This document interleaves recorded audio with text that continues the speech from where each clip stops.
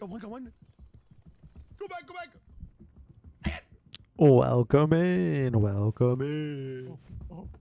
Get out of here. Yeah, hold on. I Oh, gotta hit the oh fucking my door God. shit.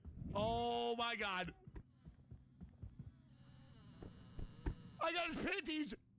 You laugh. I got his panties. I got a pant. Oh. Welcome in. Koshi, we're dead. Revive us quick. Go. Hold on. Get his panties. Get his panties. Wait a minute. Oh no, you gotta go. Get the panties quick. Oh my God. He's beautiful. Go. Run. Do the tornado now. We did it, Peanut. We did it. Hooray! No way. Hell yeah. We didn't miss the panty raid. Yeah, we are good at this. He's happy. Look at, he's smiling. He's a happy camper. He's a happy boy. He's a happy boy. He's a happy boy. Oh, now he's different. Let's see what we got.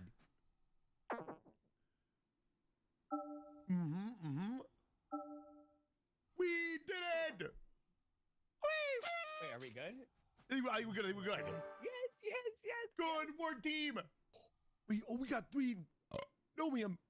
America's top-rated Come on, and tell most the loved boys. mover, Piece of Cake Moving and Storage, offers local and long-distance moving services. We can also help you with packing and unpacking, short and long-term storage, as well as moving day packing supplies. With Piece of Cake, you can truly sit back and relax as our professional and friendly movers expertly pack your possessions and move you to your new home quickly and safely. We are affordable and transparent, and at Piece of Cake Moving, we always provide all-inclusive flat-fee pricing. Whether you're moving a studio, apartment, or large home, we are available 24/7, 365 days a year. So no matter the size or time of your move, we will make it happen. With a dedicated moving consultant assigned to your moving day, as well as our award-winning customer service team, you can have the confidence that there's always a person available to answer your questions. With Piece of Cake, you'll feel supported throughout the entire...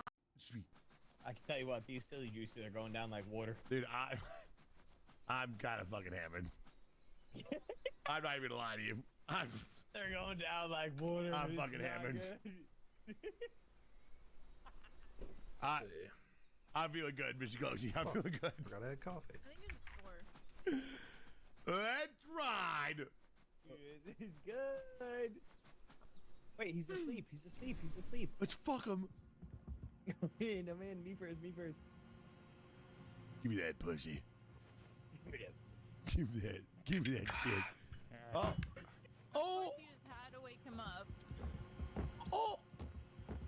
Oh, well, I'm dead. All right, I'll see you guys in a second. Am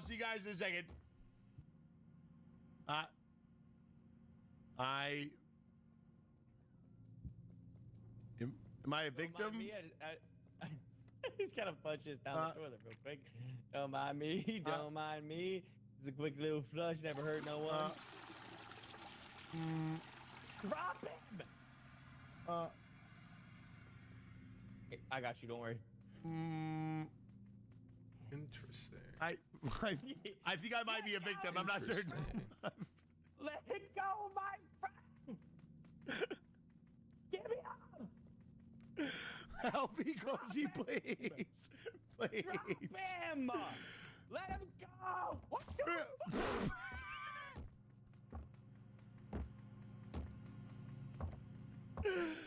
Dude, where's he taking me now? No. Looking good. Back to the thick of it. Steal a teapot. Cause an explosion. Hazel Roads. Steal a glass jar. Yeah, that guy's an idiot. Okay. All right. Old guy needs a name. Let's call him Herbert. I really need a second monitor. Fuck. Herbert Fuck. has me locked up in his sex dungeon fridge. Help! got you. You have no I- arms, dumbass. Give me a second, I'll regenerate them in a second. Thank you, Jared. Thank you, Jared. With a simple search on Get Your Guide, There we go. explore new places and local culture with expert guides. Find unique experiences that feel truly worth it, and travel with flexibility and peace What of should we mind. do? What should we play? Discover your next experience with millions. Oh. Go ahead and close that bad boy. Yep. Yes, sir. Yes, sir. Yes, Why is my sir. screen flashing red? I think it means we're good. I think that's a good sign. Oh, perfect. And we are locked in the fridge. We locked ourselves in the fridge. Damn, should I play Battlefield? Yay! Jay! Open the door! Oh, man. Open the door! Open the door! Oh, man, door. Oh, man, door. Wait. Oh, man, door.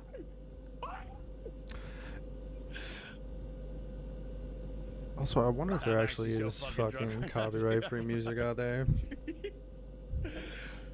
Dude, Oh, hail the mighty God. all hail the mighty gods! Mighty God. All hail the mighty gods!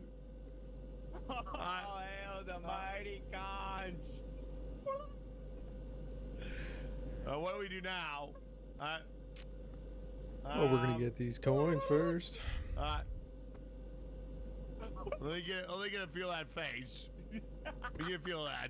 Let me. I'm almost Mandatory ammo. cock inspection. Mandatory cock inspection. Mandatory cock inspection. Mandatory cock. Mandatory cock inspection. Mandatory cock inspection. Mandatory cock inspection.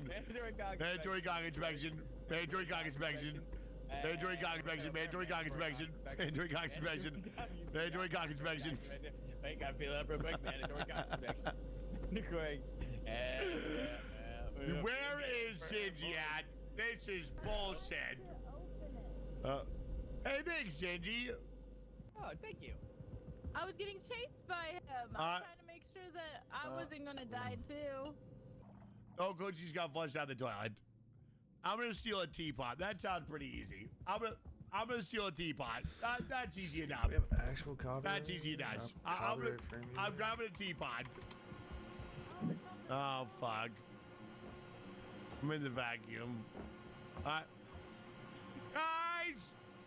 I'm in the vacuum.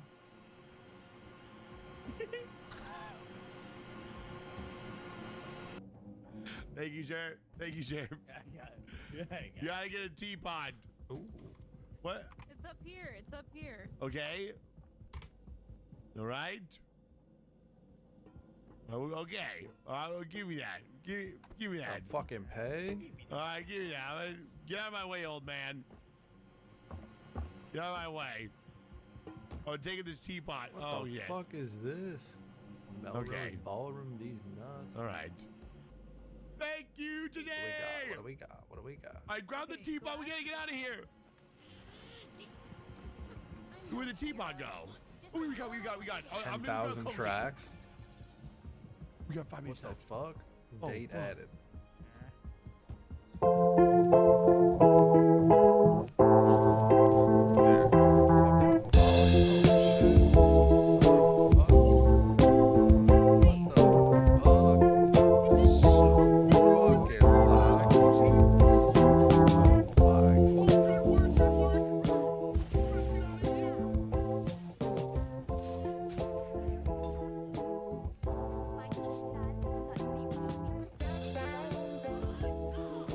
What with the donation? You can't do anything these days.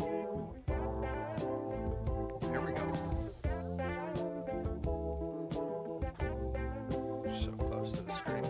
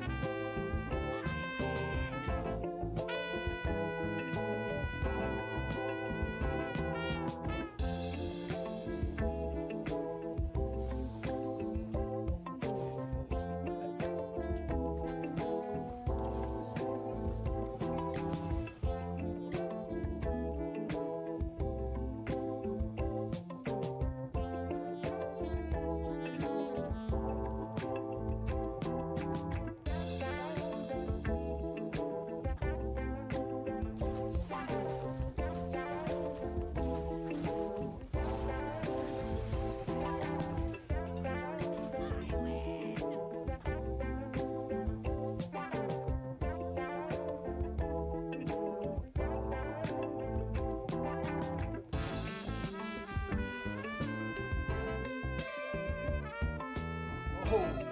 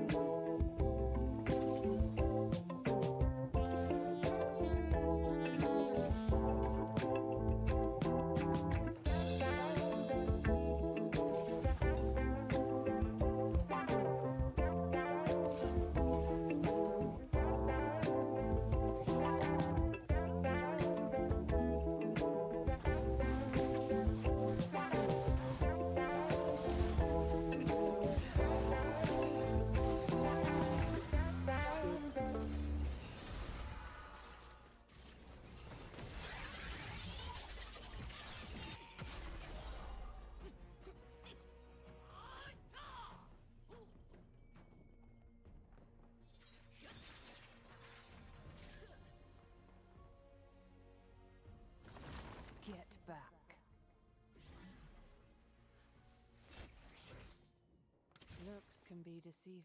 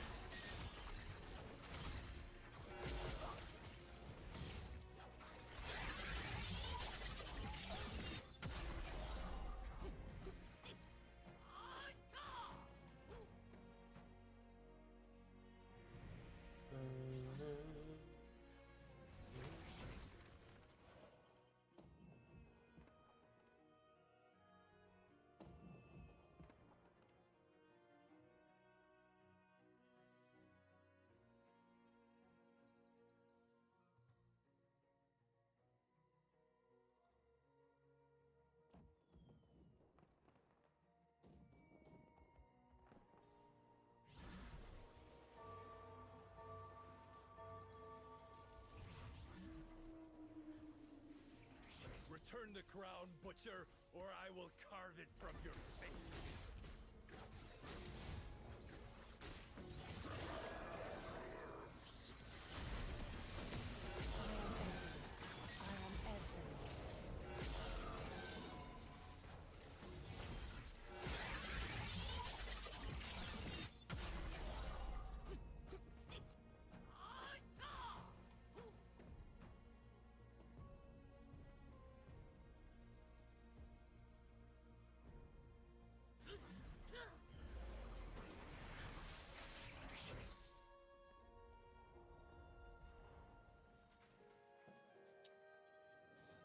Ooh, I need that cyan. I need that big motherfucking cyan. Ooh, give me here.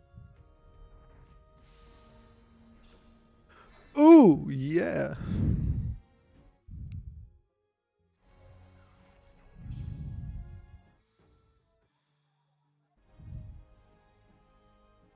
I mean, this is easy top 4, right?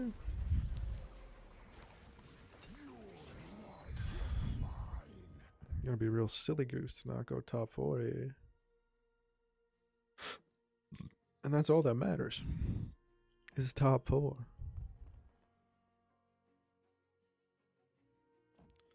I don't like that.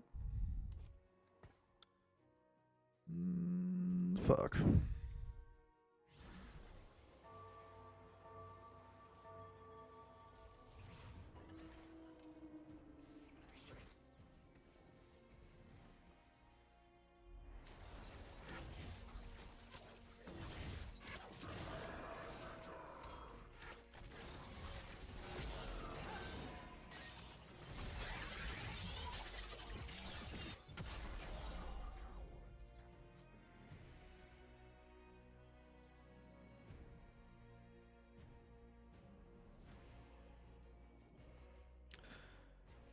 I think we could call this streaming experiment like the if a tree falls in the woods, does anyone hear it?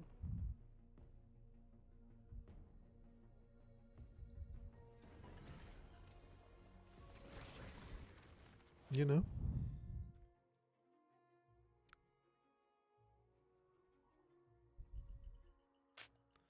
What the fuck? Get out of here. Get out of here. Medellin. Well, that's big. Would you look at that?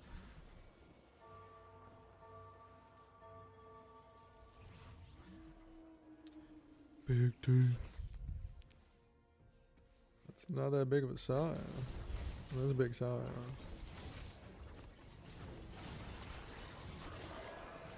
It's not that big.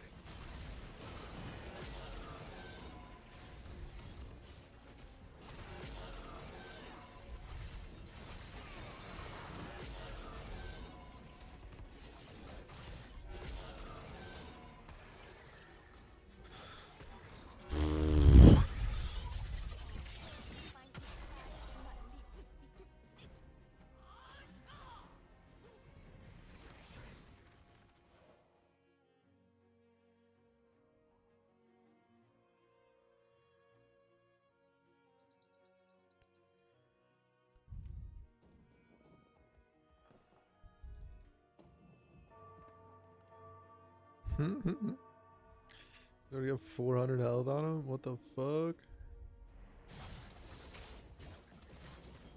Wait, 10 times 40 is 400, right?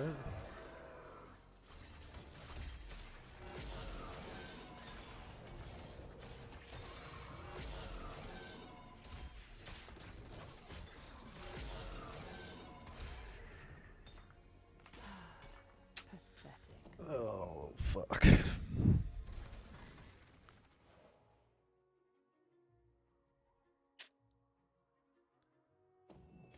I mean,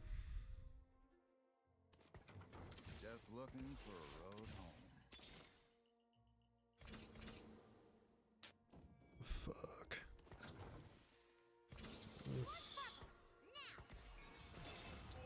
Ooh, found him. Not Draven, Drave.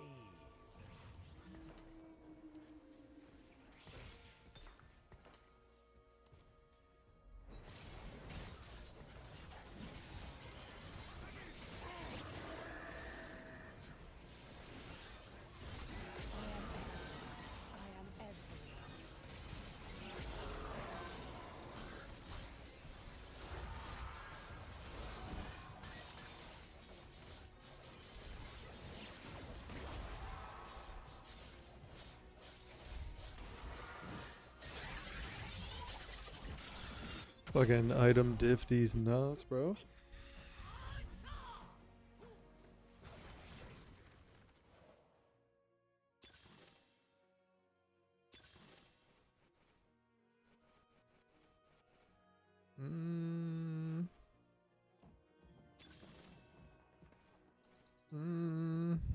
Give me the air axiom.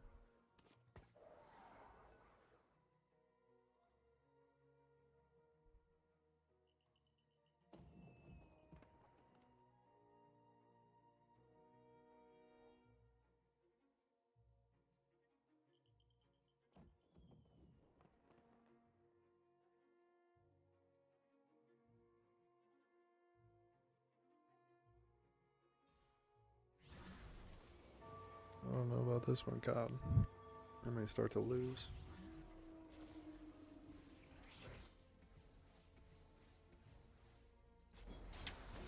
What a bitch. Oh my god, puss.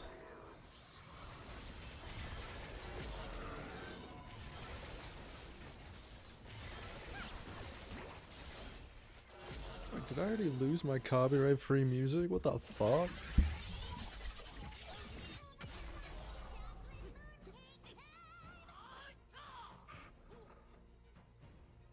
Let's see.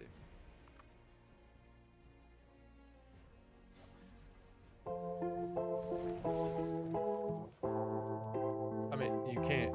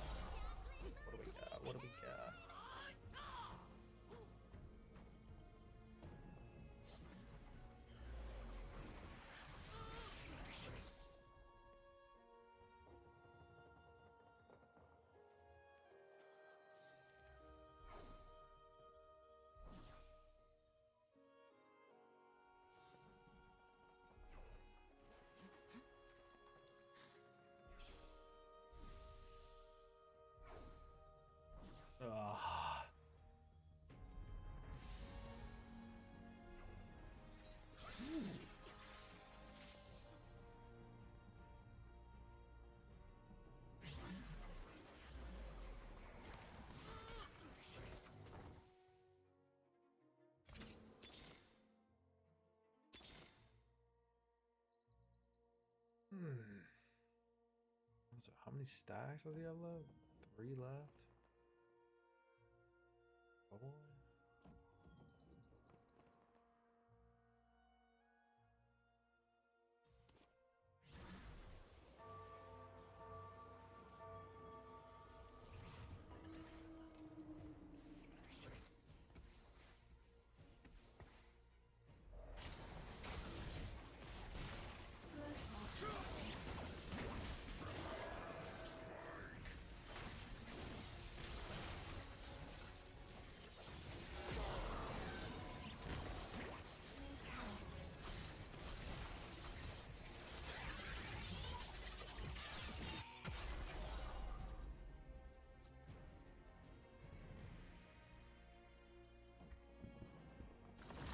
They will regret opposing me. Noxus will rise.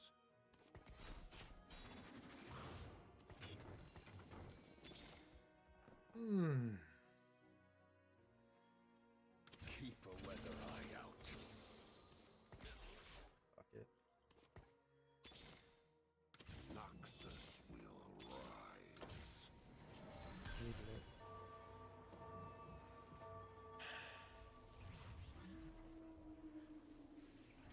You remind me of all those reckoners no one remembers.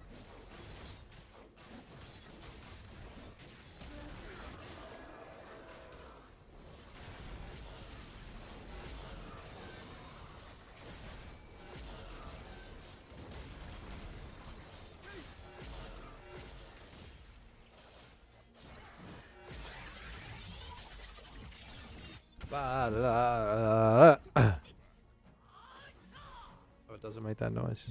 I'm not at the fucking pirate ship. This map is kind of boring. I need the music.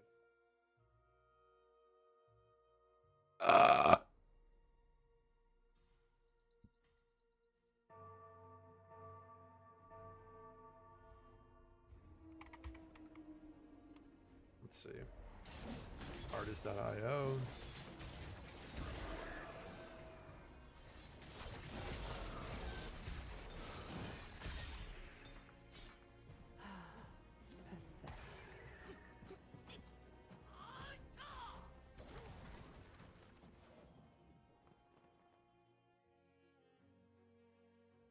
What is attribution? Is that like a payment? Fuck.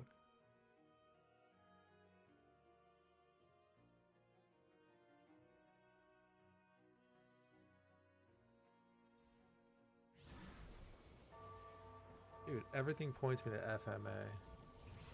Fucking Dead man. don't make a login. Only I can hear.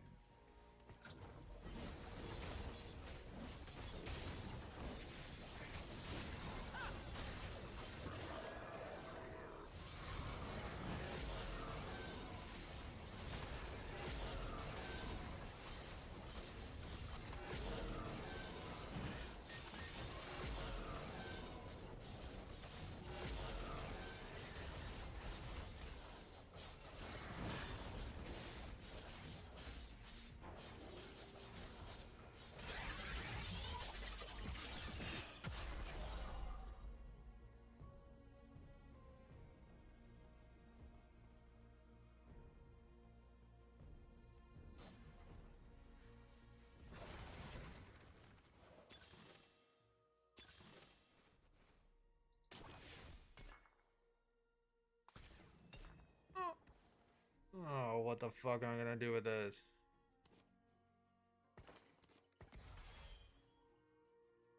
So just go super speedy. Wuju style.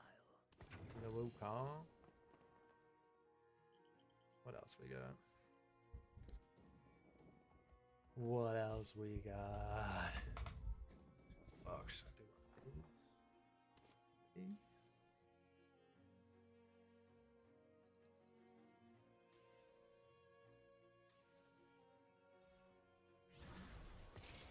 Let's give it a shot.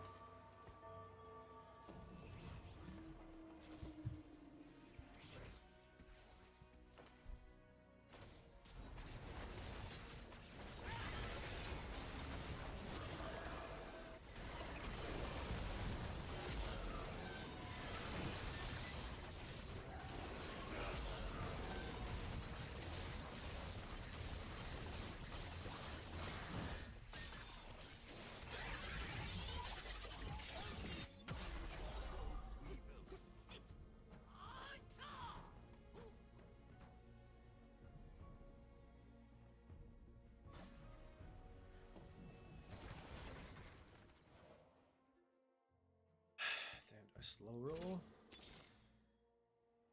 Witness the Fucking strength bad. of Noxus.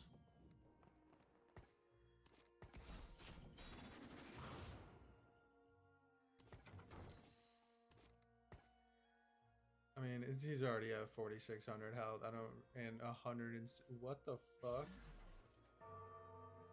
Yeah, I mean, 31. Oh fuck. Gents, my daughter wouldn't bring you to heal.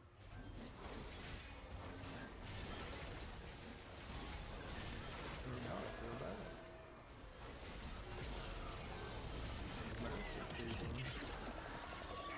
The first game of the day.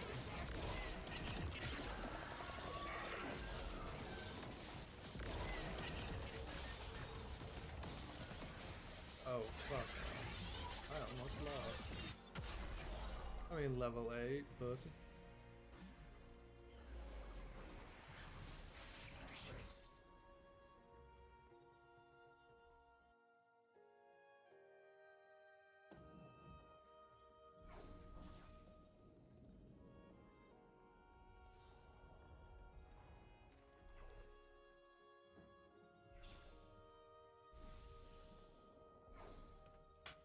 Give me this Viego. Give it to me.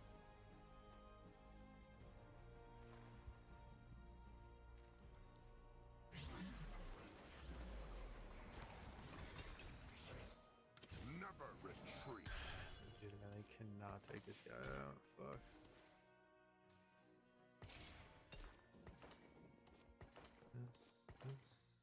We're moving. Up. Not mean to do that. Honestly, fuck it. Set the tempo. Ooh, and then I can get volley right now. Well, that was easy. You know, I've been fucking sleepwalking through this game. You think it wise to bite the hand that feeds you? I mean, someone's already out? It's 4-5? Rough, my guy. That's fine.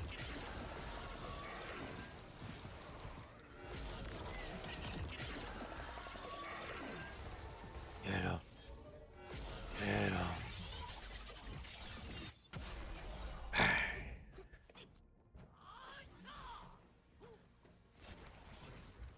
Shit. Tremble at my roar.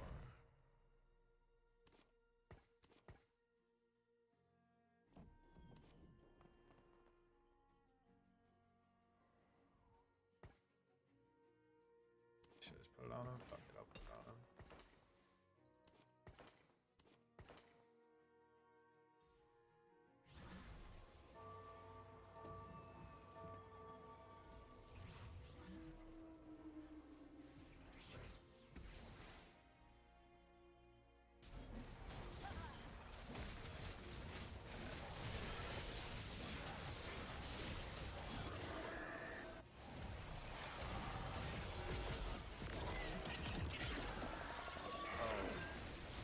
I hate Fizz. I hate him. Get out of my game. Get out.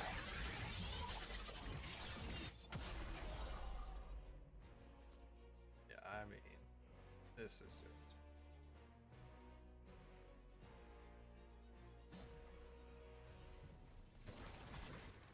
We fight so differently, Simon. You're like, "Ugh," and I'm like, "Nom, nom, nom, nom, nom, nom, nom, nom, nom." You know? Jesus.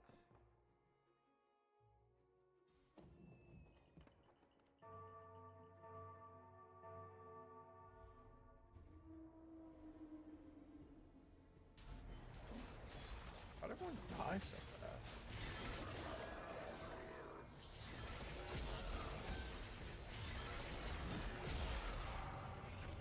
I win!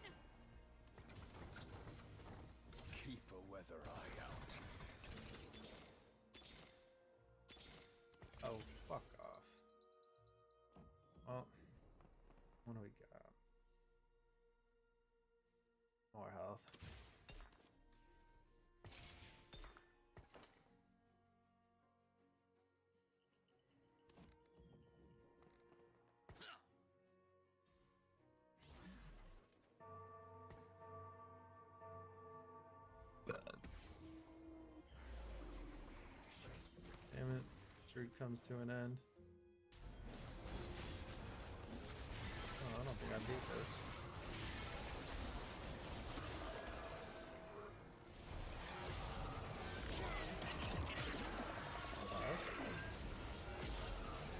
Unless? No. Damn it!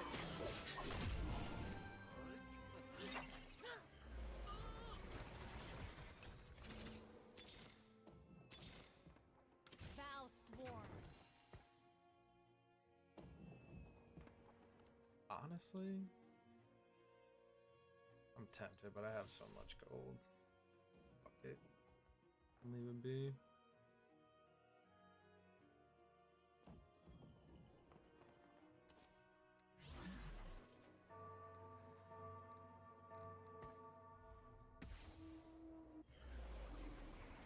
I wonder if this changes it. Oh, this guy's gonna whoop my ass too.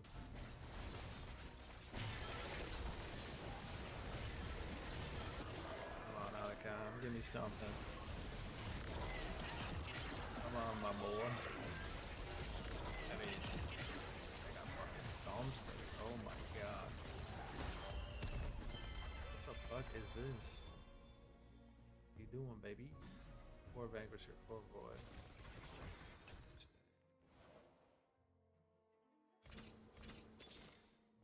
Tremble at my roar. Yeah, fuck it. Go 9.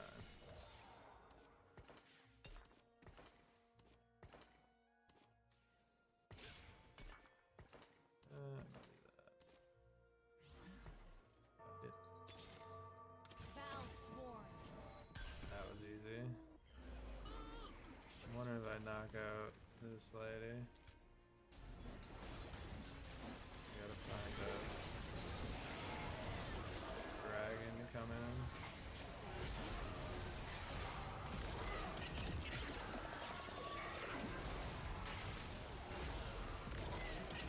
Later, buddy.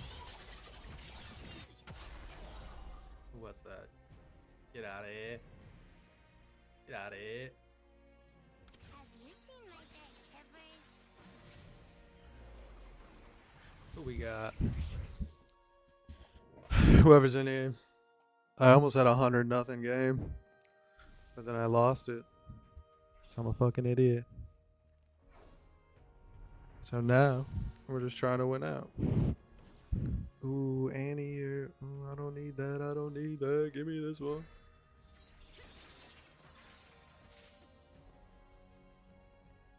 So, if anyone ever watches this that doesn't play TFT, that was called the Carousel. Ooh, fuck. There we go. Big for the brand. Big for the brand. Ooh, this is tough.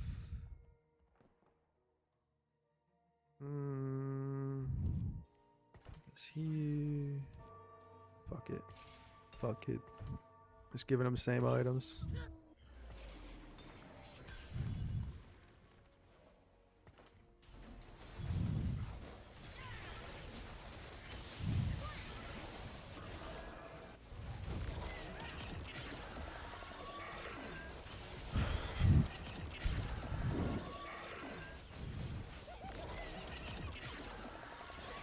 Get out of my game, cow, bro.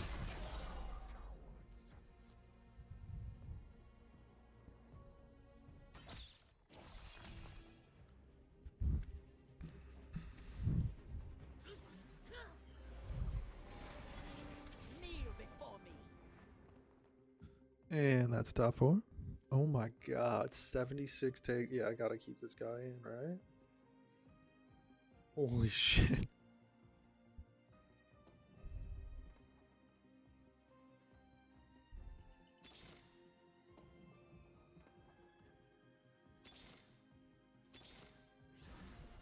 So ass.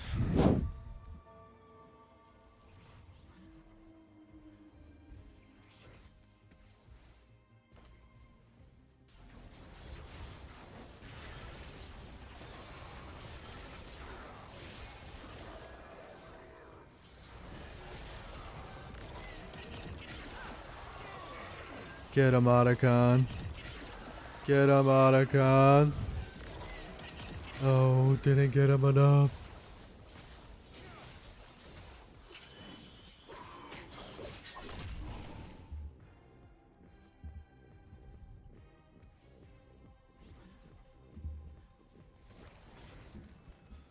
Alright, what do we do? What do we do? Do I keep rolling? Fuck it, I need to round it up.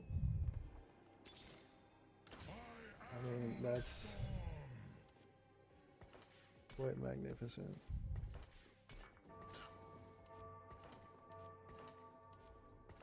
Fucking 2-star volley before 2-star fucking Ambessa. It's insane. This lobby doesn't have their priorities straight. It clearly shows. Ooh, fuck. I really want to play that, but I might as well just wait.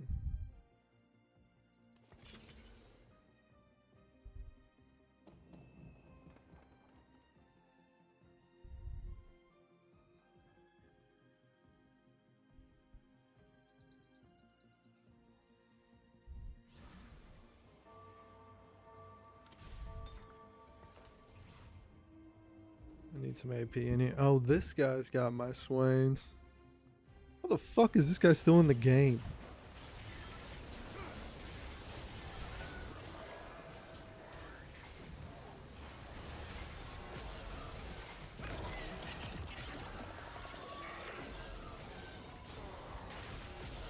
Who's this guy beating? What the fuck?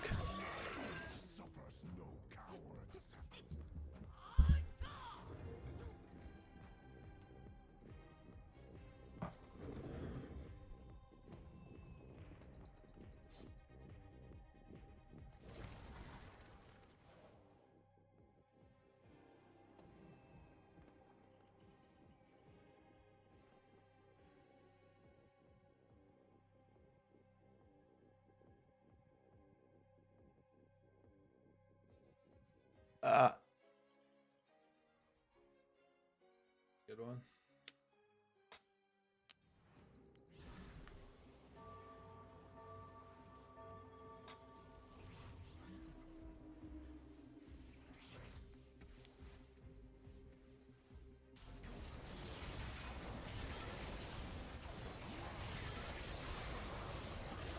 Honestly, I feel like the only way I win is just 3-star on both though.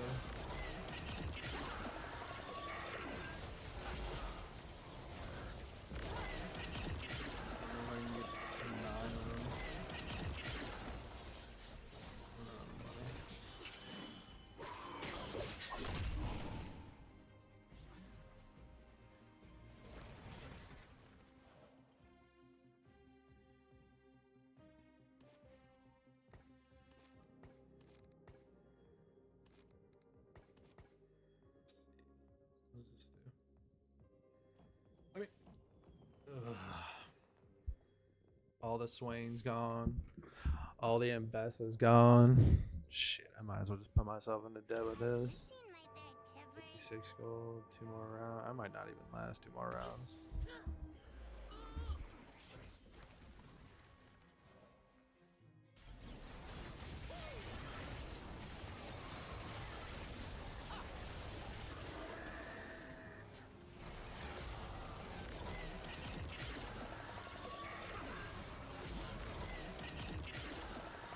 Oh, I mean, this guy's got 2-star Valley too.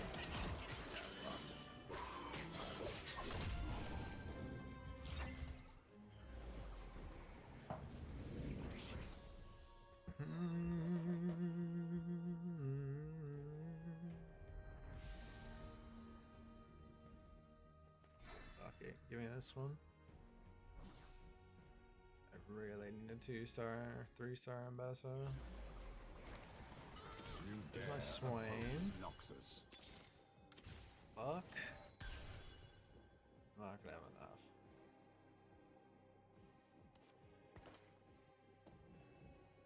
Fuck.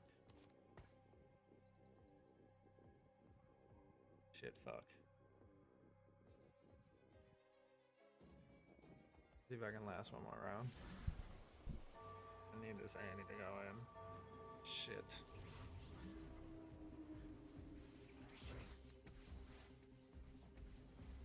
Oh, he did what I usually do.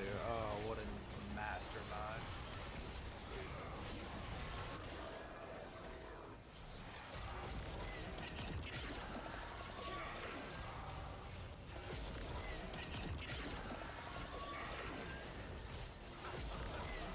I mean, the later rounds are so dependent on where Otacon is, but got me a free second. Oh, what the fuck?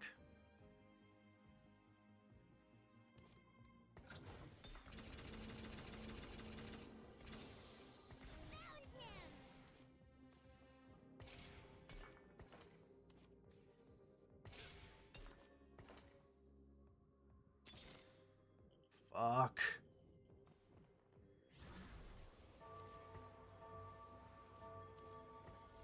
Let's see.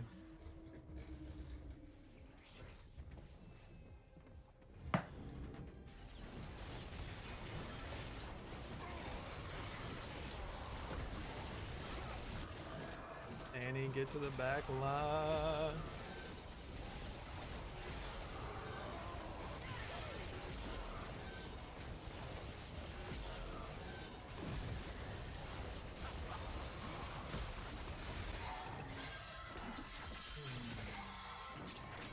That's a second.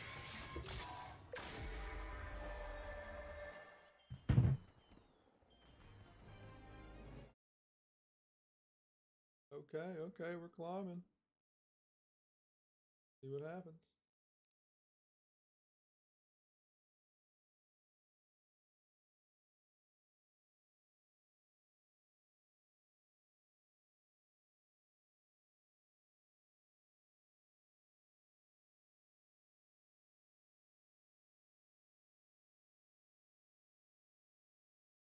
Oh, I better bring my A game this game. I can feel it. Feel it in my plums.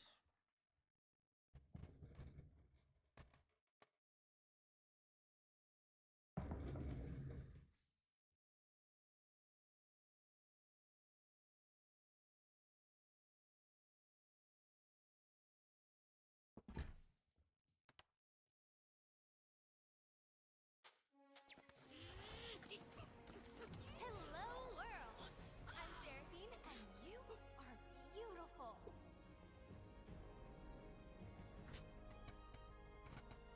1 league is a piece of shit.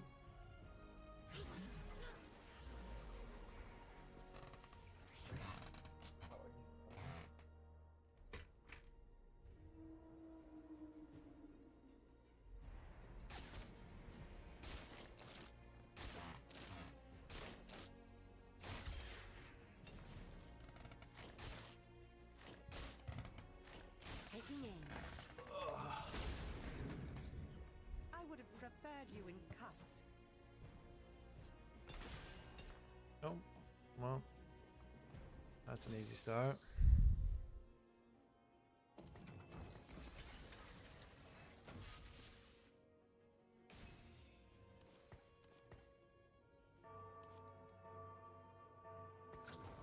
Protect the faithful.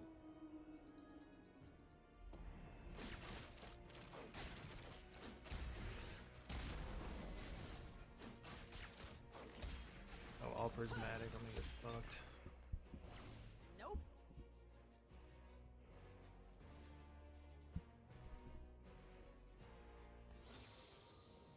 Let's investigate. They'll never know what hit them.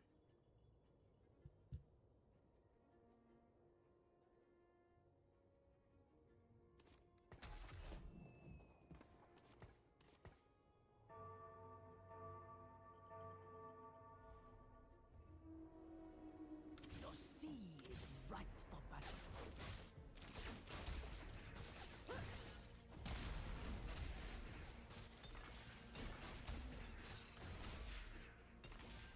Find me greater foes.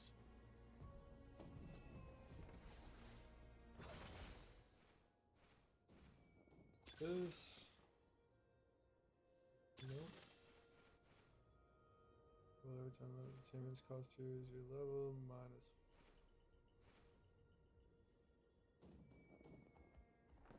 Fuck it, gamble. Ooh.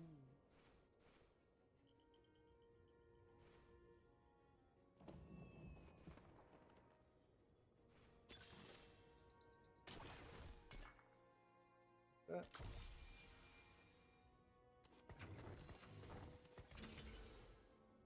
What do we got? What do we got?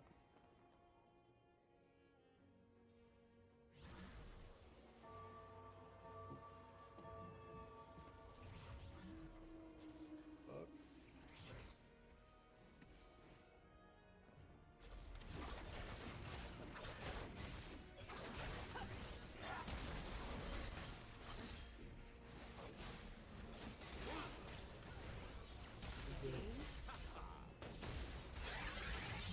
Oh shit. Holy fuck, Ludens is crazy.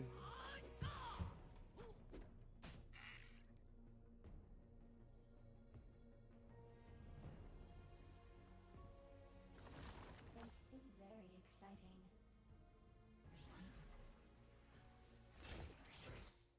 Winding.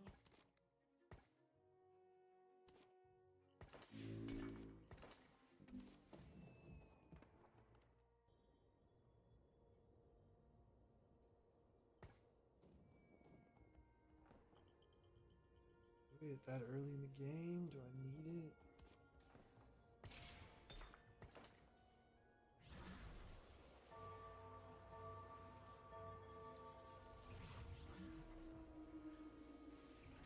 Sorry, Your Majesty.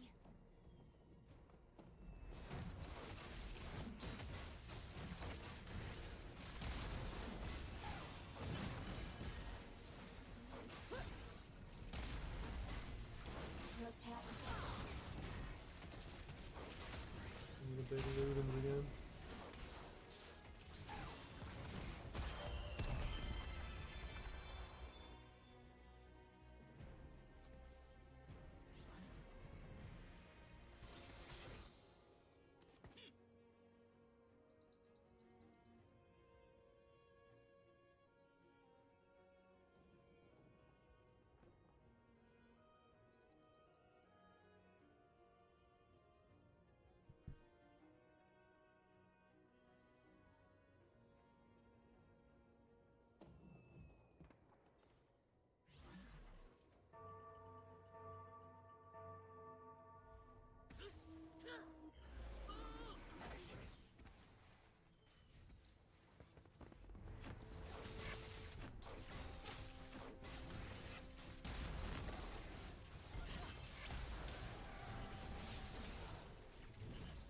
In my sights.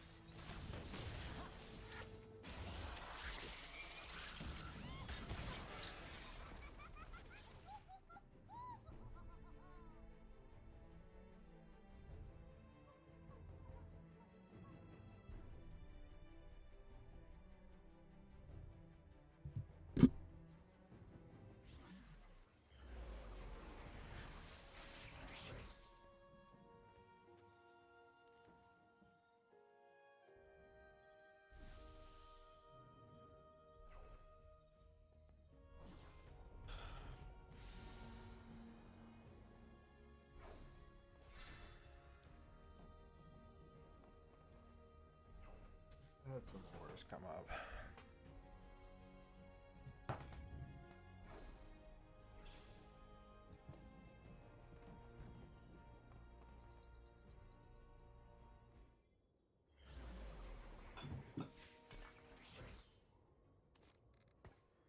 Who needs a beat down? I much prefer this to desk duty.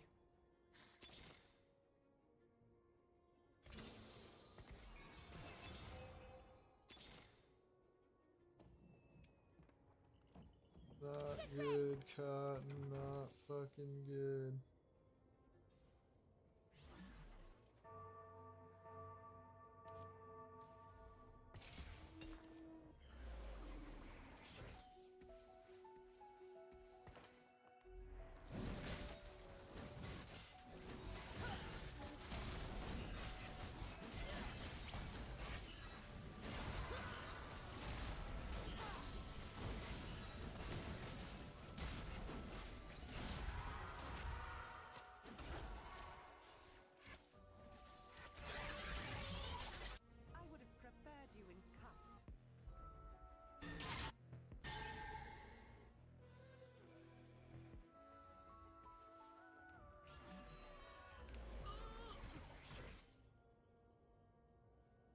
glad you'll have my back, Vi. Let's keep the chaos to a minimum, shall we?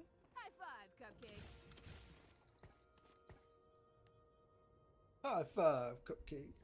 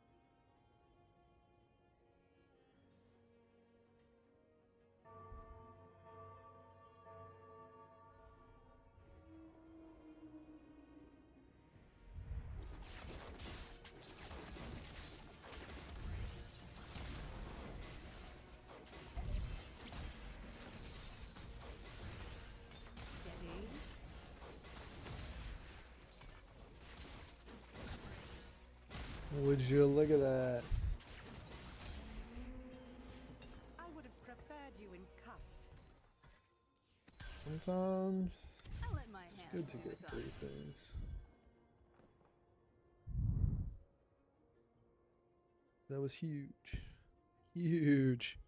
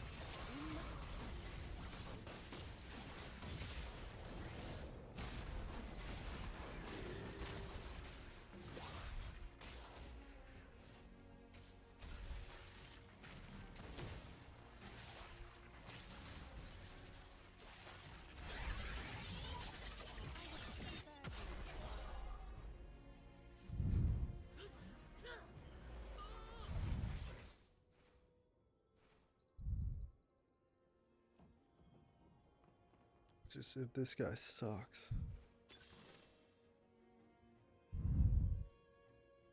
Damn, radiant items. Artifact anvil. This is huge. Fuck. This is big.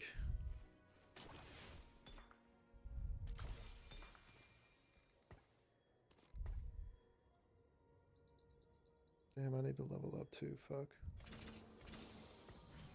Let's see. What do we got? What do we got?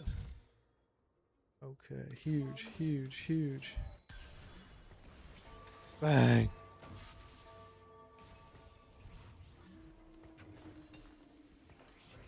Damn, that was big.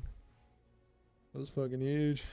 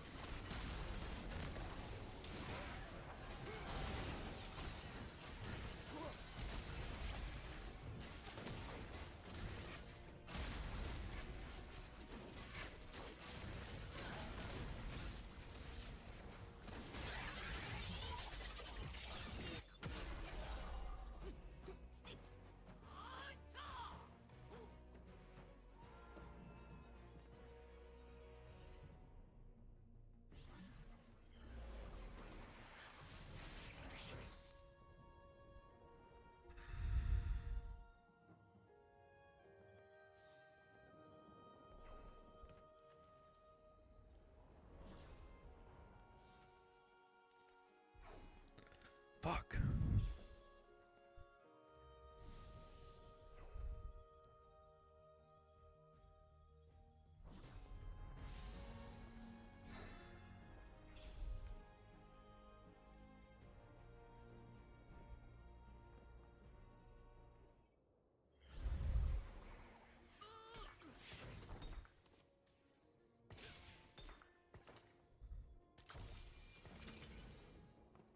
Holy shit. I mean, fuck. I don't know anyone that would use this. This would be good. Look at this.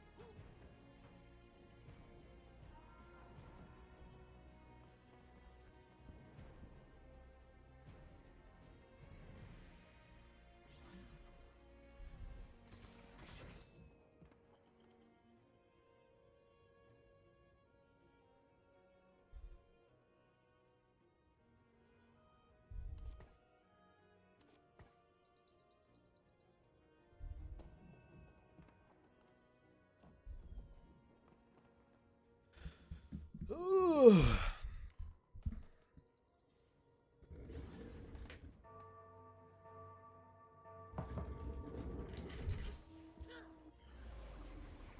I never thought I would stand opposite you again, Vi.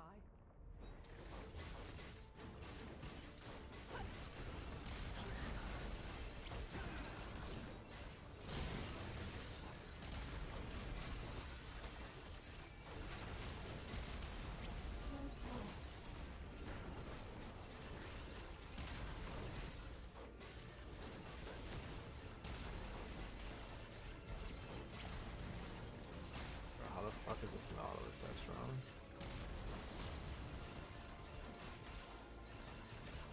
It makes no sense. Make it make sense.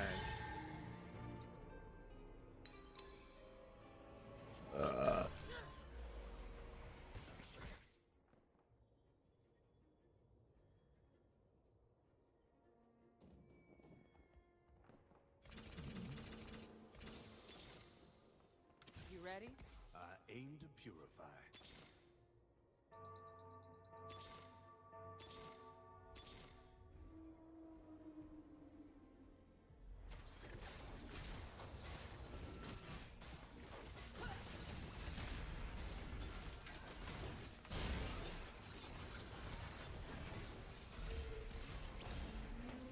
Come on now. Come on now.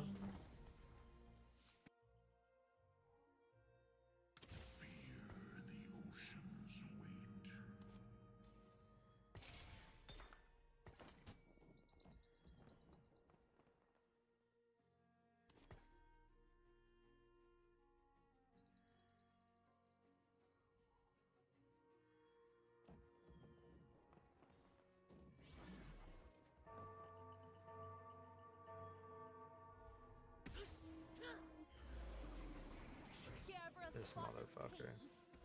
Or maybe a spot of punch in the face.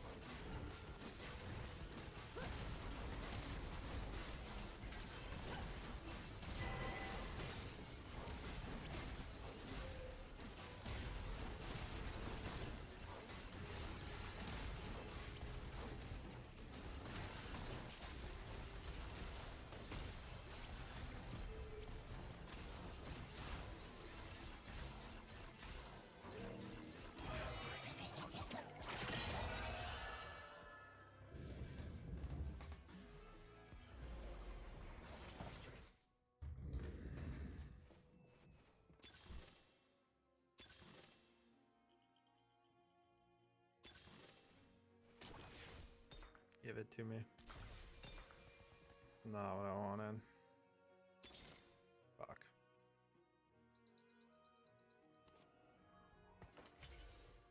Ooh. Ooh. It's huge.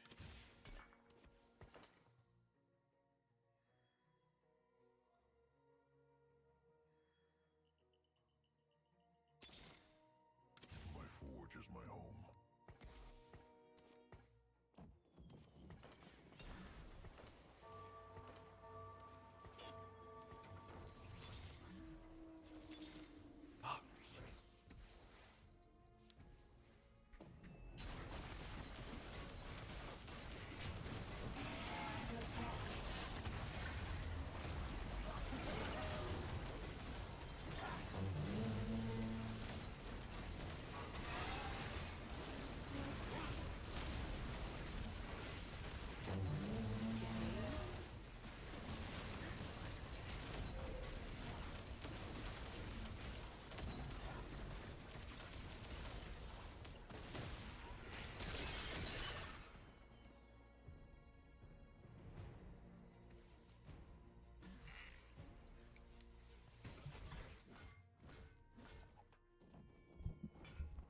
Fuck.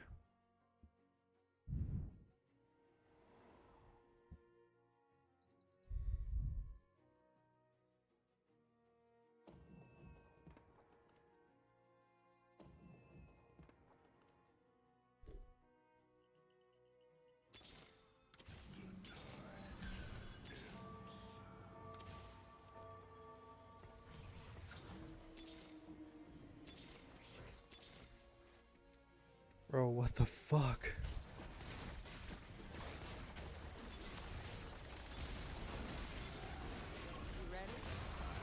Bro.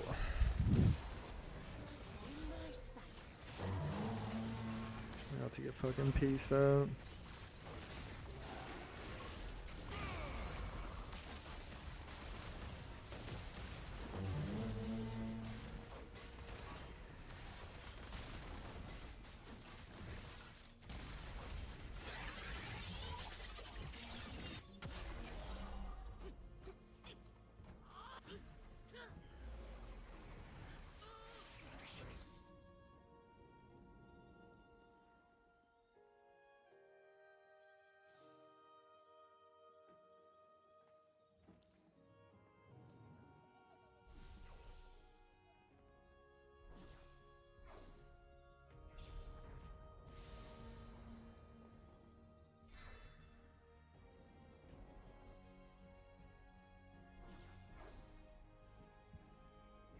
I got no gold.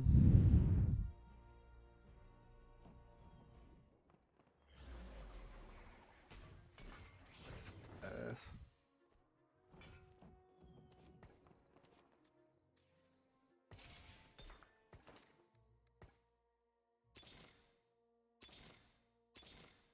Bro.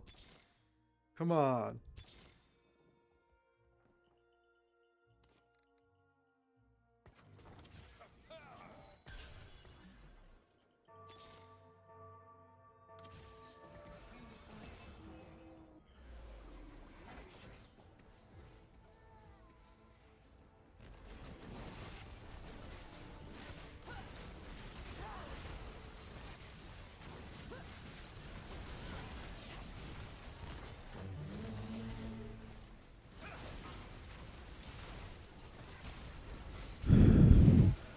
I might not see a single Seraphine.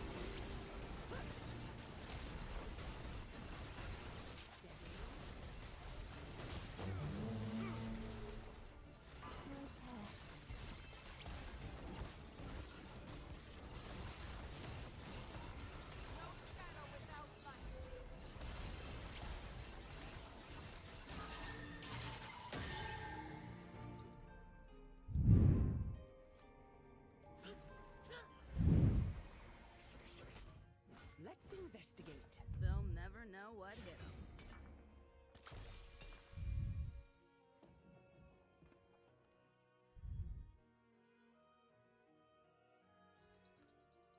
Not a good one.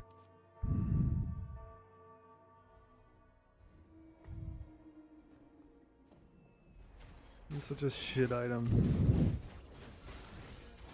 Literally trash. It sucks too, cause like I'm fucking artifact anvil. Trash. Trash. What do we got? What do we got? Come on. Fuck.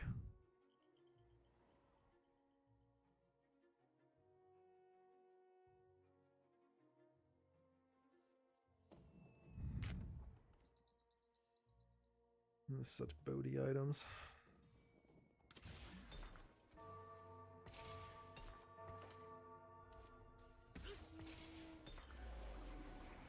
You don't own me, Fresh. I'm not afraid of you.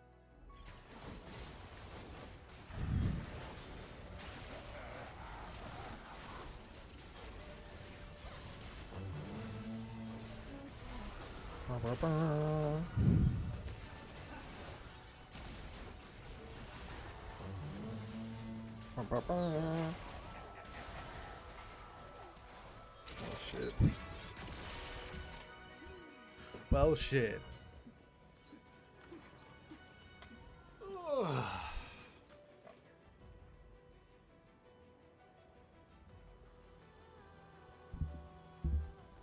Fuck.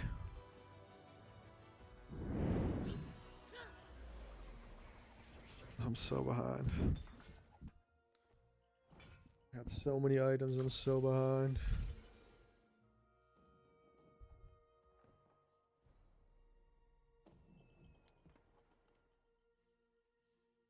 Oh my god.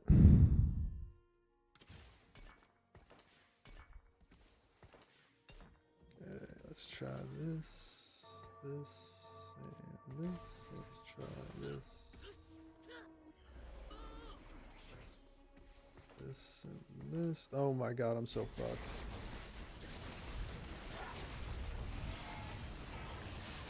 I'm fucking.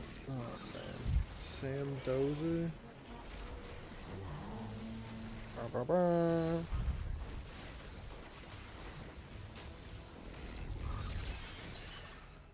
What happens when you don't hit a unit? Fuck me. I need a fucking Seraphine.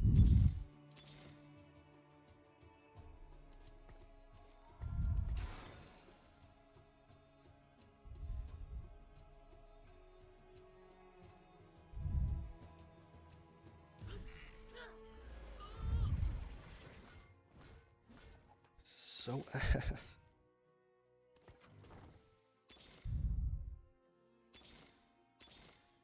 Just one. There we go. Oh fuck. No, I'm really fucked. No, I am really fucked.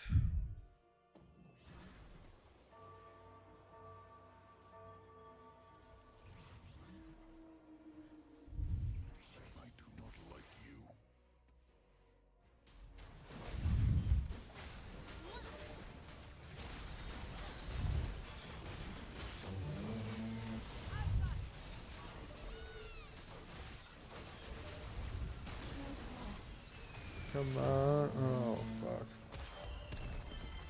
And I got dog walked this game.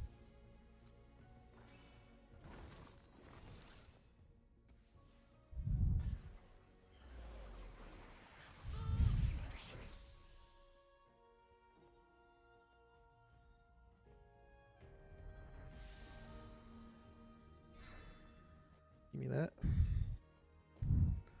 See what we can cook with 3 health left. Probably nothing.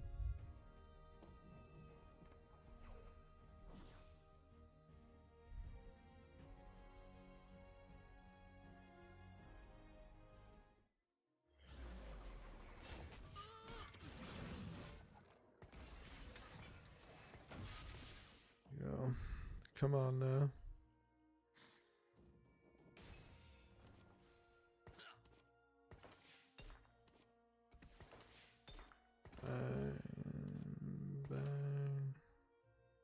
Honestly, fuck it. Let's give it a try. This. This. Give you this. Here we go. Do I lose? Of course.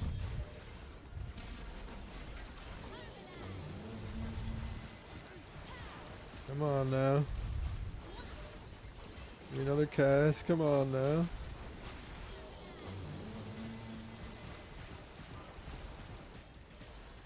I'm fucked. GG.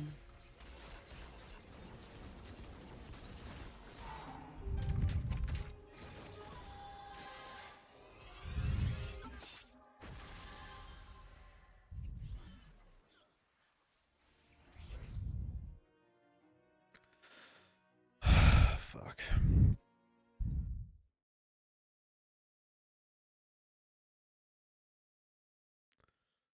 That definitely ain't Falco.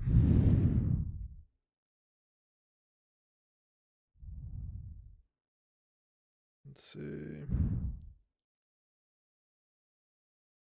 Put that there.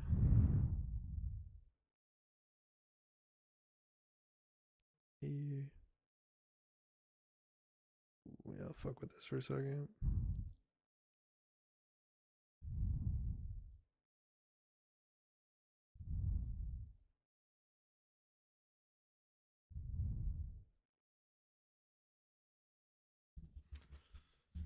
I may fuck with this.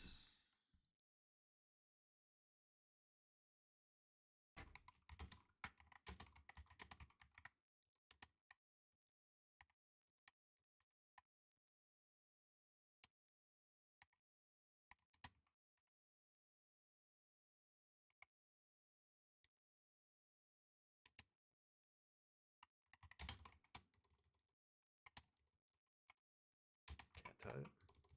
Can't type.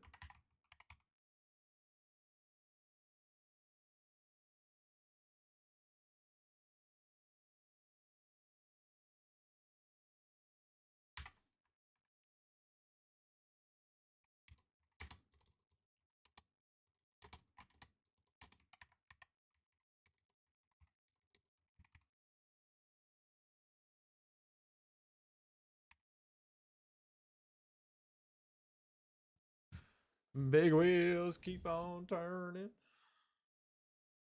Oh wait, will that get copyright?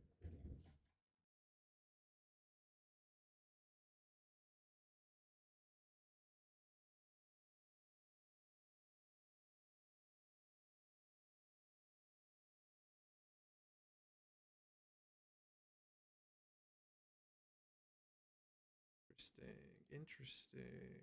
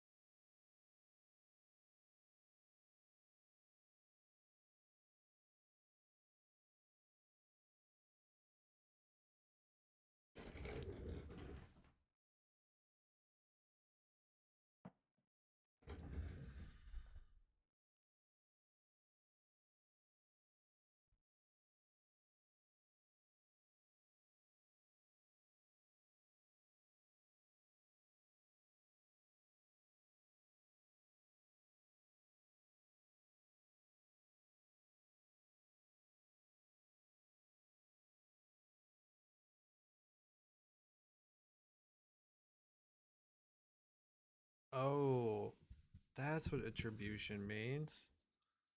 I'm a goose.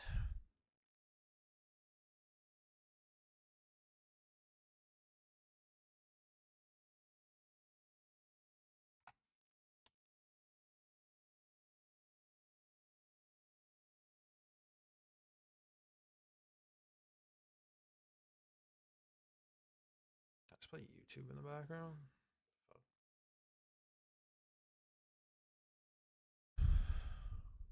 What do we got?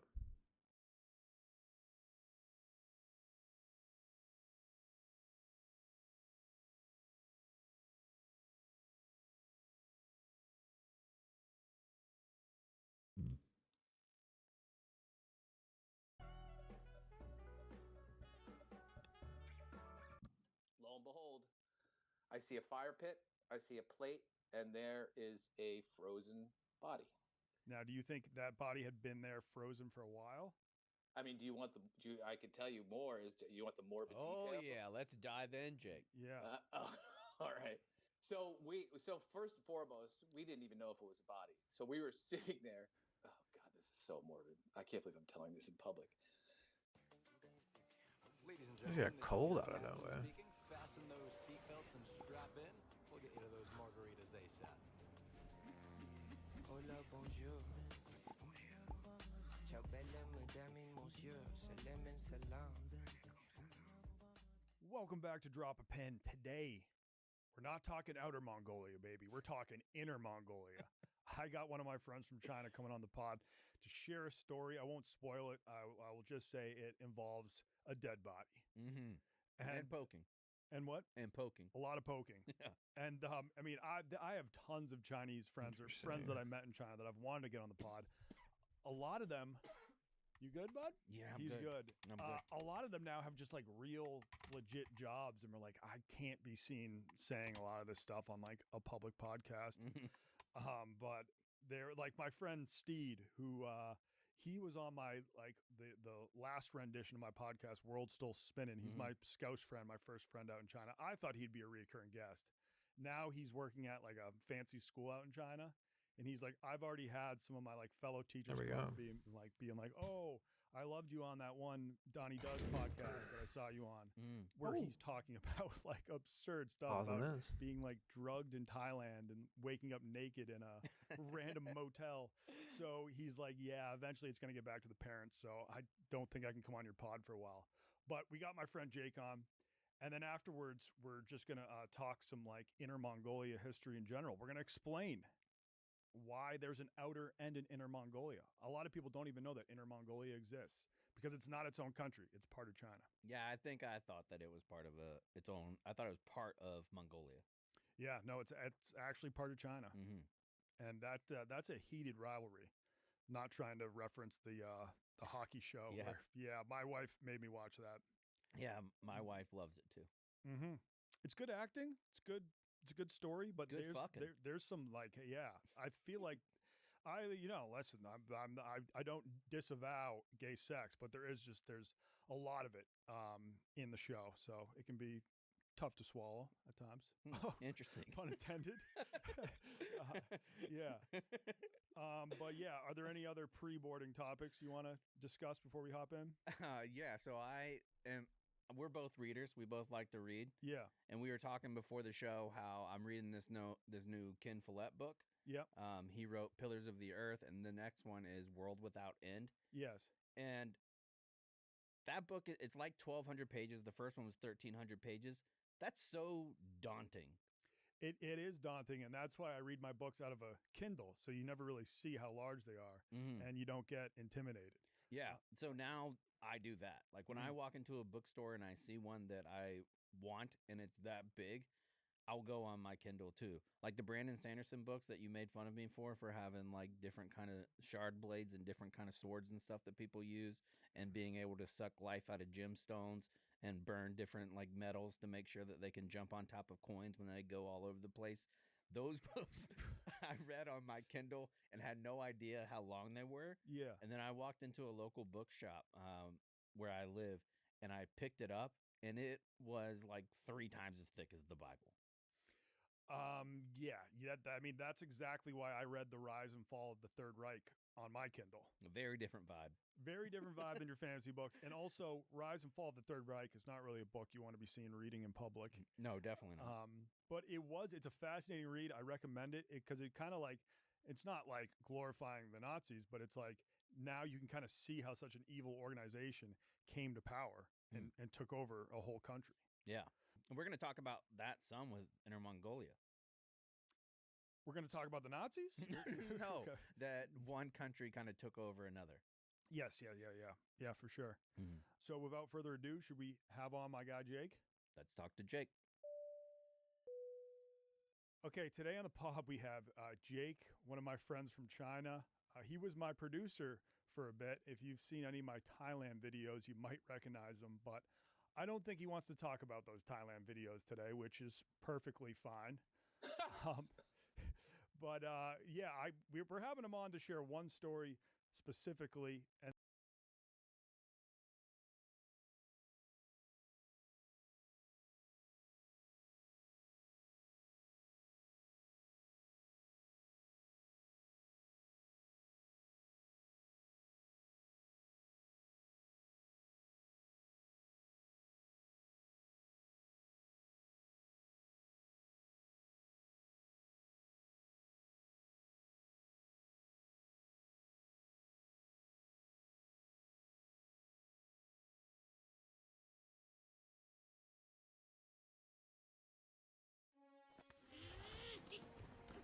It is said that every rose has its thorns, but none are sharper than mine.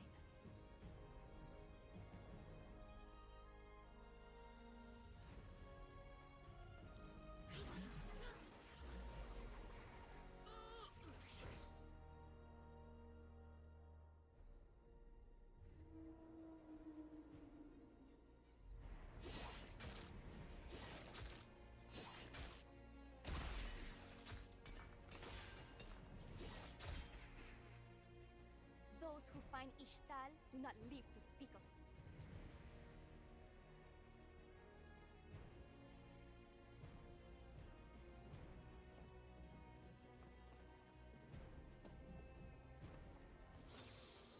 Hands off my meal!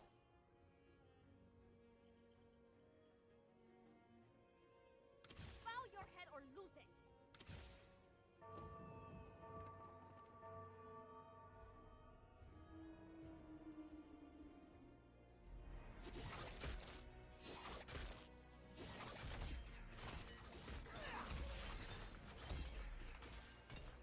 Those who find Ishtal do not live to... Noxians treat killing as a sport.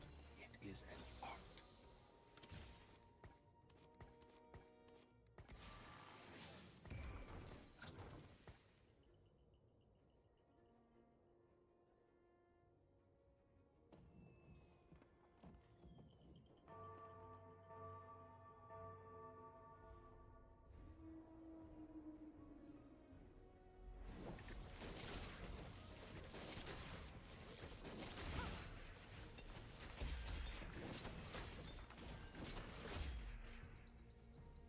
Demacia clears the path.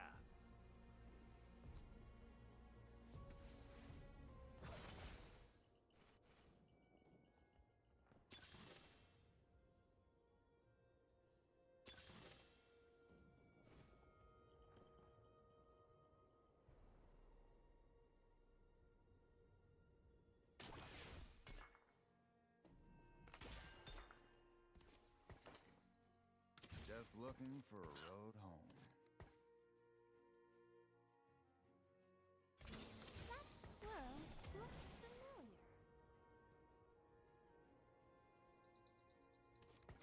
Get ready!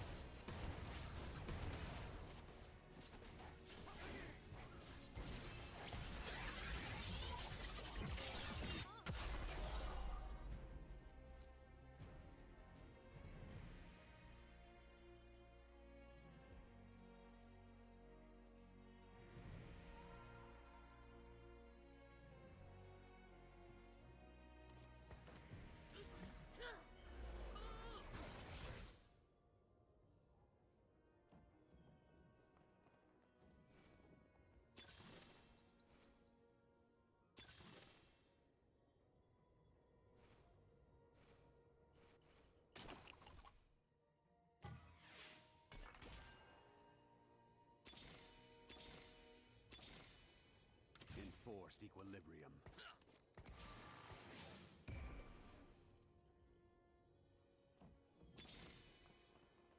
Scurry back to your shadows, ninja. I remember your father. He thought he could censor me.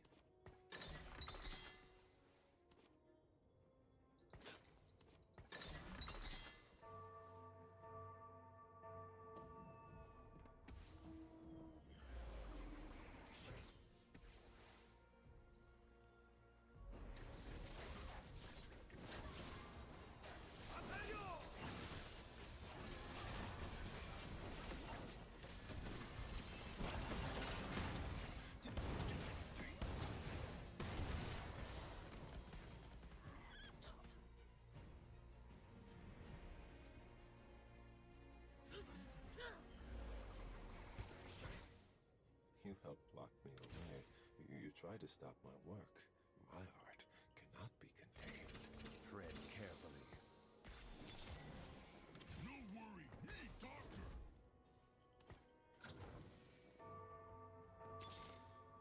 My spirit may be rooted in Ionia, but my duty is to Demacia.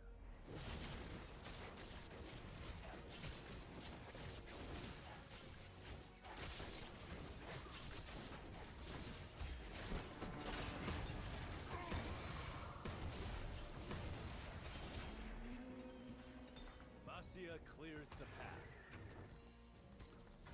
I fight for the dream of Demacia.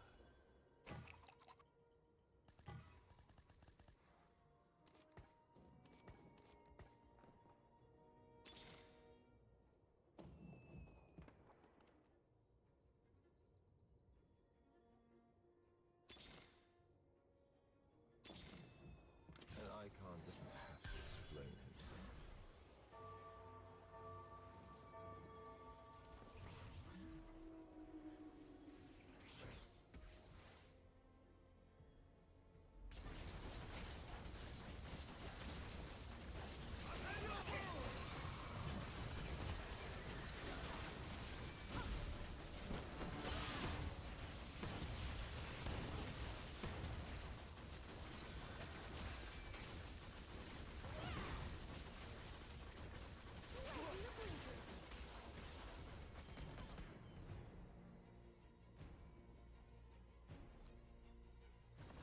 I am the winner.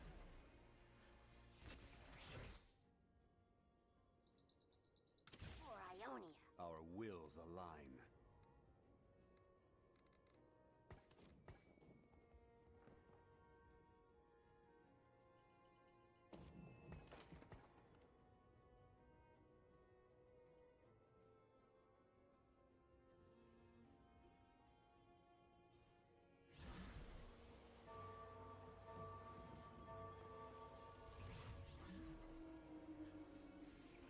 The storm within you clouds your judgments, Master Cannon.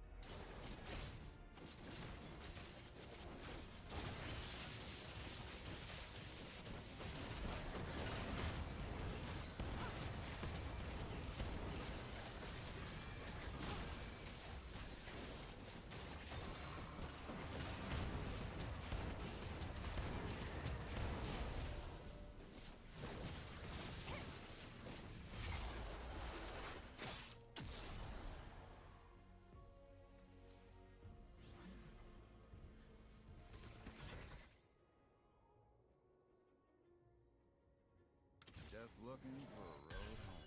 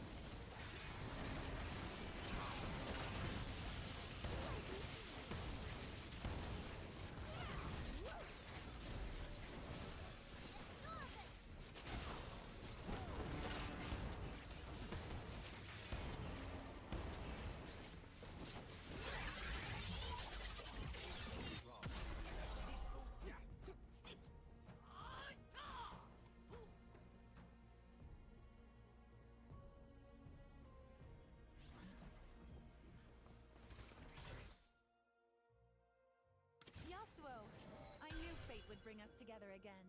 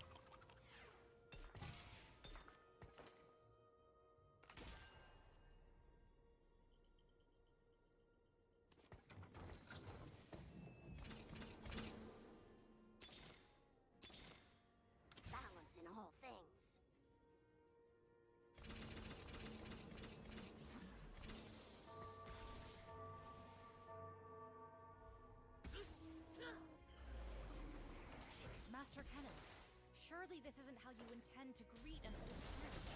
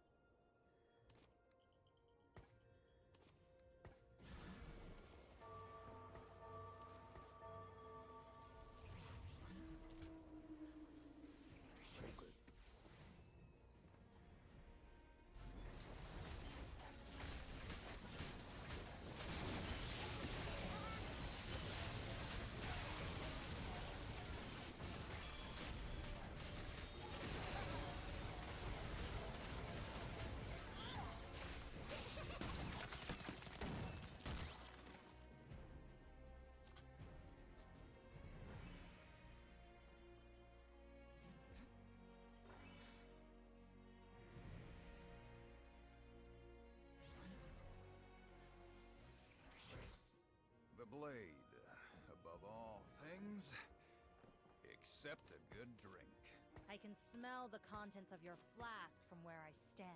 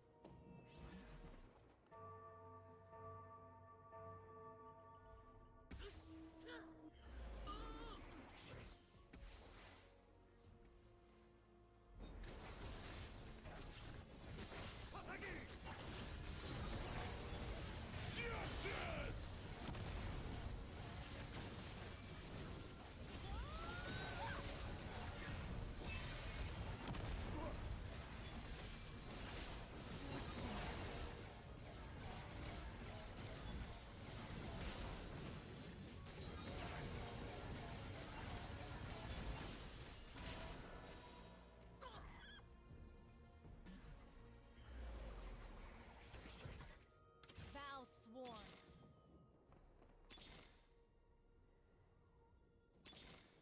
Have you seen my bear Tivers?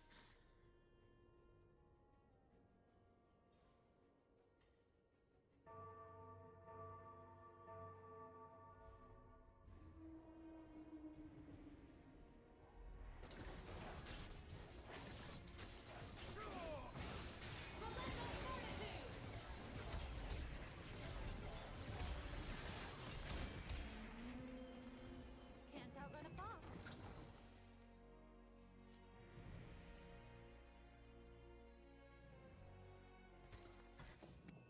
With every moment that passes, I am further from the place I once called home. Better to move forward than dwell in the past.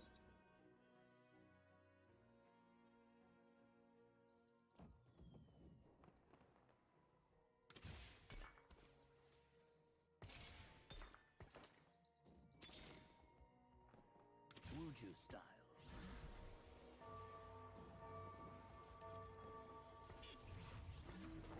I'll fight if you make me, but we could sing instead.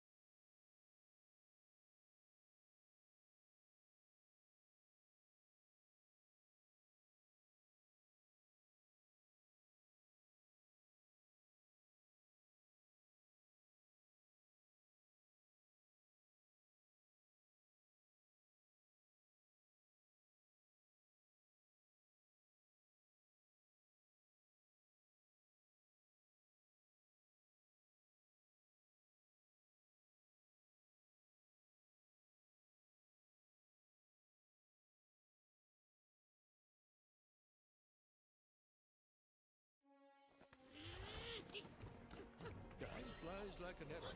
Fruit flies like banana.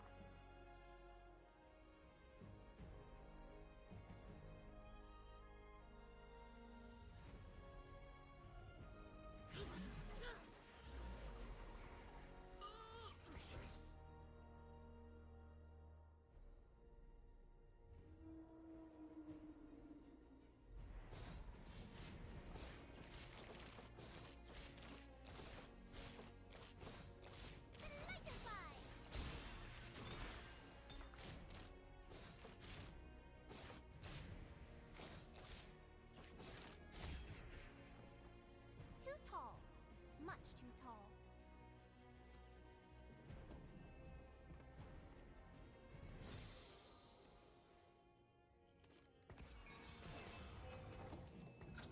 Hands off my meal!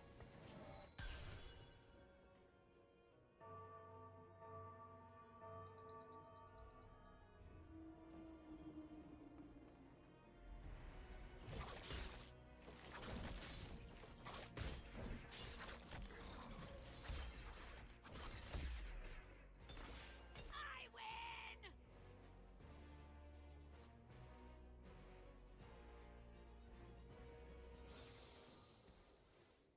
The heart of Piltover is its people.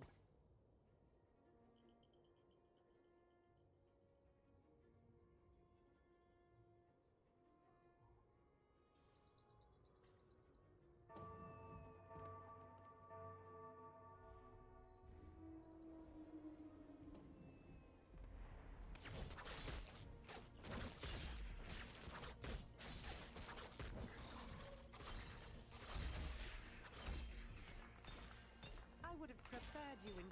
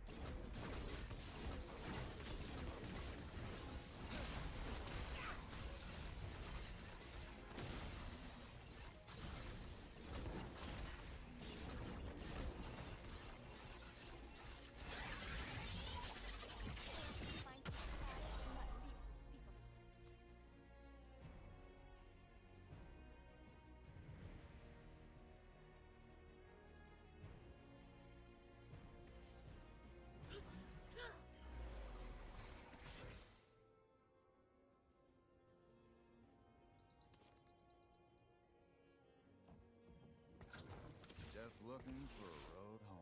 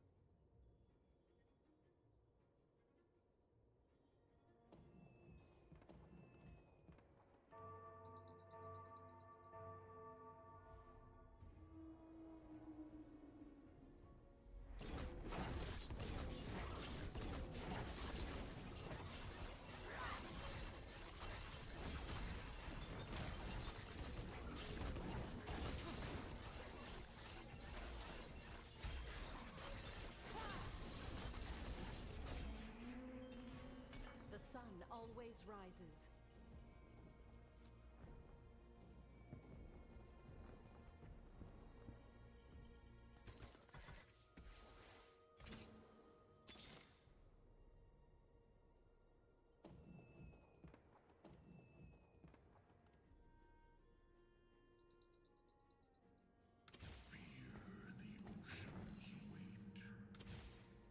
My spirit may be rooted in Ionia, but my duty is to Demacia.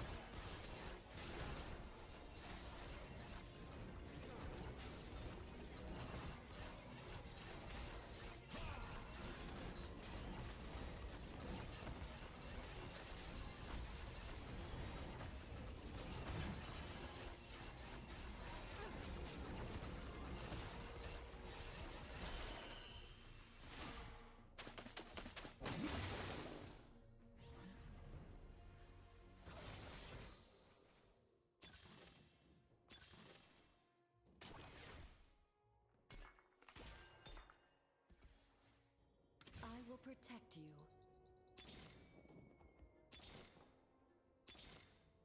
More sparkles! Now!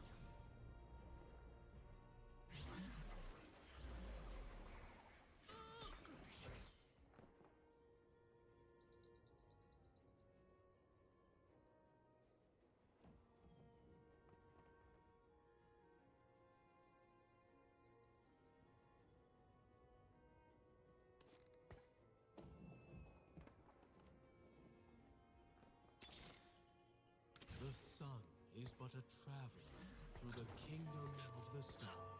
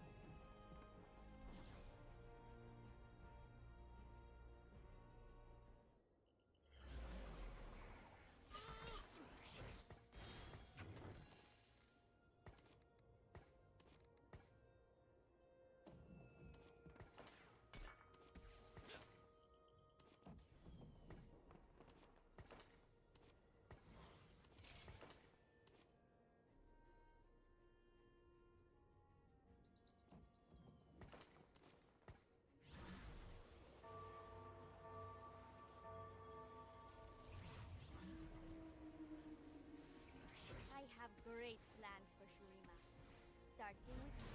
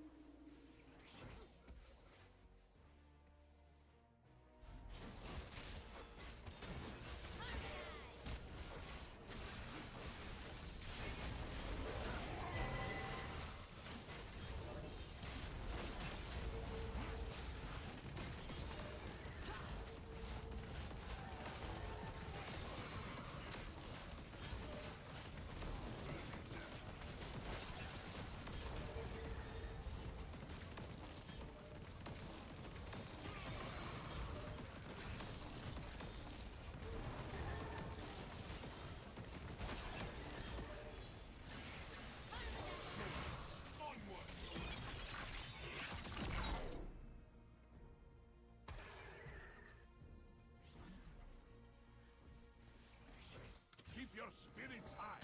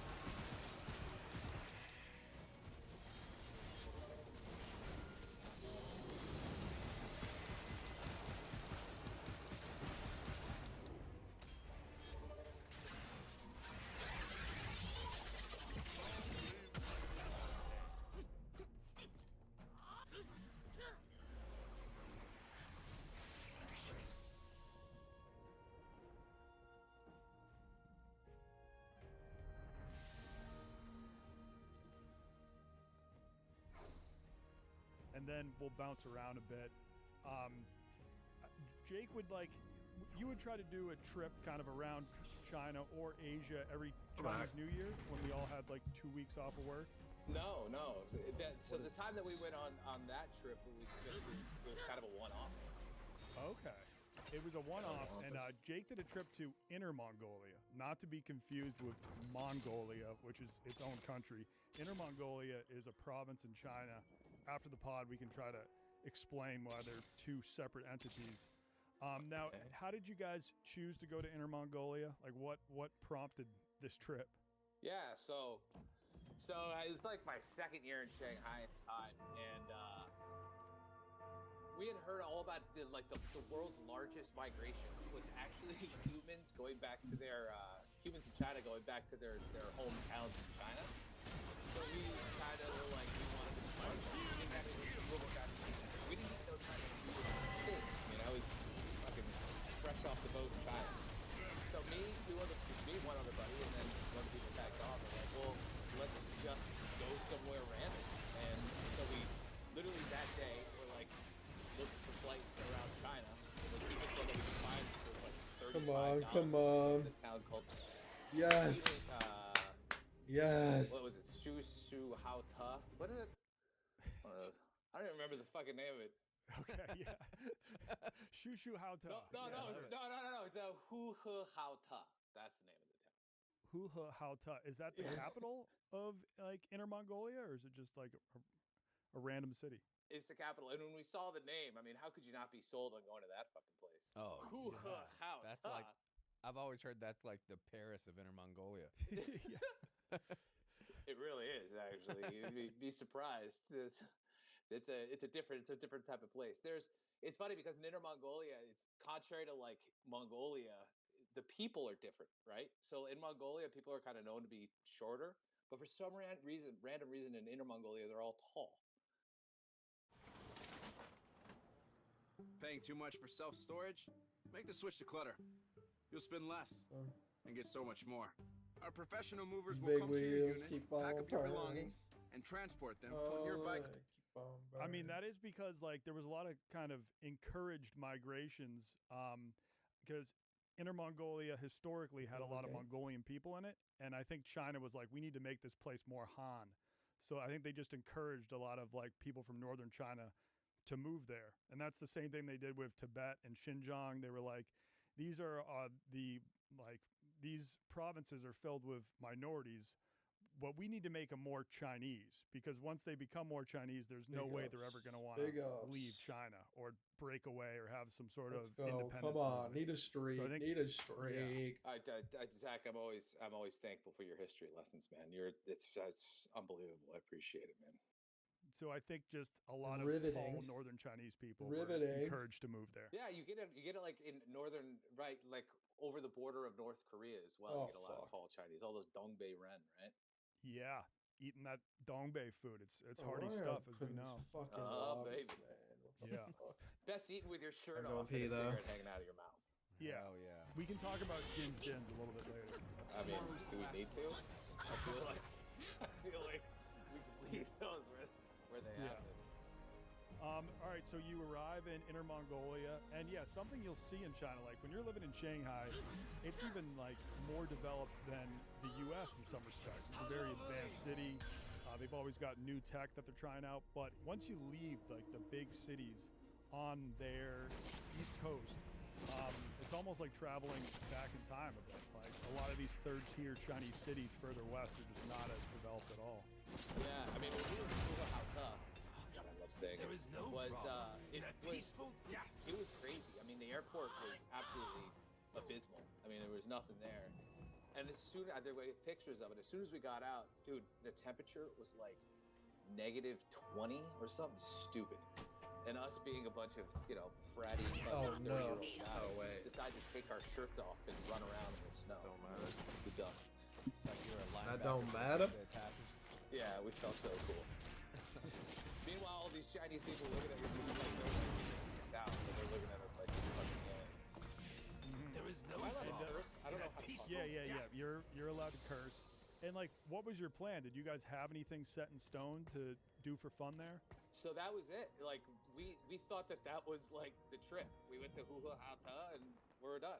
So we went into town, found a cheap little hotel that cost us, $4 a night, and we were like, we kind of had a little powwow that night. We went out to a bar, and then we went out to some club, and we kind of got out of the club, and we were like, I don't know if this is the experience that we were looking for. We could just do this back in Shanghai.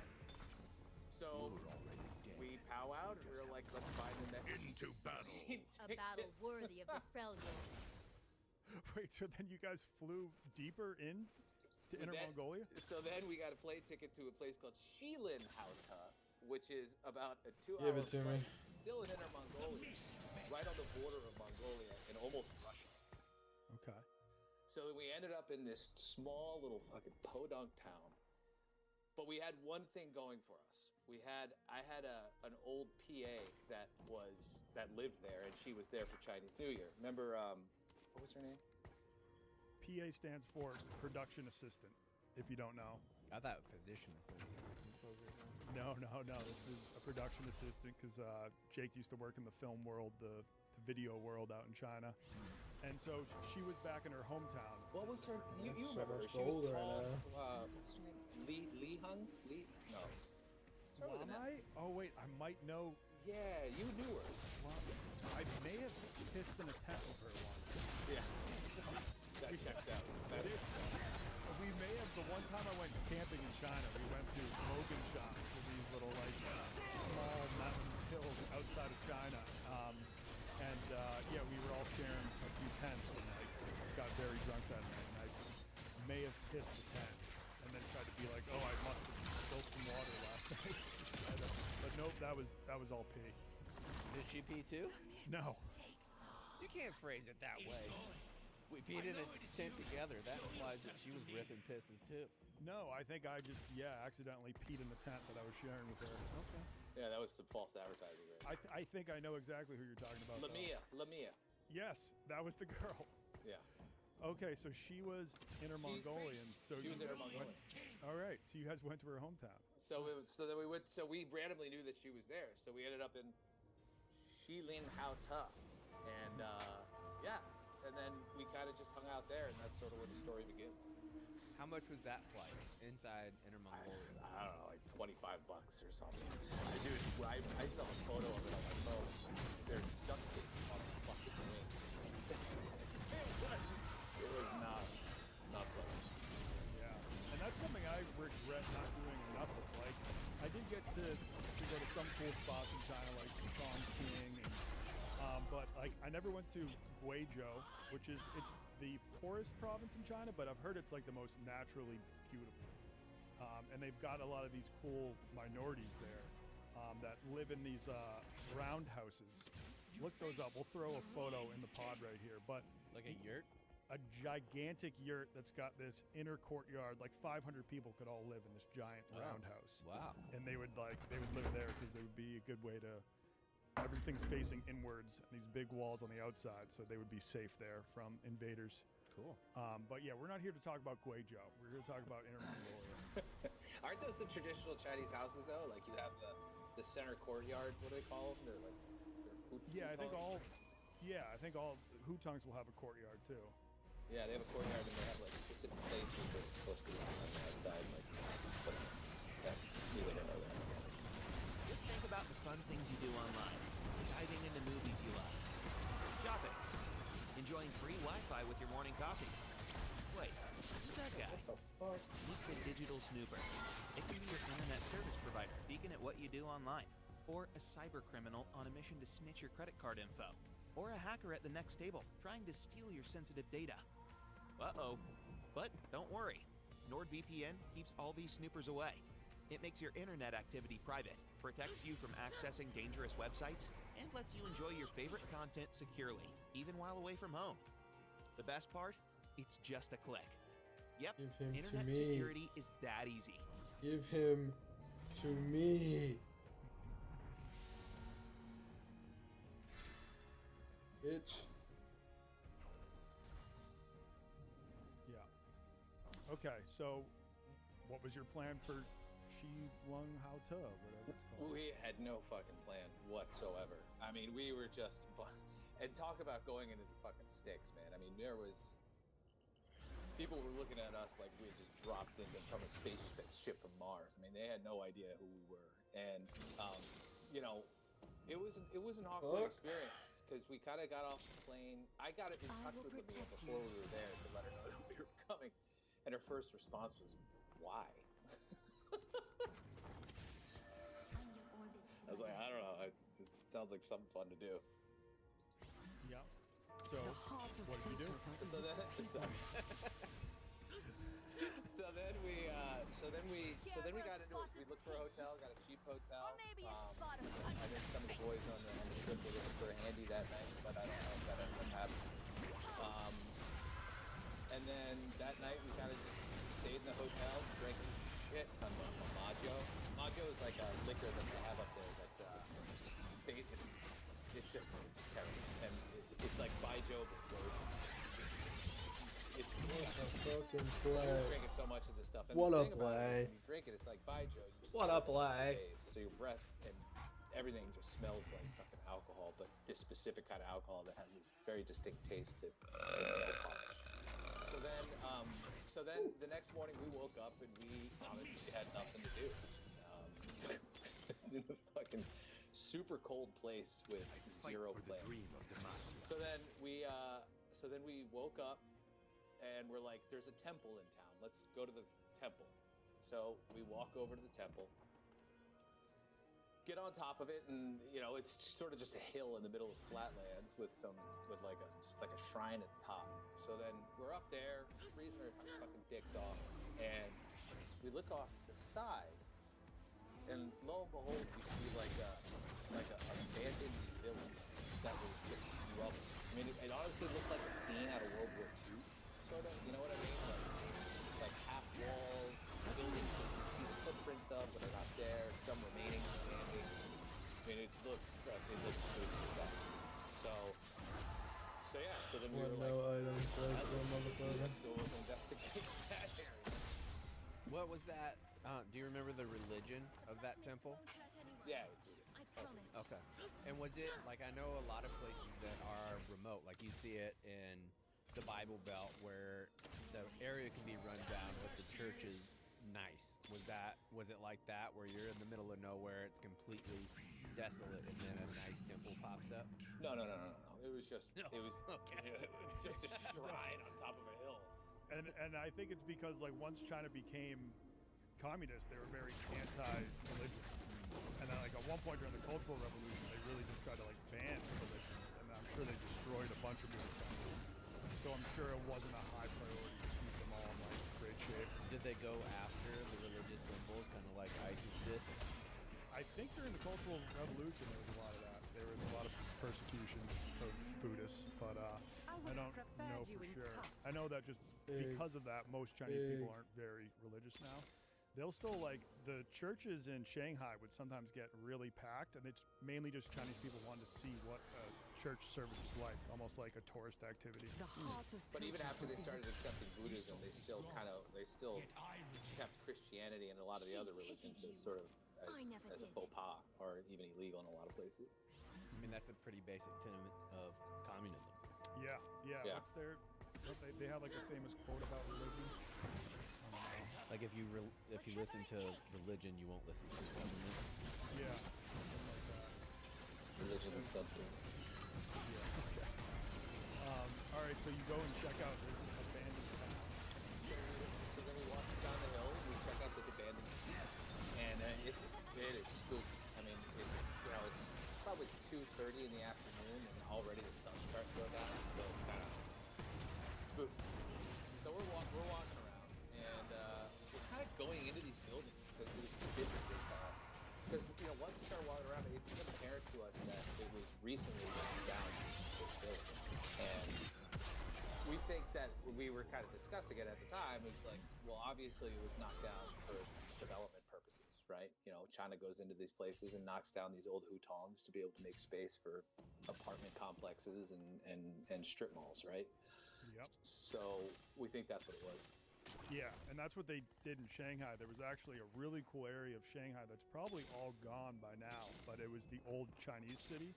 Yeah. And it was so cool because you'd be walking through this very developed city, super high tech, crazy like flashing neon lit billboards, and then when you get into the old Chinese city, all the architecture changes.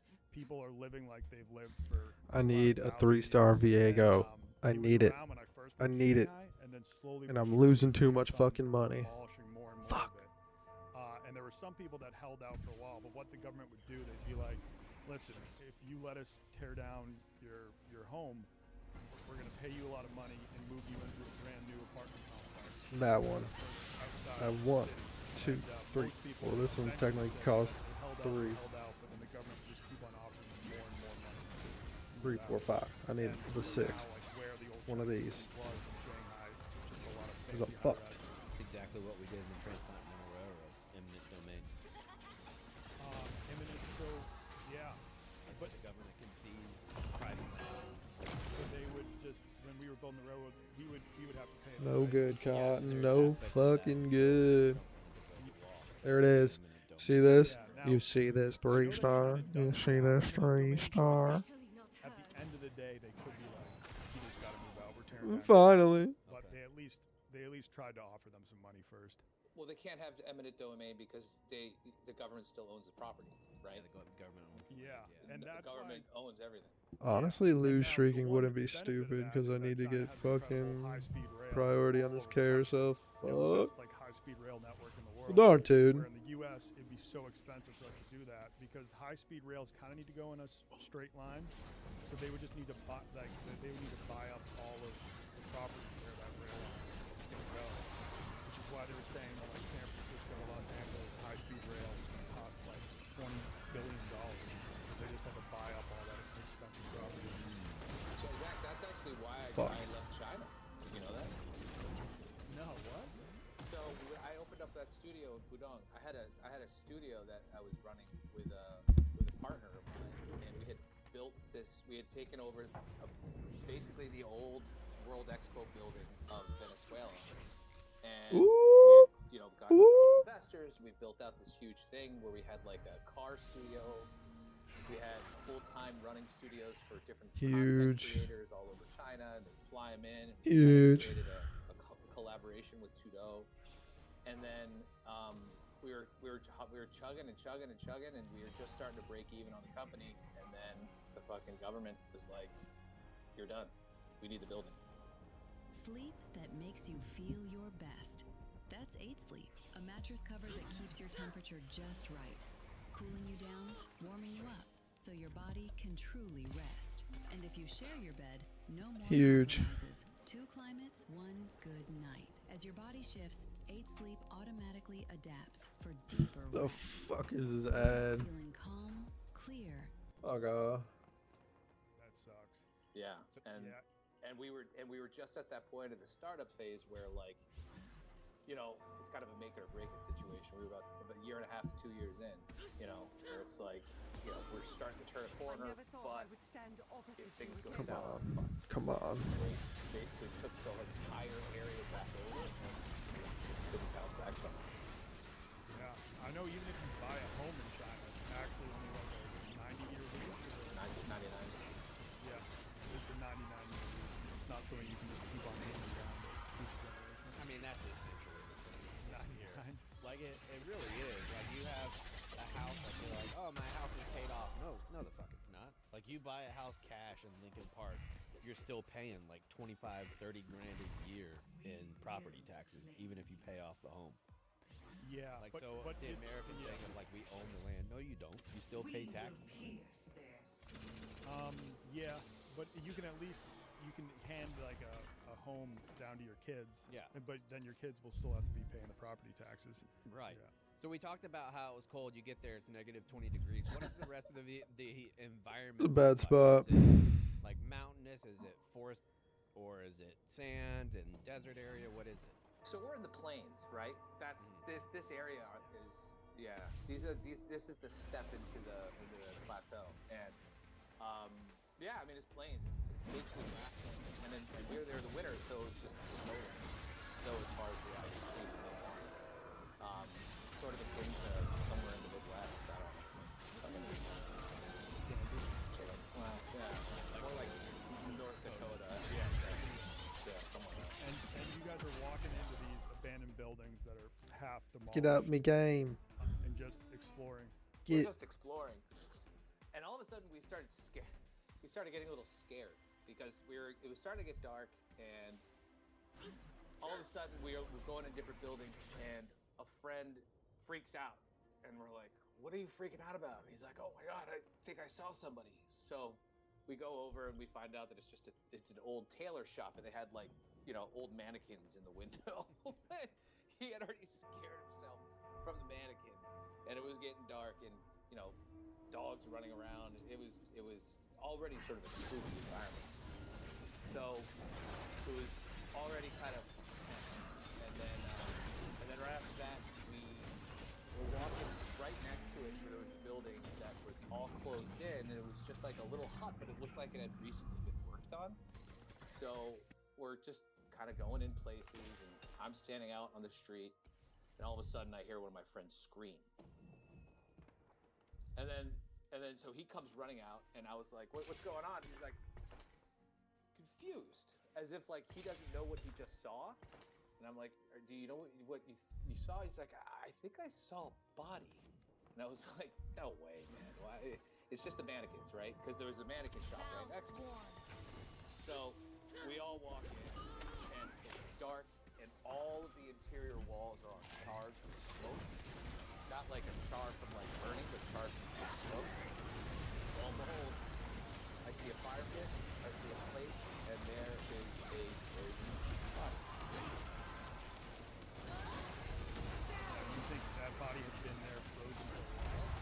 I mean, I can tell you more. Do you want the more? Oh yeah, let's dive into it. All right. So first and foremost, we didn't even know if it was a body. So we were sitting there.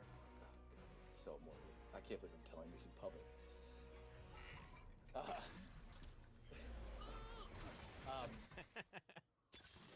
We start poking it, obviously, as you do when you don't know if it's a real body or not, to see if it was, in fact, a frozen body.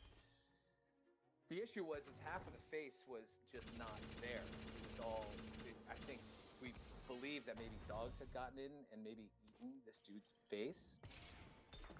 So it was very disfigured, and we kind of started, after poking it and establishing whether we thought it was real or whether it wasn't real, we came to the conclusion that yes, we have just found a dead body in a town that doesn't see foreigners, in the middle of Inner Mongolia, in the middle of winter, and all the weight that comes with that.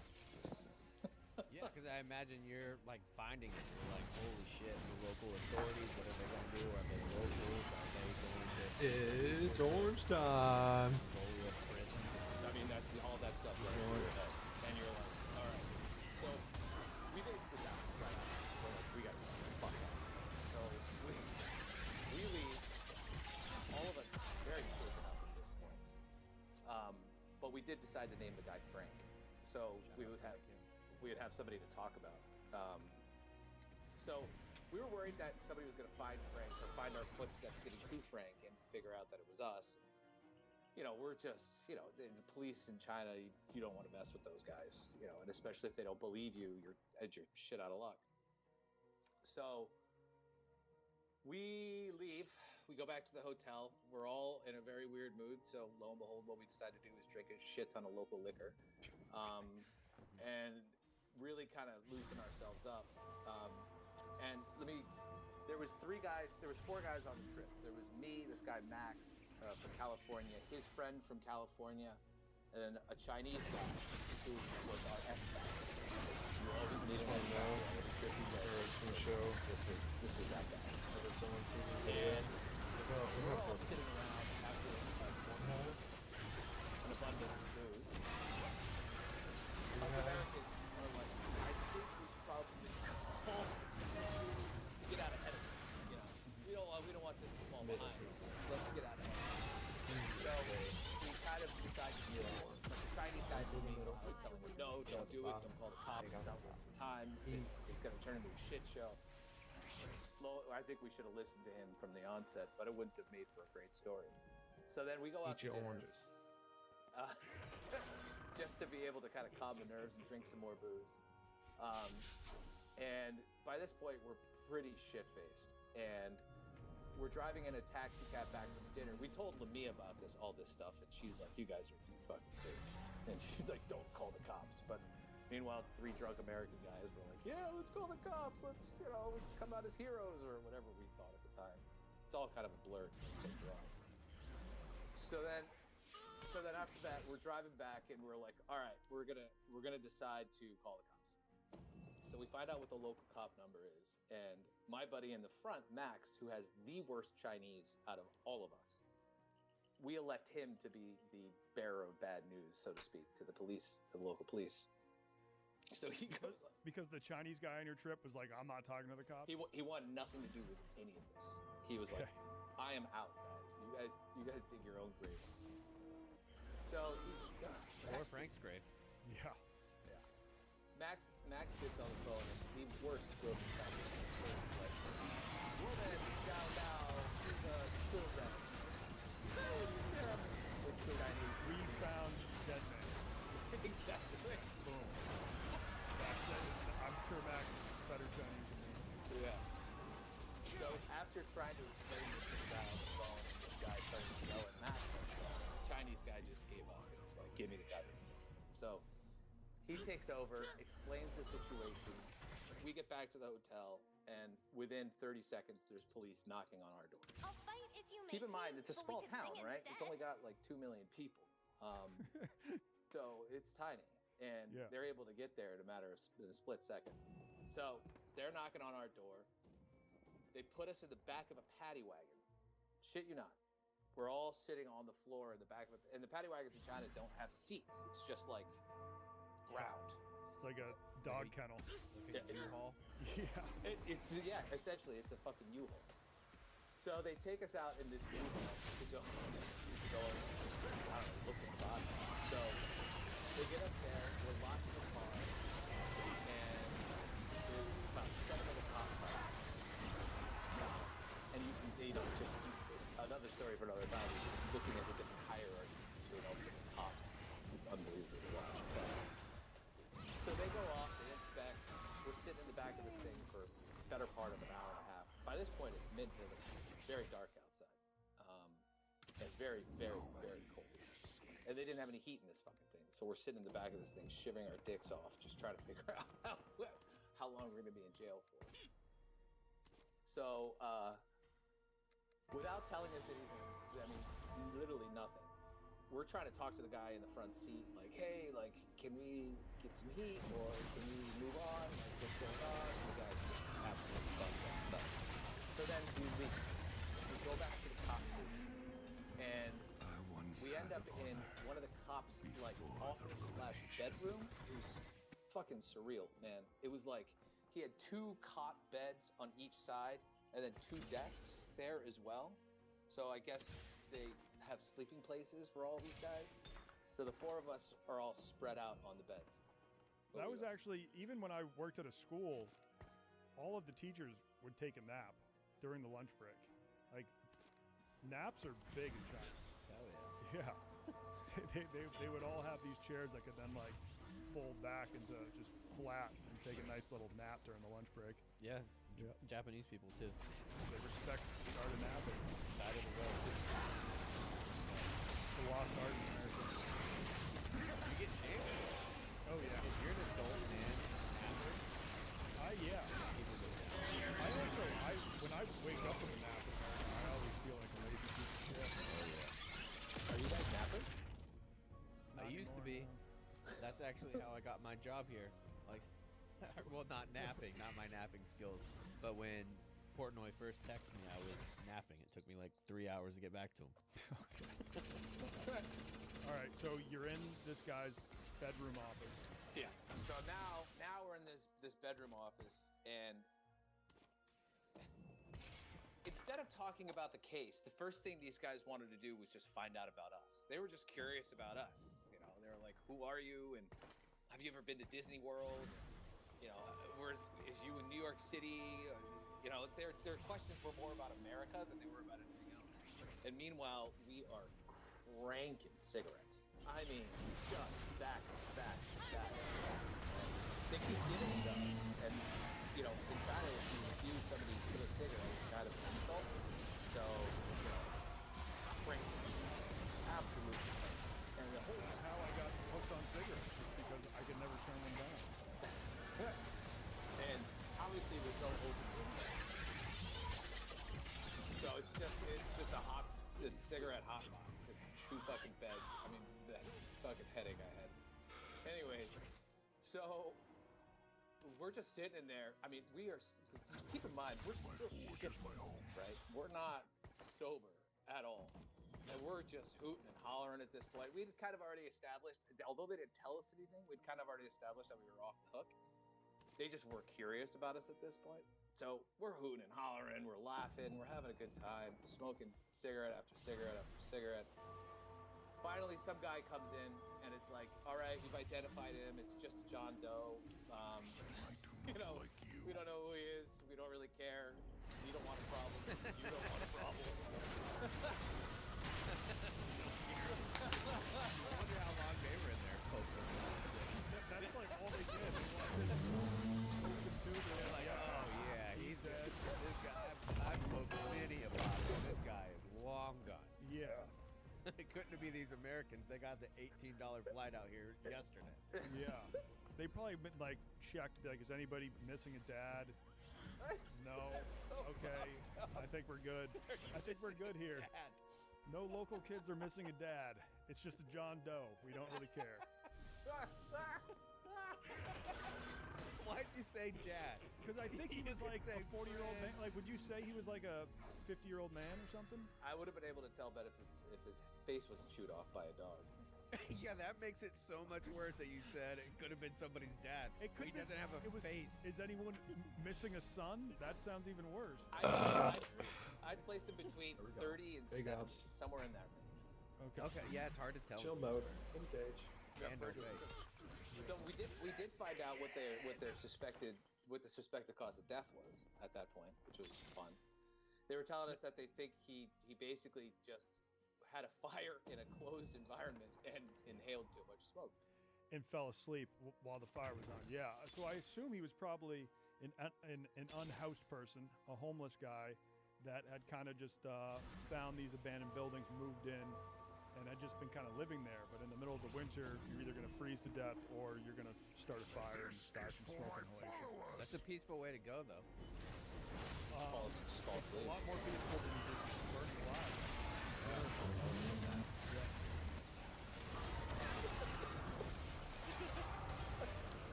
smoke inhalation, or he could have easily frozen to death before, like, smoke. But you're right. So he was right next to where he had a fire. So. Yeah, and he had, and there was a plate of food that had been eaten by the dogs, I assume, as well.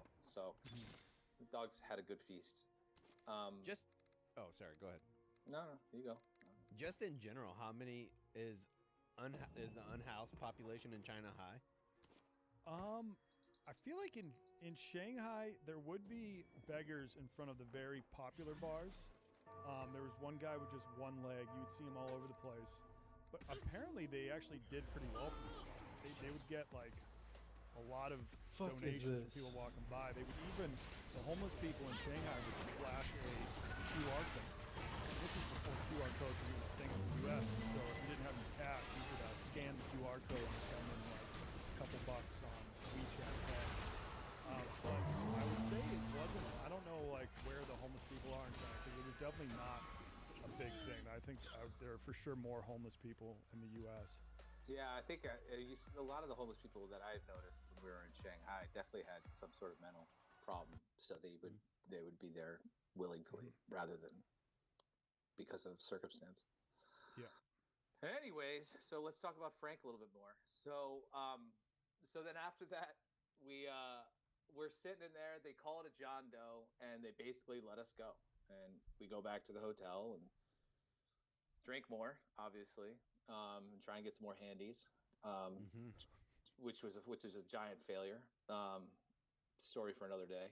So then fast forward. A lot of other stuff happened, but then fast forward the next day, we're still in Shilin Haota, and we're like, we want to go to a restaurant. We try and find the nicest restaurant in town. And we go, and it's like a Mongolian beef place where they basically just put a fucking entire animal dead on, not frozen, cooked, on your table, and you eat it. So we're walking in. We have a kind of crappy dinner, and then we're walking out. And as we're walking out, the assistant head chief of police, who we had met the day before, pulls up in his brand new sparkly Mercedes-Benz, sees us, and is like, guys, you need to come and party with us tonight. So him and the rest of the police guys, just the assistant, by the way, so he's the assistant police chief of police, who turns out owns this giant restaurant along with that beautiful sparkling Mercedes-Benz, which might be the only Mercedes-Benz in the entire town. Takes us upstairs for a feast, and basically it was the entire second floor of the restaurant. And there in the middle of the table was two roasted full lambs. It must be. I love roast lamb. Yeah. So good. Even for part of my take, things don't always go our way. Come on, you stupid car! And that's when you snap into a Slim Jim. Snap into a Slim Jim. Any yak out there like normal Mongolia? Nah, we didn't see any yet. So. You just haven't caught up yet. So then we started eating lamb and tough break. Yeah. I don't even know if yaks were huge in Nepal and Tibet. I think I don't know if the yaks are big in Mongolia.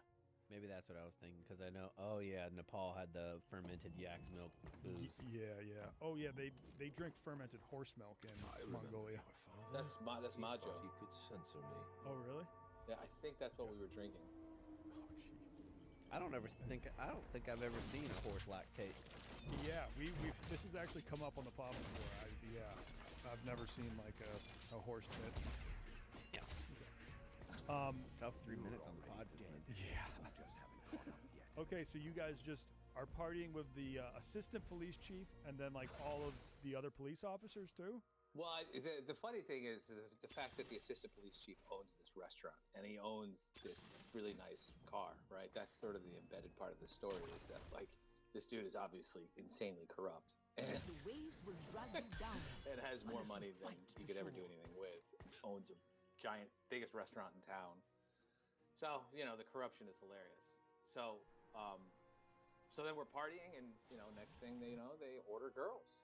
And they line them up, and that whole scenario kind of starts to unfold. And the handies finally happen.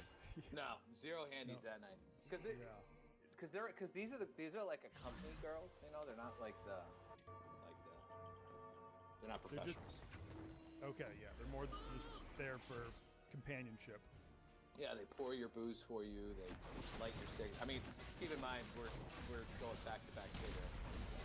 Yeah. And the girls are making sure. This was not a story shared by Jake, but another friend of mine in China went to a dirty KTV. They have KTVs with the normal karaoke joints, and they have dirty KTVs that have working girls there. And he said that girls came into their room, and every time they had to go to the bathroom, the girl would follow them and hold their penis for them while they pee. Hell yeah. Which I don't think I would really enjoy. I don't think I need someone to assist me when peeing. I think it'd be a good time. Okay. You can take my soul. Not like a sexual way, but They just like unzip your pants, take it out, be like, here's the urinal. yeah, Sure. that's just a way to party. Yeah. It's better than the guys coming up behind you in the urinals in China and massaging your back. Oh my God, yes. What? Yeah, sometimes you would just be like peeing at a urinal in China, and a guy would come up and just start giving you massage, and then he would expect a tip afterwards. And it's like, dude, I'm just trying to take my piss and leave. I What did kind not of tip? Just the tip. Yeah. Not that type of tip. But yeah, No, very commonplace. it's common. That was all over the place. And they would always end up, you'd be right midstream, and they jump up, and the first thing they do is give you a slap. Whack! You get jolted while you're taking, you have piss all over your fucking pants. Brutal. Yeah. And that doesn't seem like something you would tip for. That seems like something you'd be angry about. Yeah, the very first time it happened, I was a little angry, and then he started giving me a massage. I feel kind of good, but then you like are expected to pay him. Like, okay, I didn't sign up for this. I mean, just the bathroom attendants at like a bar or club is fucking annoying. Yeah, no, it was like that on steroids for sure. I'm not tipping you because you spray me with cool water. Yeah. Yeah, I'm not Tread really a big fan of that. Kind of just want to get in the bathroom and then get out as soon as possible with no human interaction. I like the ones in China because you could get, they sell you a cig. You get a cig for a kwai. And a kwai is like a quarter, which Yeah. Yeah. It's like a 10-cent cig. Yeah. So you go in and you get a cig, and he'd rub your back and light a cigarette for you all while you got your penis in your hand. It's wonderful. Nice. All right, so you have a fun night with them. Yeah, I mean, we hung out with them for a while, and then kind of take off that night. We're all laughing about what had kind of ensued during the trip that we were there. Head back to the hotel, and then after that, we slept there that night, and then we, instead of flying back, which was really expensive, that's how they get you on cheap flights. You can fly out there for cheap, but then fly back. Then you're in the middle of Inner Mongolia being like, fuck, I really got to get home. So we busted all the way home. Wait, bus or train? Bus. You took a bus from Inner Mongolia back to Shanghai? First to Beijing, and then Beijing to Shanghai. Are you sure it wasn't a train? I think we busted Beijing, and then we trained to Beijing. Okay. Yeah, I mean, that's still a long, long bus ride. Oh my God. Oh, it was terrible, man. Oh. Yeah. The smell on that bus was rancid. And was the Spoken kind of, were they kind of like when you guys were partying with the assistant police chief, were you being treated like heroes for having found the dead body and brought it to their attention? So that's the funny part. They started calling us heroes that night. And we're like, what are you talking about? We were just walking around an abandoned town and found a half-eaten dead body. This is Body Armor Flash IV, the only rapid rehydration drink that's scientifically formulated with electrolytes, zinc, coconut water, and no artificial dyes. For days that don't slow down, choose Body Armor Flash IV. Somebody's dead. Yeah. I mean, so that's pretty much the best case scenario of what could have happened. Yeah, I think we escaped sadness. I mean, they could have taken it in a direction they wanted to in reality. Now, if someone is to visit China in the next few years, would you recommend visiting Inner Mongolia? Sure. What are you into, man? Are you into finding dead bodies and abandoned temples, or you want it's all into what your desires are? You are. I bet you if you go to Inner Mongolia in the summer, there might be a few more activities you can do. I'm gonna search best things to do in Inner Mongolia. So the funny part, the kind of conclusion of this story is, once I got back home to Shanghai, we then find out from Lamia, who came back later on, that we were the front page of the newspaper 2 days later. Oh shit! Yeah, local heroes find dead body. Or, Do you think like not there local is heroes. anyone out there who has a Yeah, photo of that? No, she told us that. I don't know whether it's the truth or not. Yeah, she's not one to lie. So I don't think I mean, if it's a small town like you're describing, that's got to be the most exciting thing happening. yeah. And now keep in mind, it's small for China. It still have like over 1 million people, but that's that's small for China. That's so insane. Yeah. You want to hear a crazy stat? Check this out. So in the U.S., we have like 5 to 8 cities with over 1 million people. I want to guess. Can I guess? Sure. How many cities in China with over 1 million people? Oh wait, yeah, that's your whole thing, isn't it? I'm gonna say, I think it's something nuts, like 170. Wow, pretty good. 130. What is it? 130. Okay. Okay. That's crazy. Yeah, it skewed my whole perception of population because I was doing a trivia competition here and they asked me the population of Orlando, and I thought it was close to 1 million people. It's like 300,000. Yeah, yeah, maybe even just like 100,000, something like that. I just found out that Orlando does like 80,000 unique visitors annually. It's the most visited city in the United States. Yep. Which is nuts. And that's why the cops wanted to know if you had ever been to Disney World. It's probably all of their dreams. Yeah, something like that. Yeah. That in Vegas. Yeah, that in Vegas, for sure. So, wait, did you finish what you were saying about after you came home? No, that was it. They wrote a paper Okay. about us. And And I recovered for about 2 months afterwards. Awesome. Well, dude, thanks so much for sharing that story. No problem, man. There was one other story just about DJ Spenny, because the only reason I met him was through you. But I don't know if you want to delve into that or not. Have you seen? I've been following his social media reach. I deleted social media, and then like a couple days ago, I got back on, and he wrote a book about how to be the ultimate man. Okay. And how monogamy is a lie. I mean, people probably have no idea what we're talking about, but DJ Spenny was a British guy who sold his company in the UK. Maybe it was like a software company, and made $20 million. So a lot of people would be like, all right, I'm just going to retire now and enjoy the rest of my life.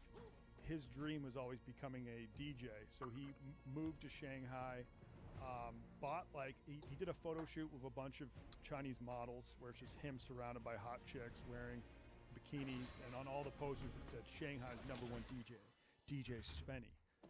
And he had never really DJ'd before, but started learning how to, and kind of sold himself to the general public in Shanghai that he was Shanghai's #1 DJ, and got a gig being the house DJ for like Shanghai's fanciest club by far, Mint. This club was incredible. It had a giant shark tank in it, filled with sharks, which was not good for those sharks to be in a club of just pounding music all day. I think they would have to replace probably 3 or 4 of the sharks every month because they would just die. That's a lot of sharks.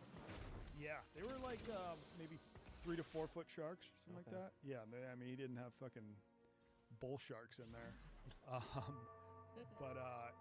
So he just lived this insane lifestyle.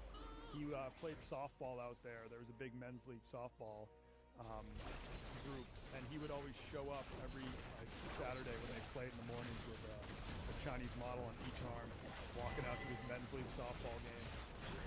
Yeah, and Jake somehow secured me an invite to his birthday party. Yeah. And that's where I filmed one of my early Donnie Does videos. So look up Donnie Does Shanghai's #1 DJ. And he would go by DJ Spenny. After that video, I don't think I made him look that good, and he was getting a lot of shit online, so he had to do a full rebrand. The count of 3, let's say how many Chinese chicks can you bang? 1, 2, 3, 30. God damn it, Spenny! You showing me up on my own TV show. And then started just going as Spencer Tarring. Wild dude. I think in the video he claimed to have slept with 5,000 Chinese women. No, 1,500. That was the number. Okay. And that was where the whole debacle was over, right? Was because later on he was like, "How dare you?" Because he wrote me because I kind of knew him. Wouldn't say. And you were the one who invited me. He was like, "How dare you invite this Donnie guy to my birthday party? You just made me look like a fool." Well, yeah. And so then he wrote me. And, you know, it was funny because the way that he worded it was more like, I don't dispute what you know, disseminated about me, but it's not cool. You know, like maybe I didn't sleep with that many women, but you know, I don't even tell everything. He had all of his trophies for winning the Shanghai Softball League Home Run Derby in his apartment. There was a very weird subset of expats out there where, I mean, DJ Spenny had sold his company, that's why he had a lot of money, but there were other foreigners out there where back in the day, if your company sent you over to Shanghai, you would be on this crazy expat package where you're being paid a lot, your company pays for your apartment, they pay for you to have a personal driver to go wherever you want, and your job is pretty easy. There's not a lot you have to do. They just like needed a token white person out in their Chinese office. And a few of the people that I knew on like in those packages, a lot of their life was more about playing softball on the weekends than their actual job, and they're making an insane amount of money. It was pretty much like a fantasy life for these guys. I asked a couple of them to come on the pod, and they were like, I can't share a lot of the stories that I would love to tell, because as I've said, Shanghai for some people was just like adult Disney World. Like, yeah. If you were a foreigner, not a lot of rules for you, a lot of rules for the Chinese people, but if you were a foreigner, they're like, as long as you're not beating up Chinese people, as long as you're not selling drugs to Chinese people, you can do whatever you want. So these people would pretty much just, their entire life was just softball and hand jobs. Hell yeah. While making a lot of money. That could be a t-shirt. Yes. I mean, it was lawless. And like even before this podcast, what can't we talk about? Maybe we should bring those up. Yeah. Well, hey, thanks for sharing that story. Yeah, because there's probably three other people from China that I've floated the idea of coming on the pod, and they're like, dude, I would love to, but I just really can't be on a public podcast sharing some of the stories you want me to share. Tough luck, but Malcolm. this was a good story. I mean, you are a hero. I will say it right now. You and the rest of the crew, you guys did a good thing because, you know, even if they couldn't identify him, like I'm sure once you're dead, it's a lot better to have a proper grave than just be left to be eaten by dogs in some abandoned village. And probably know a lot too with his son. Yeah. I hope his family got some closure from this. Yeah, that's sort of how we positioned it to ourselves. You know, we gave Frank the best outcome we could. So you're welcome, Frank. And thank you, Jake, for coming on the pod. Thanks, guys. Drop a Pin is brought to you by Nutrafol. Well, I just got back from my Bald School trip, Bald School Season 2. Those videos will be dropping in April. We've got 4 action-packed episodes, but I didn't go to Turkey for my hair thing because I've been taking Nutrafol Men, and it addresses the key root causes of hair thinning, such as stress, hormones, and lifestyle. Quick fixes have never been my thing, so I'm taking the whole body approach to hair thinning with Nutrafol Men hair growth supplements, addressing key root causes of hair thinning from within. No shortcuts, just hair growth results that last. That's why I started Nutrafol Men hair growth supplements. And so far, so good. Also went to a Turkish barber there, and that combined with taking Nutrafol, my hair has never looked better. And my ears are as bare as a Brazilian. They wax my ears, wax my entire face. So with Nutrafol, you get visibly thickness, fullness, and increased scalp coverage in 3 to 6 months. Start your journey today with Nutrafol Men. And Nutrafol is offering our listeners $10 off their first month subscription and then free shipping when you go to Nutrafol.com and enter the promo code PIN. That is promo code PIN. Drop a Pin is also brought to you by Noble. Noble is a footwear brand built for training. It's a brand for anyone who strives to be better every day. Noble celebrates a no bullshit approach to wellness. It's about being a work in progress and embracing the constant evolution to being better. The job is never done. With options across training and lifestyle, Noble has options for everyone. I was rocking these in Turkey, like while I was just on my feet all day at the hair transplant clinic. And yeah, my feet never got sore. I was completely comfortable. They come in all different colors. I've got some white ones, and somehow I didn't even scuff my white ones in Turkey. So yeah, shout out Noble. They look fresh. We're getting a lot of compliments from Turkish people and Americans. And exclusively for Drop a Pin listeners, Noble is offering 35% off your first order. Visit nobleproject.com and use code DROPAPIN. That's one word, drop a pin, for 35% off your entire first order. That's www.nobleproject.com and use promo code DROPAPIN for 35% off. And boom, that was Jake. I know at the end of the pod I mentioned that there were some foreigners out in China that were working these really high-paying jobs, didn't have to do much, so they just lived in a fantasy land. I forgot to bring up this one dude, someone who would never come on the pod, but this guy was making so much money out in China and had his own driver and everything, so he wasn't afraid of anything. He was like, oh, if I break shit at a club, I'll just throw down my card. I can pay for it. If anything else bad happens, if the cops are try to arrest me, offer them a fat chunk of change, I'll get out of it.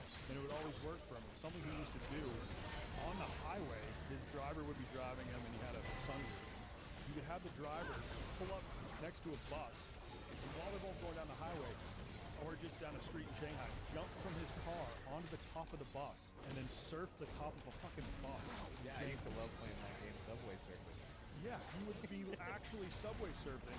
And one time he jumped on a bus and he was just riding it, and then the bus finally came to a stop and a bunch of Chinese people are about to get out, and then he jumps off the bus right in front of them and it scares the fucking shit out of him.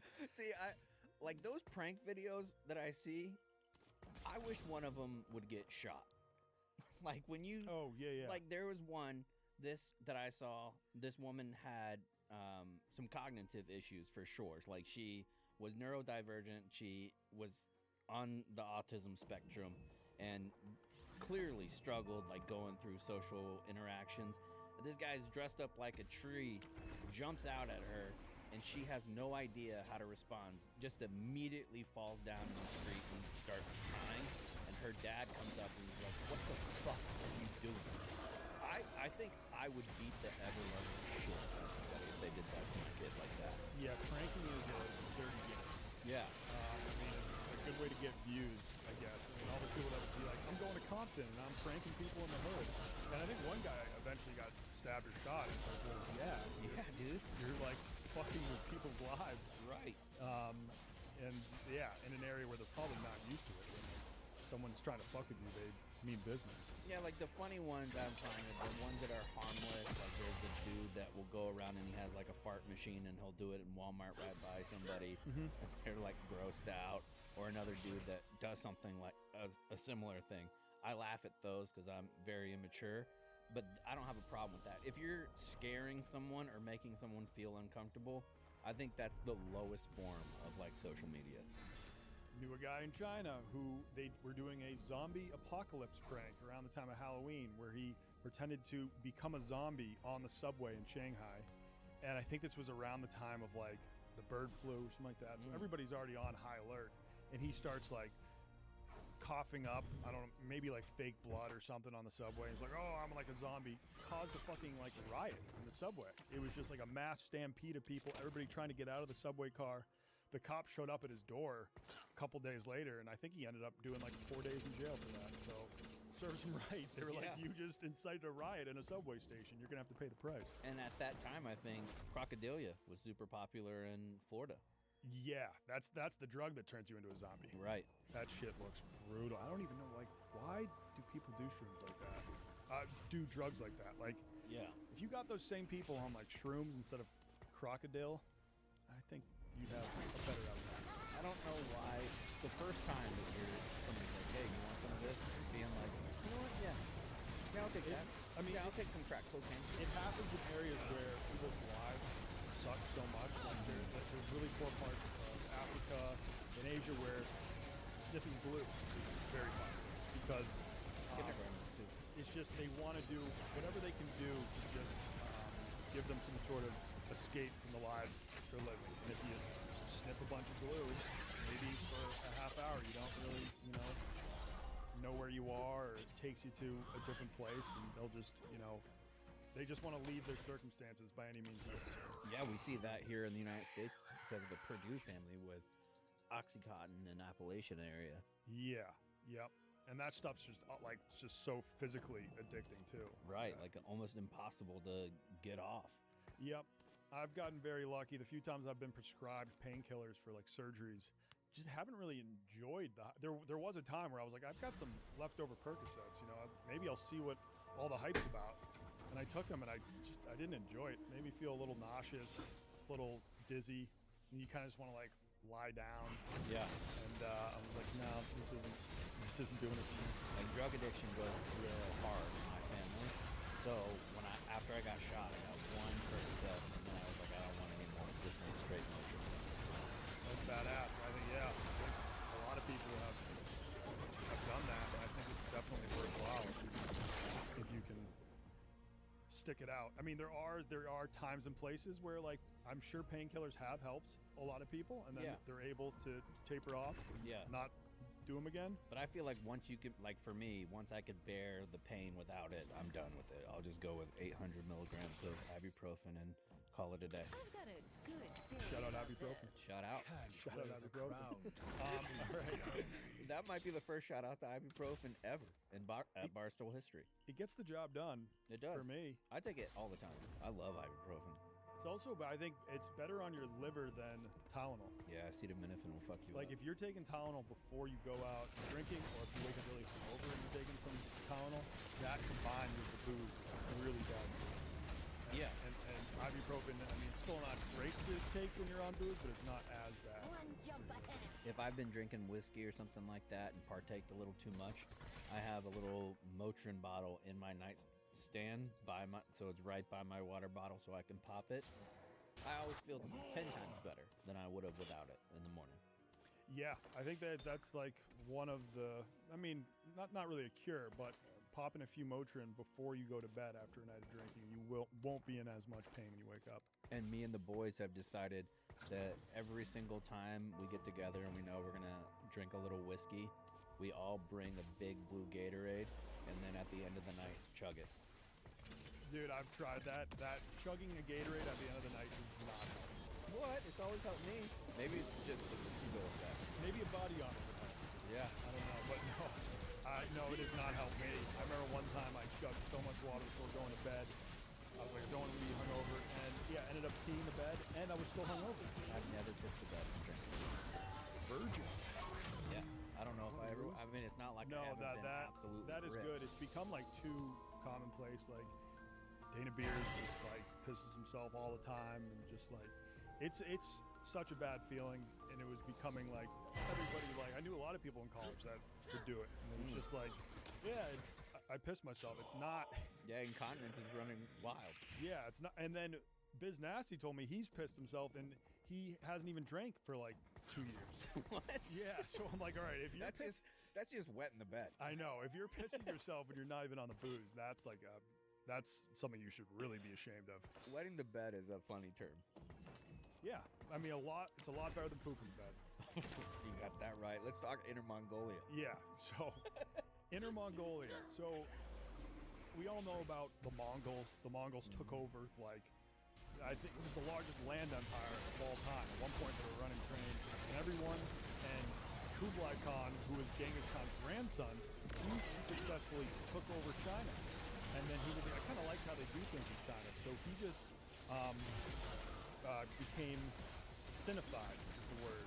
And he started his own dynasty in China, the Yuan dynasty. And all the elites in that dynasty were Mongols. What does Sinified mean? Sinified, Sinofied, it just, it pretty much means to become Chinified. The day I find that hero. Yeah.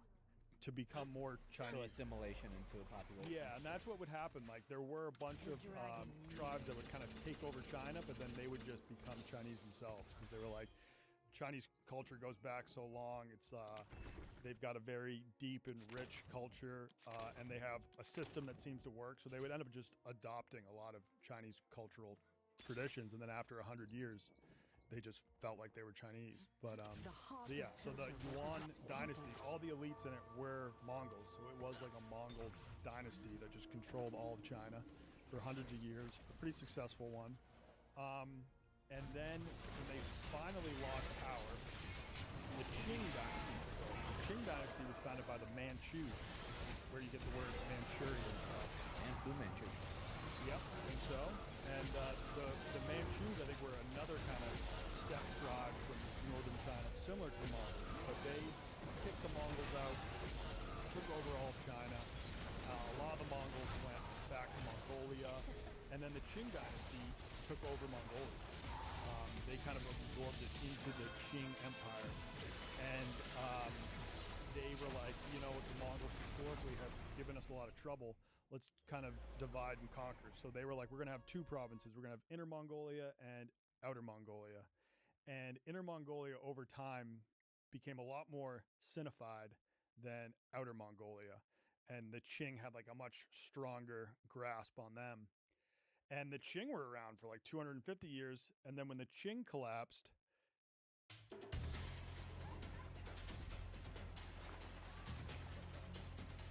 Inner Mongolia remained part of the Republic of China. That's when it became a republic. And Outer Mongolia, with the help of the Russians, they were able to become independent, their own country, but in the like Russian sphere of influence.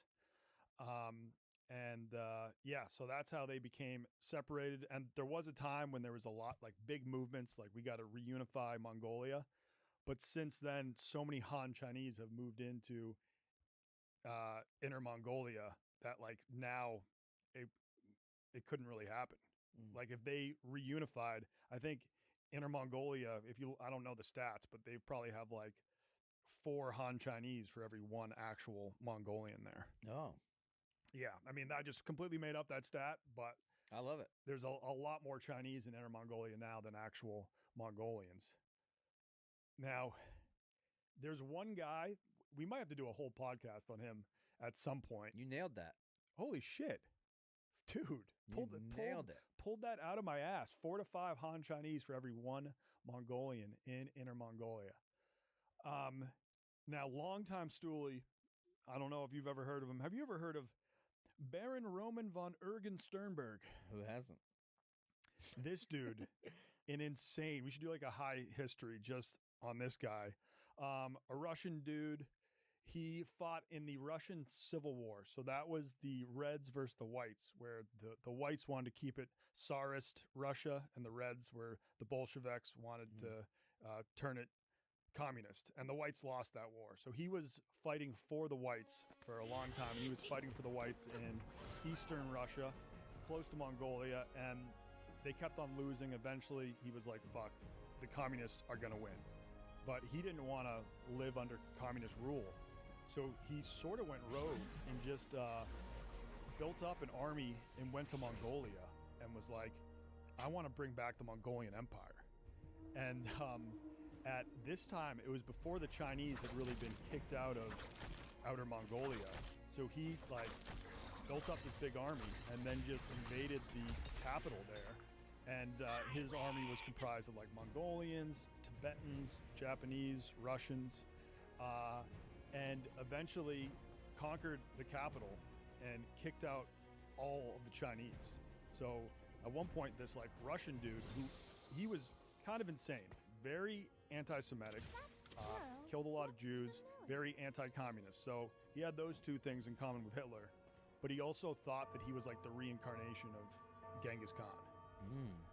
Yeah, even though he was just a Russian dude.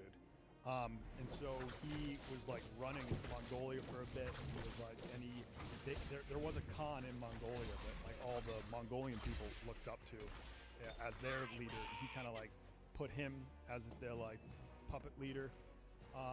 And he just had big aspirations. He was like, we're bringing back the Mongol Empire. We're going to start taking over land all over the place in Siberia, Central Asia. But eventually he was brutal. Like he was just known for, if you disobeyed him a little bit, you would either get lashed or he would just leave you out in the cold overnight in Siberia to die. And very erratic. So eventually his own troops were like, this guy's fucking nuts. And he got caught by the Red Army and shot.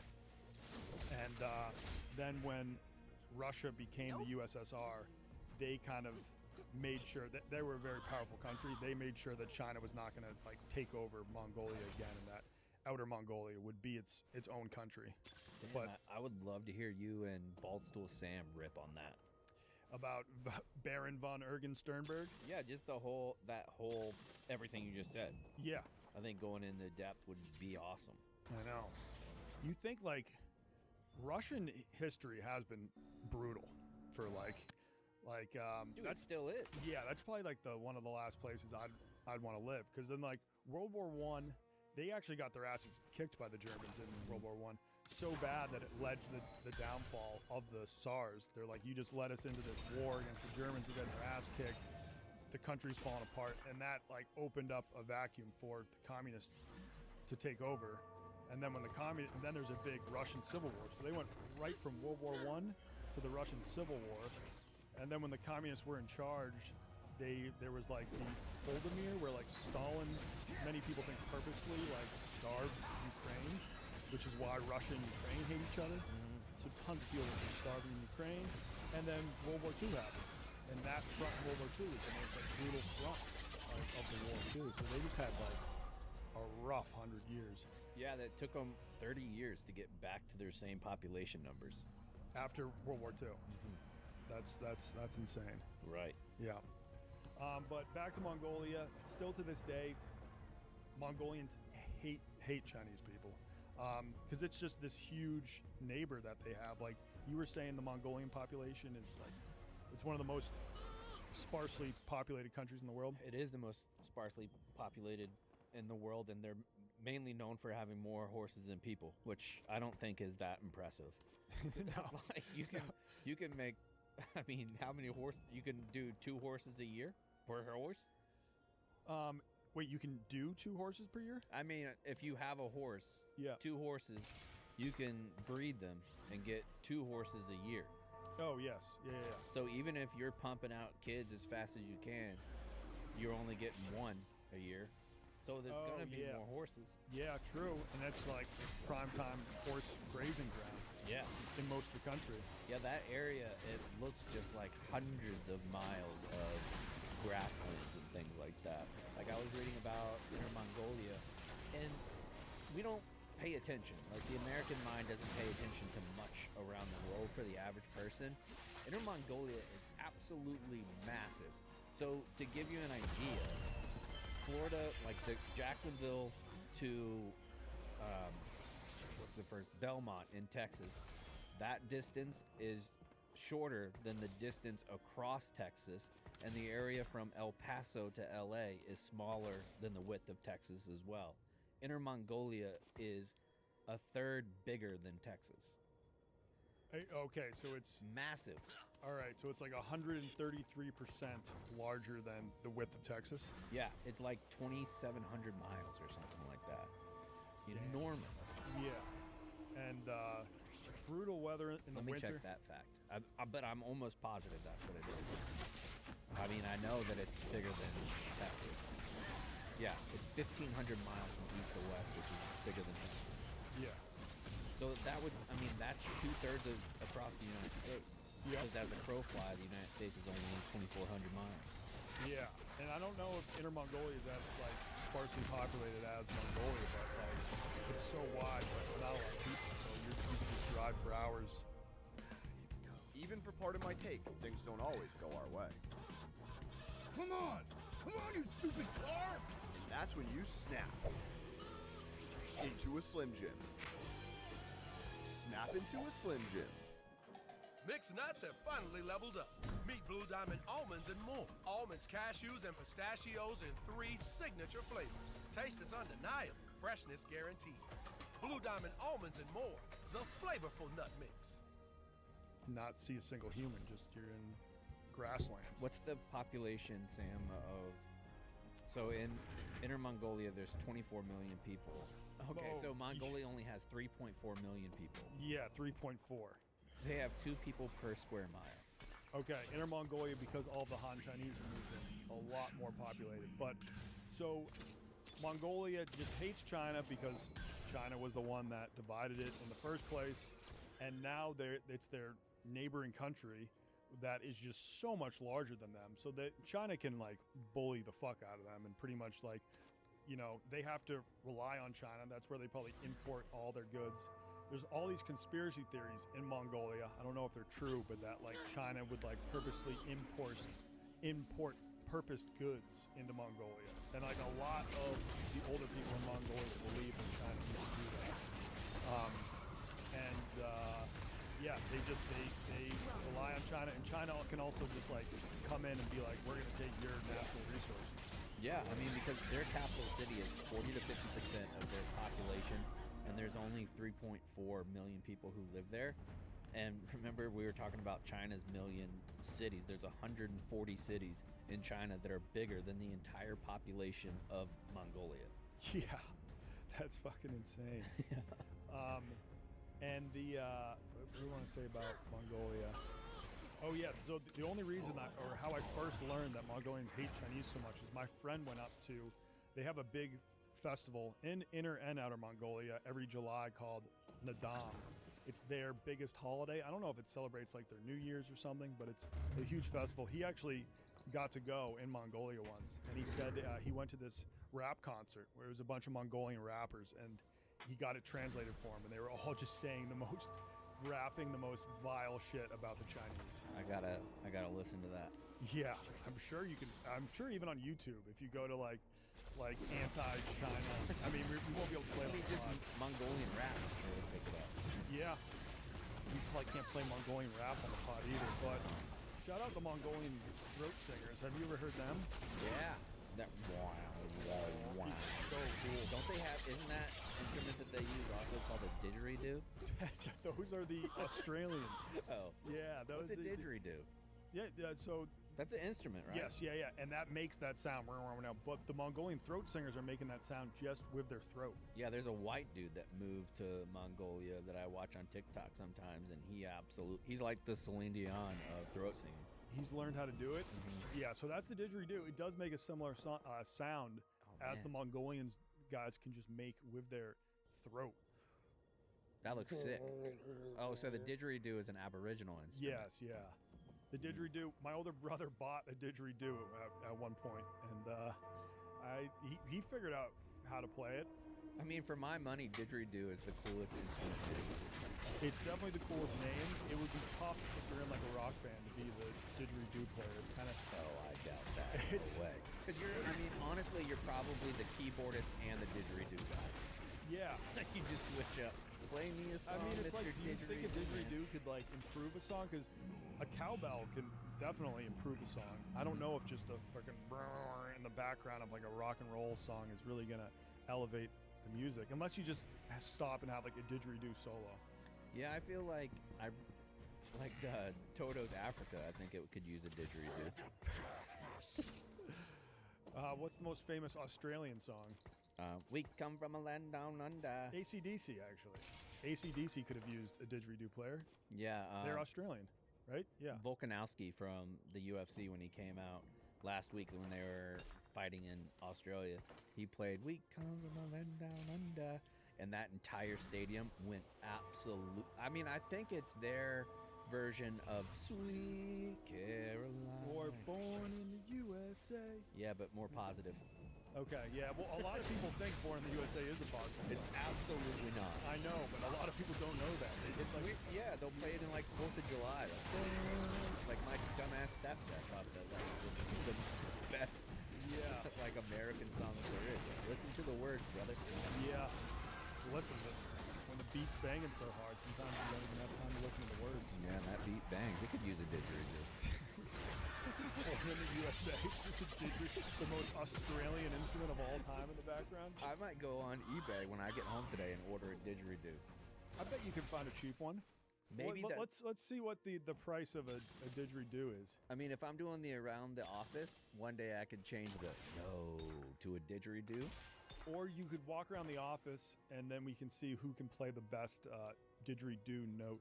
Or it could just say, what is this instrument called? $40. Didgeridoo at Guitar Center. Bought. I mean, consider that bought. I'm gonna have that bad boy. Yeah, just to at least hang up in the studio. Yeah, in 2 episodes we'll be featuring my first didgeridoo performance. I'll have a recital. Maybe me and you could have a recital. You order one too. We'll have a didgeridoo recital. We will compete. Yeah, it'll be a compete. Who can play the cleanest didgeridoo? Oh, that didgeridoo has 4.5 stars. That shit's electric. Well, probably not electric. Probably still acoustic. Now, you know what we should also get, but has nothing to do with Pod. This we can tie into Pod. The theremin. Have you ever heard of it? Oh my God! It's the most magical instrument of all time. All right, it was invented by a Russian physicist, so you don't actually touch anything. This like electric board. Oh, I have seen and that. And then my friend had one, and actually no, I had one. I did a video. Search on YouTube. Donnie does theremin. How the fuck do you have a video about damn near everything? I played the theremin in a park near the New York office, and I had a tip jar out to see if I could get tips. Yeah, Donnie does theremin. I gotta listen. Hey, how are you? I've seen a lot of performers in New York, but a lot of them are just doing the same old thing, you know, playing guitar, playing some drums. So I thought I would change it up and do a little performance of the theremin. It's almost like Spa. The first electronic musical instrument ever invented. Just chilling in the park with my magical rod, making magical sounds as I magically nod. It can sense your fear. It can read your mind. It can tell if you committed a crime. I didn't have the AirPods with it. Look so confused. Think with your mind and not with your stick, or else you'll be dealing with a high-pitched scream from the baby that you have. So always remember to throw on a bag, and by a bag I mean a condom. And this is my theremin. I'm all about peace, love, and electronic If you're not watching, experimentation. Donnie has You the have demons? antenna You don't have to live with coming them. out of his pants. Yes. Touch the rod. Do you know who It will actually slurp filmed out this all one? the demons. All right, I think that's good. Yeah. You want to get your bad juju slurp? Yeah, just search Donnie as theremin if you want to watch the full thing.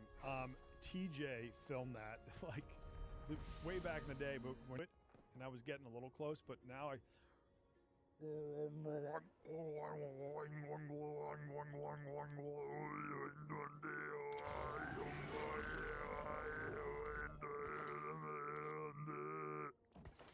I gotta say, that was fucking amazing. That was It started to get electric. better, and I was That like, was more electric than the theremin.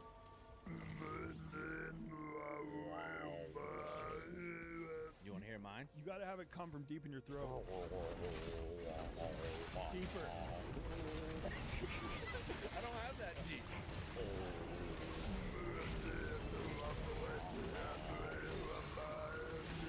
I bet a lot of people just turn the pot off. All right, well, that's good because we're pretty much at the end of the pod. Yeah. All right, we'll see you next week. Yeah, make sure you like and subscribe too. Comment on our stuff. We can go higher than the algorithm. Appreciate you guys. Shout out to Pinhead. Damn, if someone's actually here and you saw me pick my nose like 4 seconds ago, fuck. I wield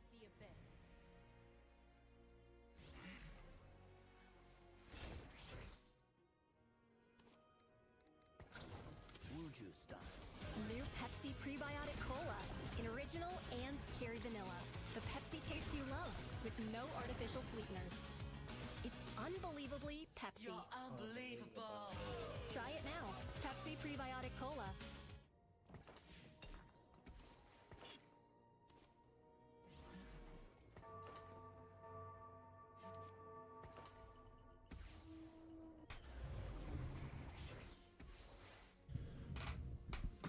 So if anyone is here, currently playing a trait called Void, which it's kind of scary because I'm middle of the pack right now, and I need to get a lot of gold to get to level 10. When you get to level 10, that's when you unlock the Baron character, and the Baron is like a big worm dragon, like this. So I'm trying to get that, but I don't have that much gold because I need to get to 7 and then through 8 and 9, which if I'm doing the math, it's like almost 200 gold needed at this point. So I'm kind of fucked, but we're going to pray. Pray to the real God, David Blaine, the first Jesus.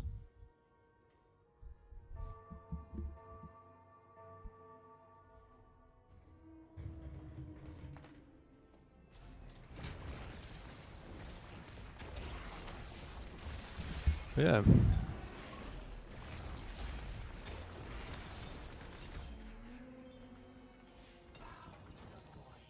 Booty ass items.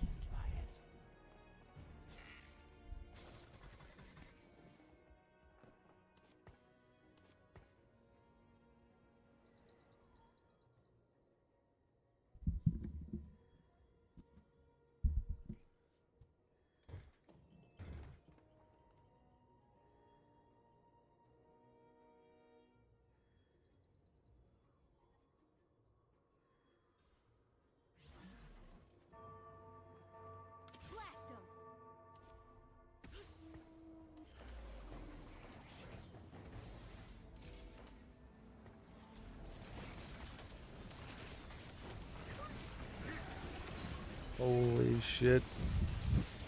Holy shit. Let's go now.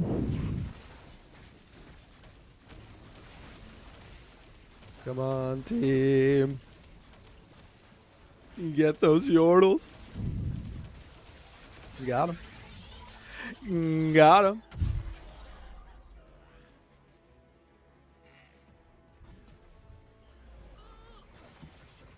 Alright, what do we do here? What do we do? What do we do? What do we do? Could use that. Not this one. Salvage. Let's go with...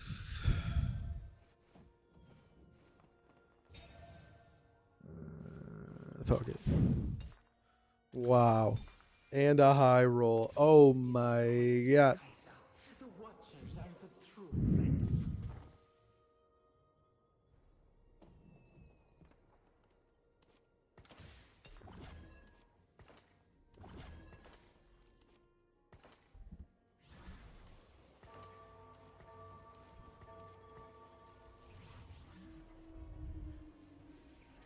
Fate made you.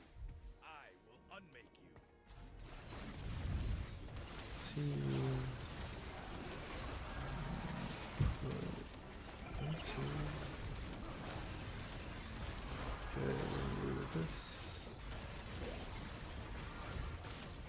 That. Ooh, that's kind of big. That's kind of big.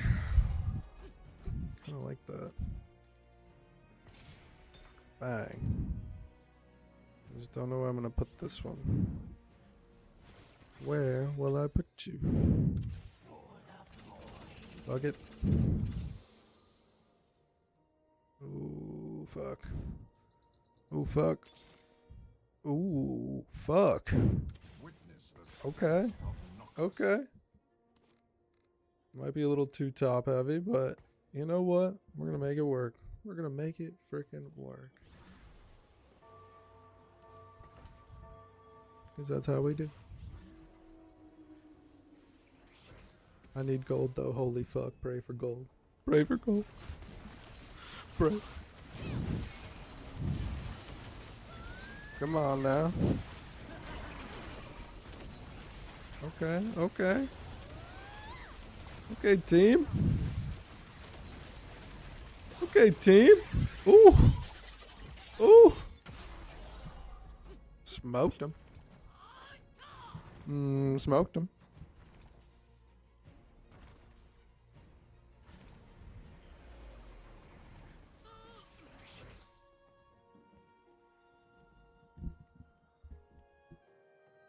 Here we go.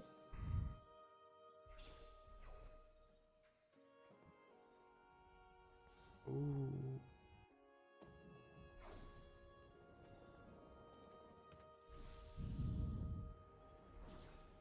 I could go for Annie right now. Oh.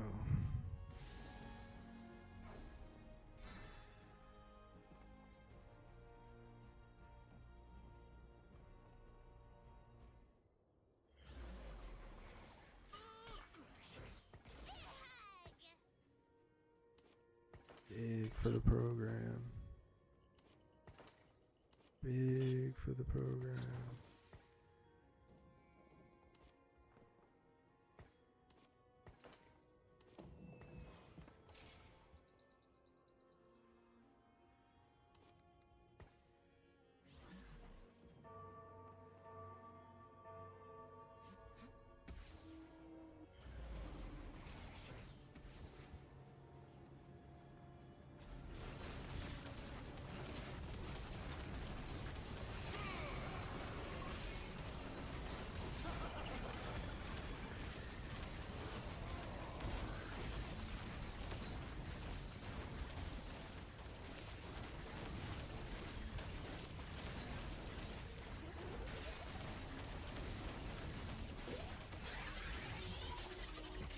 Easy fucking money.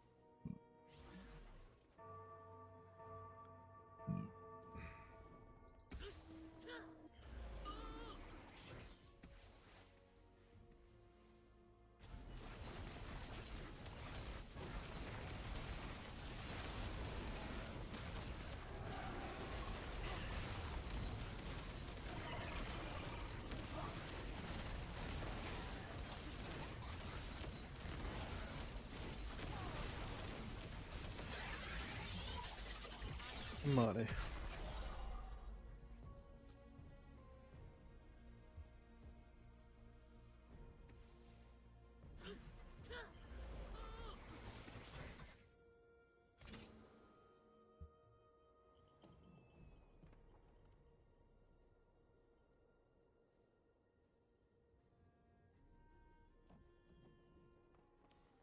$52 plus 60 is 112.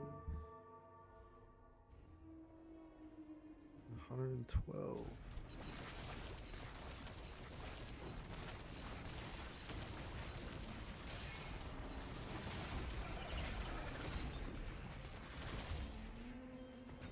Bring me a real challenge.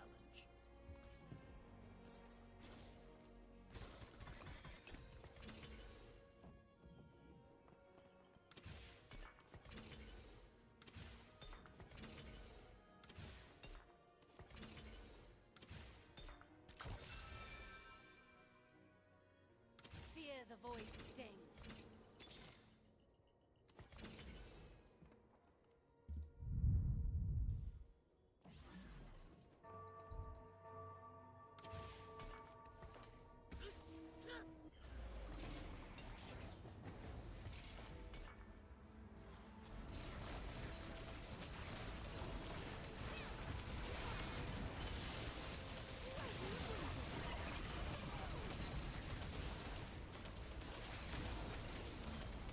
Oh no. Chris, why?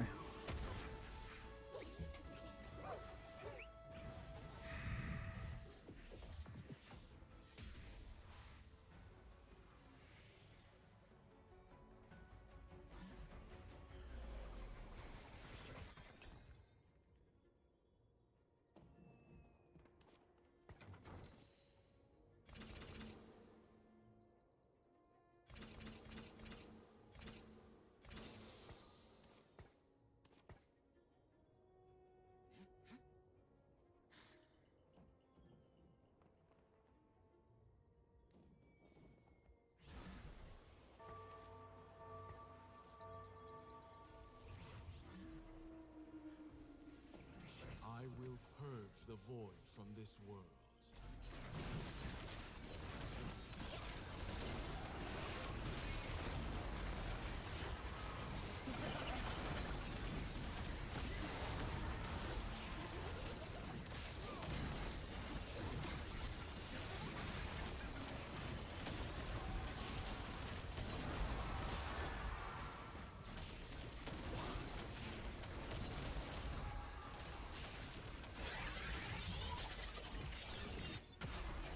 That's big. That is very big. That's massive, one would say. Well, shit. No, don't buy anything. Don't buy anything. Don't buy anything. 60 gold awaits destiny. Come on. Damn, should I just fucking sell? I feel like I should. Fuck, I'm gonna sell. I need this guy. Fuck. Ooh, I don't know what to do. A win here would be massive. Massive, I tell you.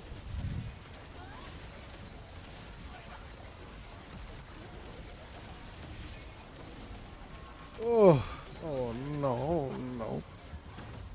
That's not good, card. Not good. Time to sell.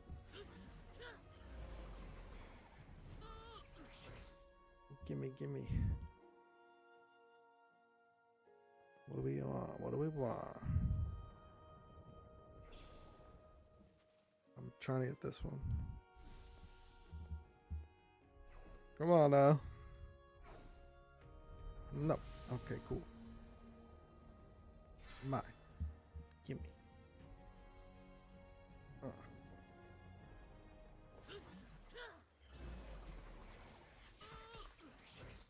60 gold. This would be 4, 4, 4. 12 wouldn't even get me there. Fuck.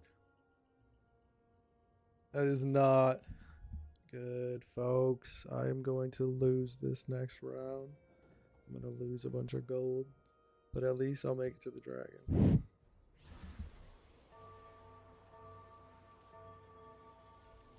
Come on. Come on. Oh my god, not Chris. Why, Chris? Why? You know, they stinking Yordles. Look at them. Just so small, but they're so big at the same time. Hey, look at this big fatty back here. What's he doing? Look at this big guy.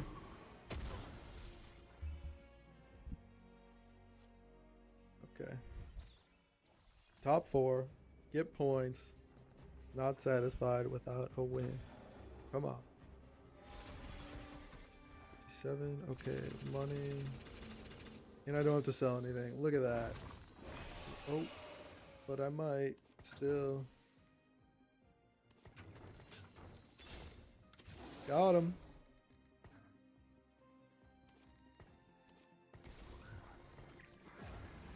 Oh my god. That's insane. Big for the brand. Insane for the fucking brand. Nope.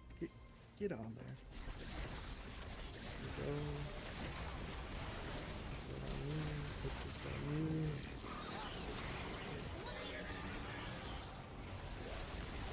Oh, Ryan. I'm not insta winning.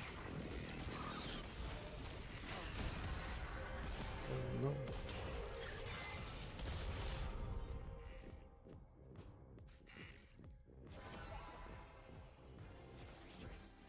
Fear the void sting.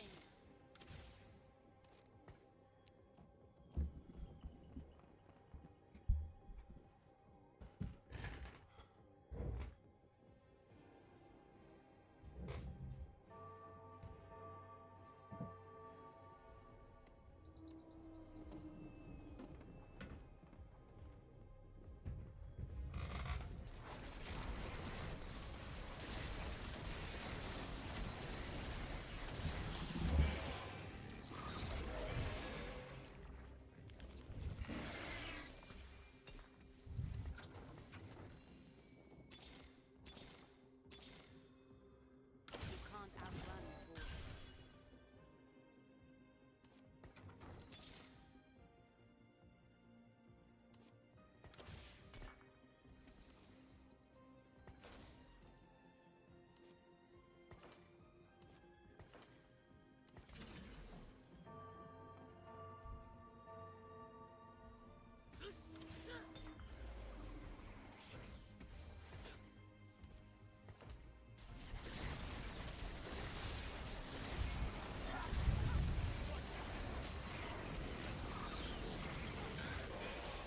What up, dude?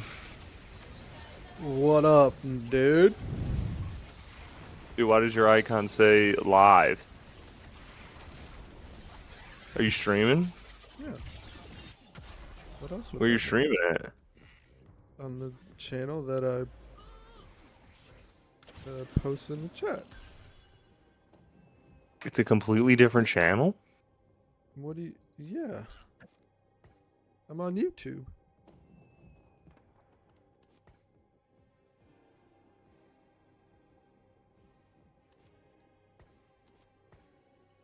If you go to the pinned section, you can, it'll bring you to like one of my previous streams, but you can go to the channel from there. You got 3 subs?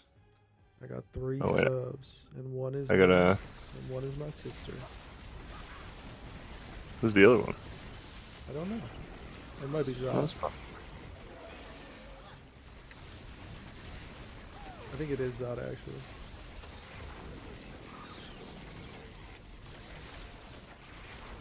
Oh, I meant to Damn, I text tried. him.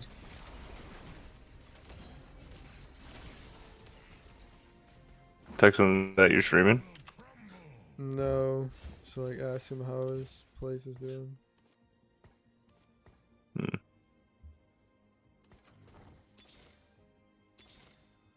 No. You got 4 subs.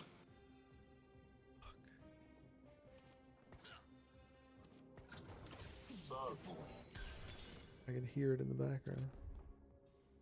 Mm-hmm. I'll be quiet. Well, no, you don't have to be quiet. You could just mute the stream. That way you don't have to hear it twice too. Because it's delayed as well.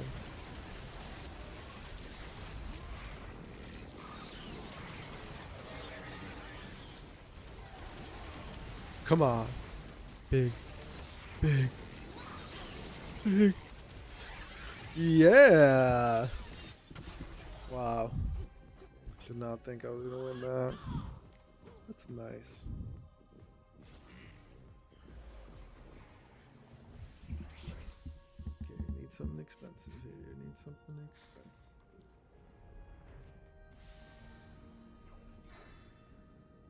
Damn, I have to create a channel to join the chat. You have to sign in with your Google. It rattles me that I can hear my voice in there. I'm sorry. Oh no. I mean, it's alright. It's just I sound horrible. Oh. I mean, I don't think so.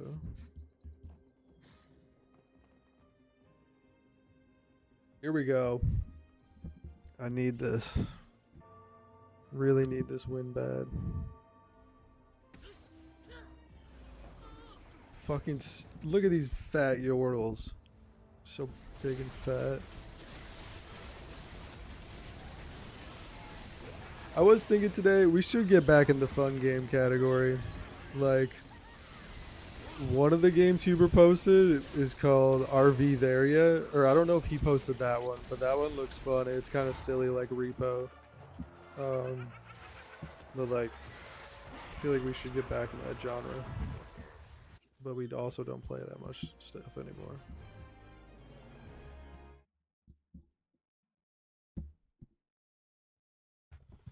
Oh, back up to Plat 1. Back up to Plat 1. You know, we're trying. We're trying. It's not great. It's not the best. I was at Plat 1 fucking like 91 LP today. Came all the way back down to 75 Plat 2. And now I'm back in Plat 1, you know.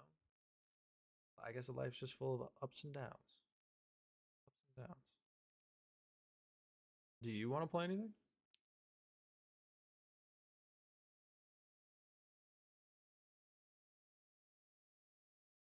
I'm making dinner right now. Ooh, what are you making?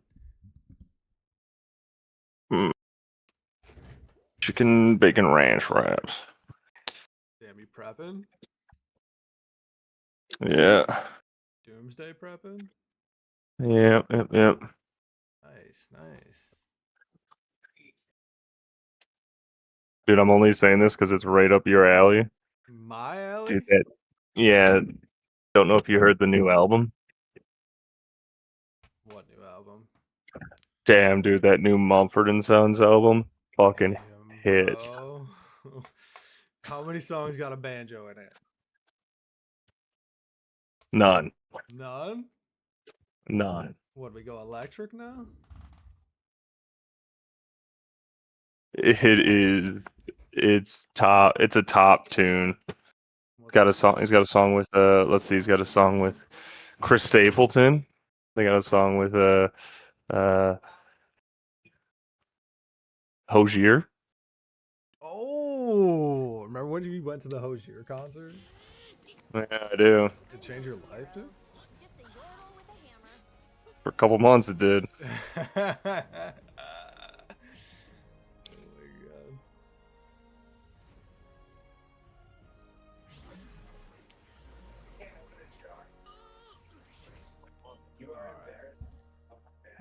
god.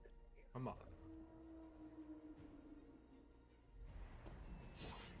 Bro, why do you gotta be like so Debbie Downer with the wing?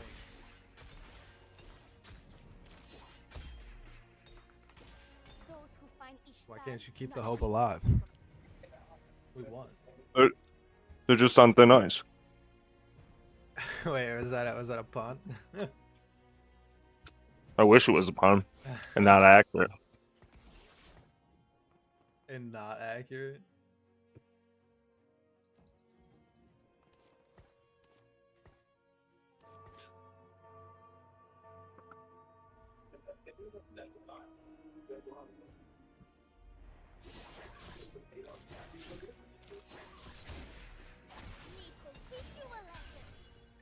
This story is not yet finished.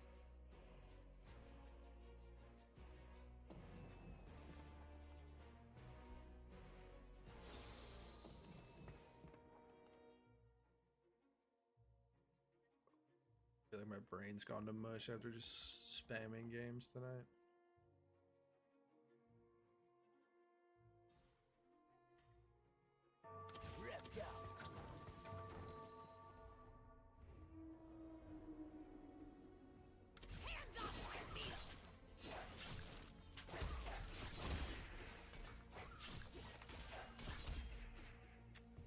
This story is not yet finished.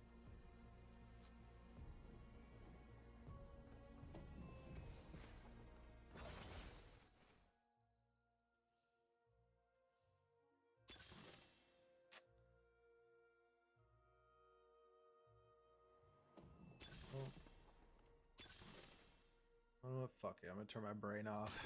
It's Yordle time. Come on down.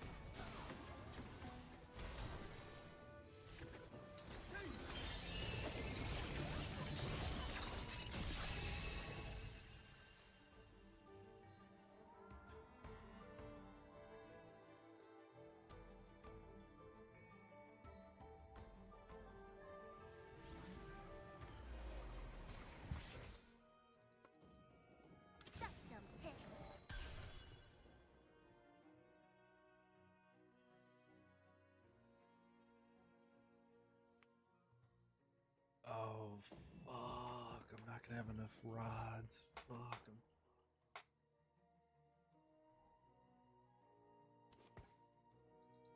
Damn it. I wasn't even thinking.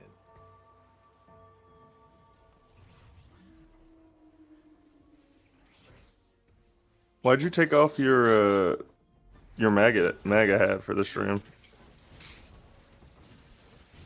You said that to all no viewers, so That's what I wanted to set it in. I do hope your joke lands someday, because that was not funny. I wouldn't have said it if there was actual viewers, but for now, before you get famous, I can say it. Famous, buddy. Just doing it to that little community. Never know. Maybe Oh, so you would reject famous.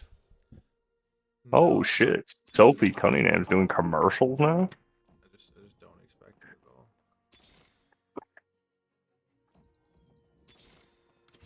Oh, fuck.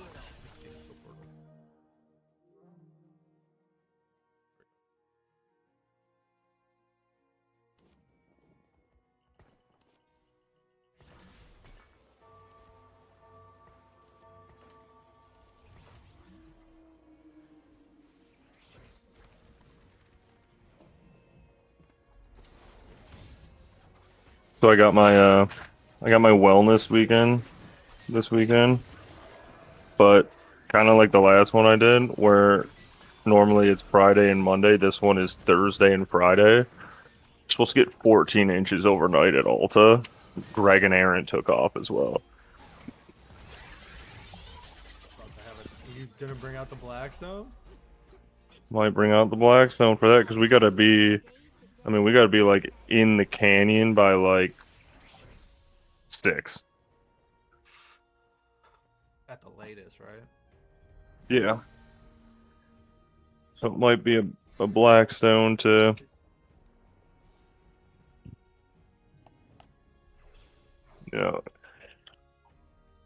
give the boys some grub to get going. Pretty lit, to be honest.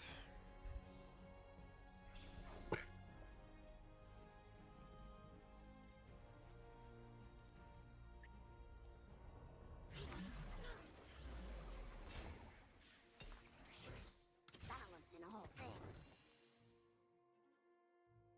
That squirrel looks familiar.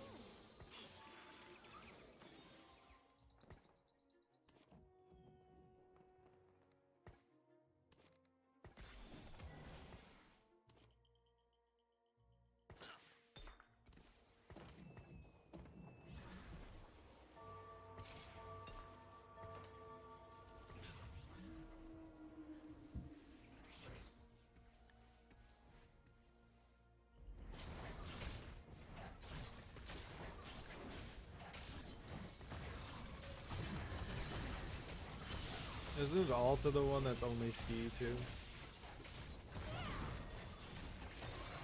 Yeah. So it's better.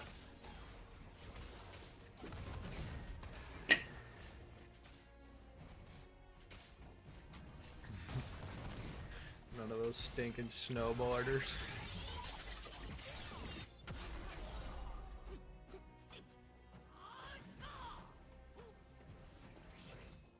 Who wants a piece of this? Is that a rocket in your pocket?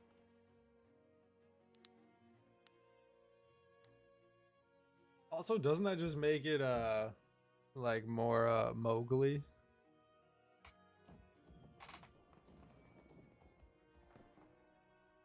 Yeah, but moguls are fun if there's snow.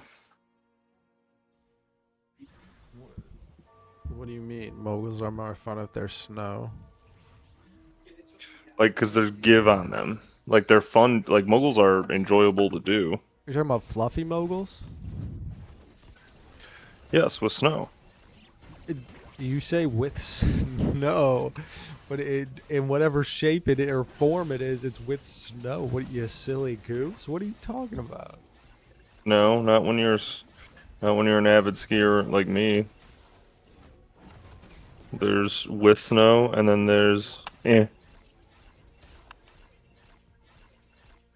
That's the silliest thing I've ever heard. With snow, moguls with snow. I hope if someone ever does watch this stream back one day, I hope they realize what you said and they say something, because that makes zero sense.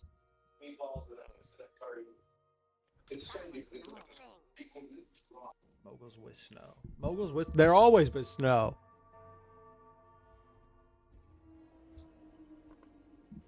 Bro, I didn't have my ice cream tonight. Should I make a late night ice cream? My last one. Sad I'm all out of ice cream.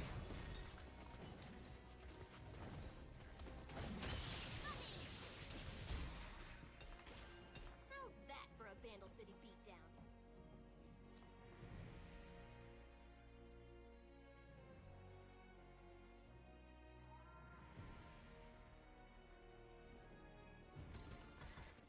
Time to strike. Nice suit, Rumble. What do you call it? Thought you'd never ask. Oh, you never ask.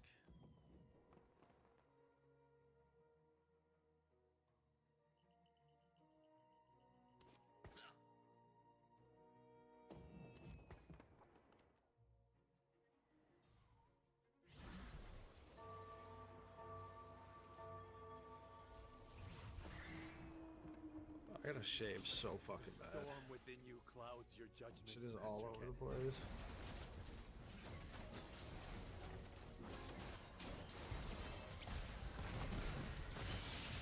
Plus, I mean, no point in not shaving unless you can grow a beard. I mean, I can grow a better beard than you can. I've never given it a chance. Wonder what would happen if I did. I don't even think you could give it a chance. Dude, I would look fucking. I'd be Say fighting I off would, women. but I don't think you could. The awkward stages that get to me. You can't get through the patches.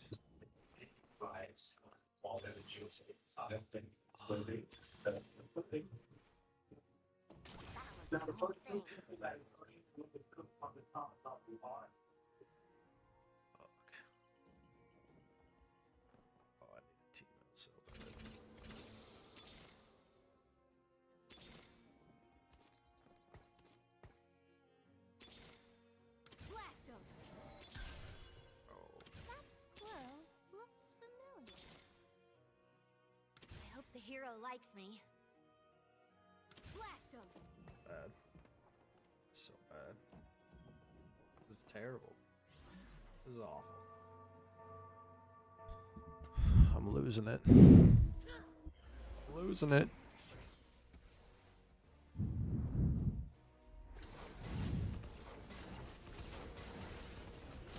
I shouldn't have rolled down to 0. I shouldn't have.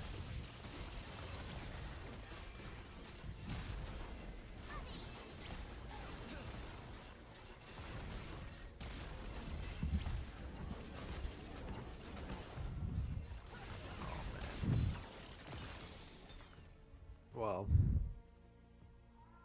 good thing this is my last game.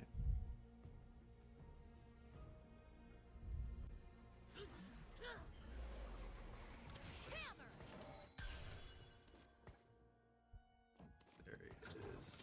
Hey, Kenan, if I train you in the Scout Code, can you train me in the ways of the Kinku? Yes, yes, yes!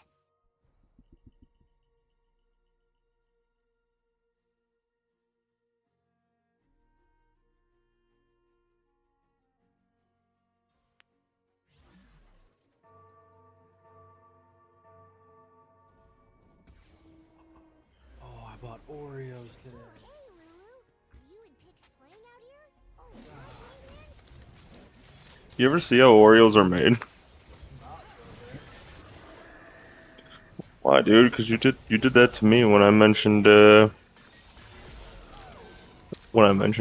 little while ago where I was like, oh man, I got Pop-Tarts for the first time in a while, and you're like, have you seen those get made? I would have never said that about Pop-Tarts. I just said that You they're bad for did. you. I don't know how Pop-Tarts are made. Now we're. This is so just so something you got to consider here. This is what you want to do. You want to lie to your viewers. Bro, you lie all the time. Like you're lying right now. Okay. All right. We're getting silly, I guess.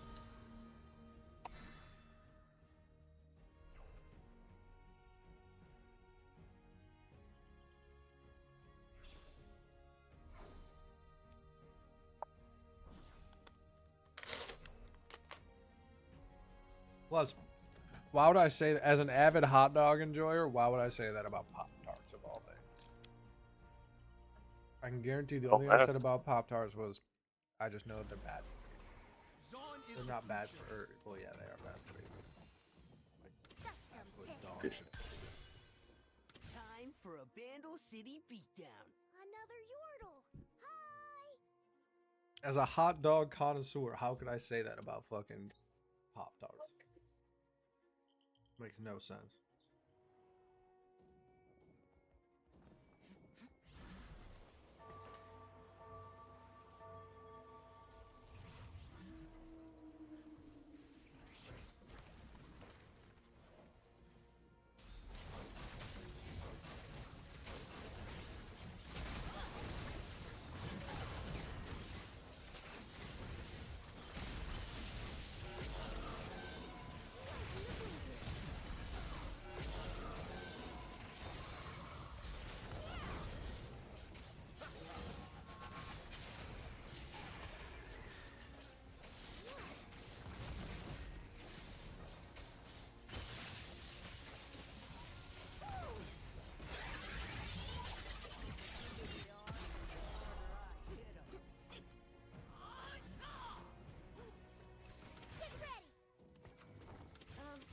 Are these mushrooms your rations or your ammo? I'm a fun guy.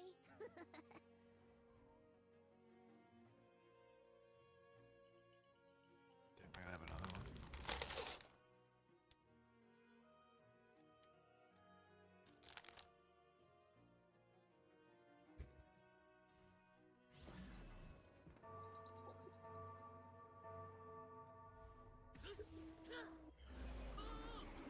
I'm about to hammer you in the jewels.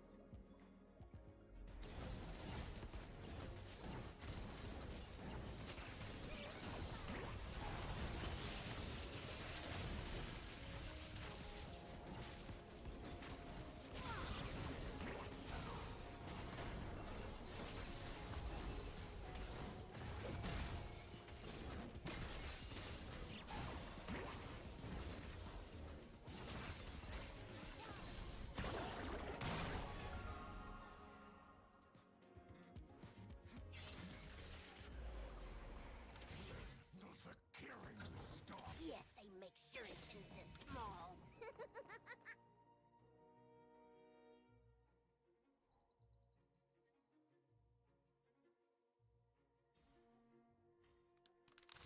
Damn, Oreo's still cool. Got the fucking family size too.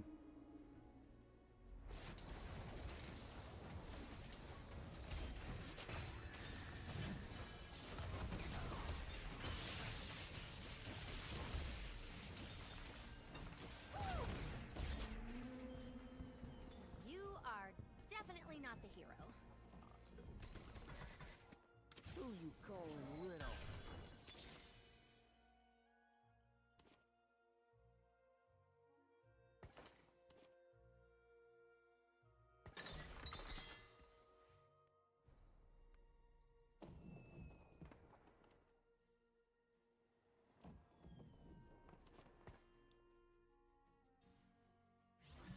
Bro, I needed one fucking wand.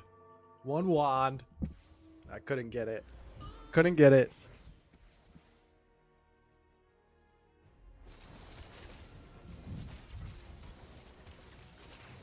Bad. Like a sheep. Bad.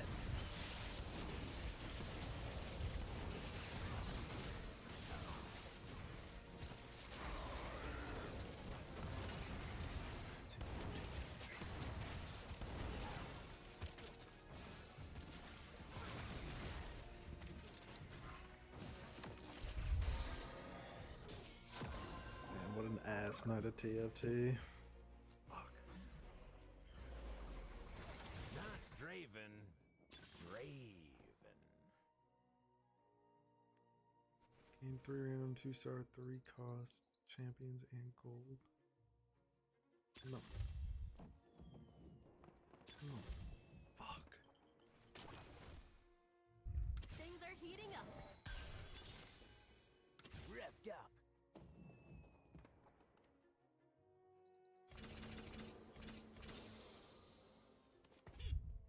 You shout and throw machetes? How quaint. Why, thank you.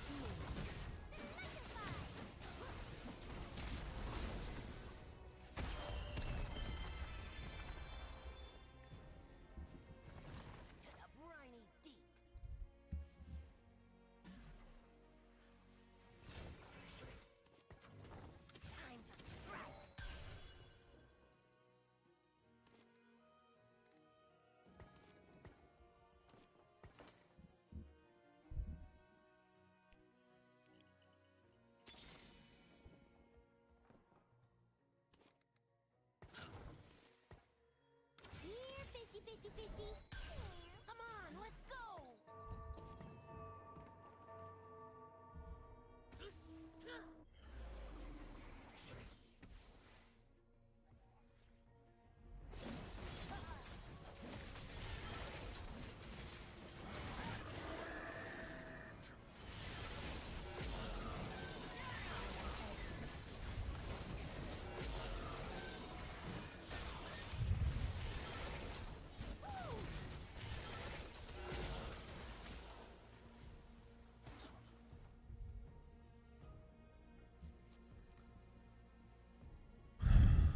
Boo.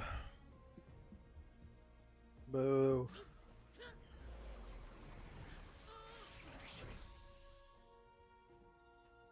Give him to me. Okay, maybe it might turn this around. Oh no, I only have 21 health. Fuck.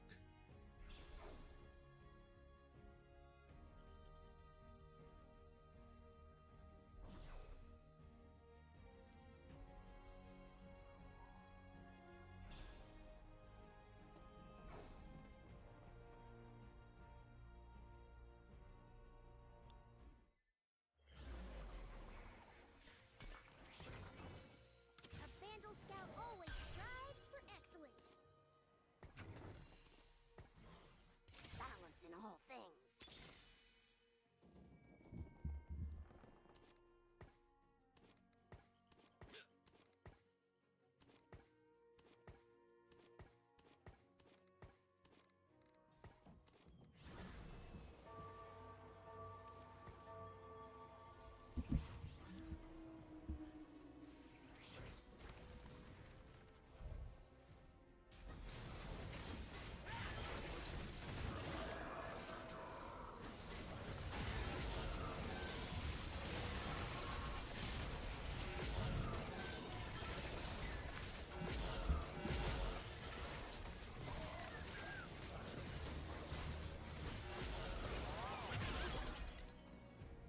Did you end up Texans out? No, because it's 11 p.m. and I'll just wait till tomorrow.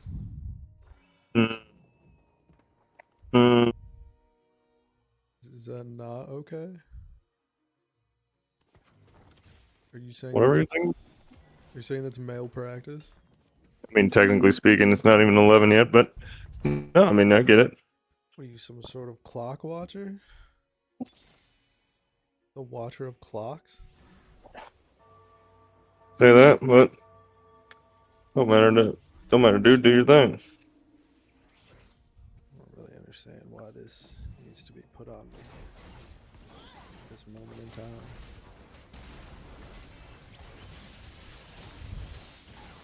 Why don't you text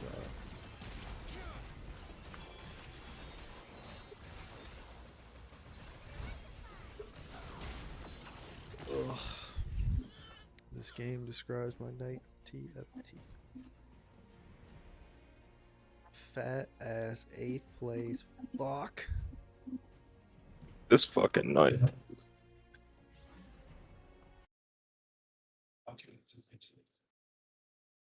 Wait, how's your food?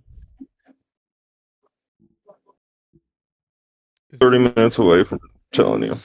Oh, I was gonna ask if it was bussin'.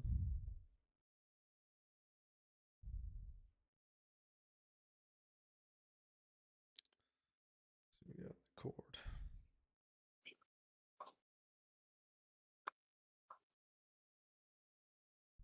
What made you choose YouTube over Twitch? I don't know. I like YouTube. I like watching streams on YouTube because the ads are more manageable. So I was like, you know what? If I like that, I'm gonna do that. Have you put ads on your videos? No, because I had music going and they were like demonetized. Well, that didn't feel good. My first stream actually got like Listen, shut down because I was playing a song and I got copyright strike. One should be right below us. Oh, he's behind us, he's behind us, oh, good motion. And now you're just streaming another streamer? We being stupid. For the time being, trying to figure out what I'm gonna do next. You didn't even do the expedition! I have $5,000 to my name!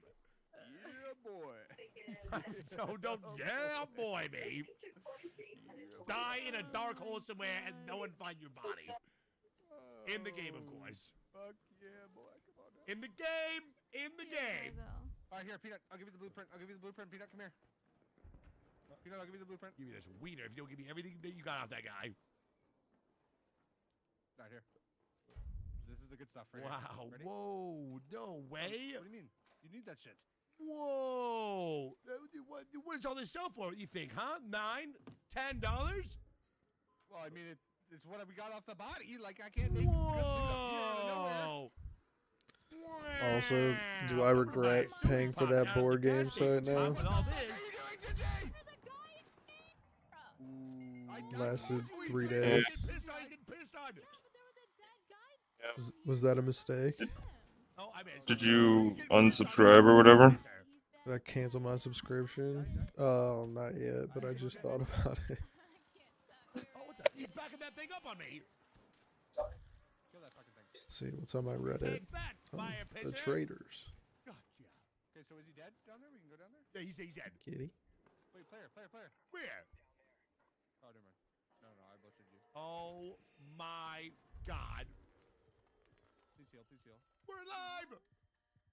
How? Hold on, I'm gonna We're gonna live forever. Dingy, is this the dead body that you were looting, or is this him? Yeah, so I thought this was the guy, and that's why I came down here, and I then would have that... told you if there was a flare. Little bitty goob.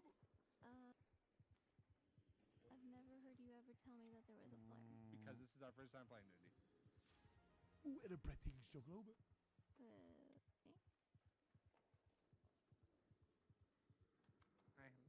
Those people that take cinematic photos of I'll let loose. Alright, Peter, hurry up. We gotta move on. My blue name is hurry up, move on. That's pretty cool. I got the job. What'd you say about How Let Loose? Dude, there's somebody on Reddit who posts cinematic photos from Oh, no thank you. How Let Loose. Yo, this is crazy. I'm good. I got plenty. The fuck? Super recharges. I What the You wanna hit a reset? Yeah. Take a bunch this of one's small okay. W's equals one big W. So Mr. Summit told me. Dude, some He of these went are to the bathroom crazy, with though. his face for a long time. Gotta weird me out.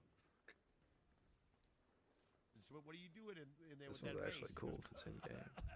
Stretching. We had vigorous butt sex on a sofa. Let's leave.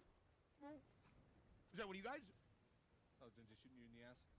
Oh, thank you, thank you. Follow me, boys. Gosh dang it, did my mic peak? No, I didn't even hear you. Fuck. Were you Missed trying that to one say the first time. Yeah, I was trying Yeah, to your That's mic cool. didn't even hit. but my Your mic didn't even hit. freaking mic peaked. Oh, Why Gingy, does take it this. do Gingy, come that? here. Gingy, come here. Gingy, come here. Take this and this. Ooh. We'll take this extract right yonder. This is safest one, safest one. Thank you very much, sir. Welcome, boys. Do you need explosive compounds, Gingy? Or processors? No. We have no ammo. We use reload, You wanna know what I really need? Guys, Mr. Krabs is literally fucking the extract. I don't know what to do about this. I need Can we Bastion brainstorm? cells, Let's brainstorm for a second. Wait, what do you need? Bastion cells, Bombardier cells. Alright, I'll find them. You guys, I have a hatch key. We'll take this one right here. Actually? Here. I found it on that pussy we killed. Alright, let's go. Hell yeah. Hell yeah. Alright, let's leave.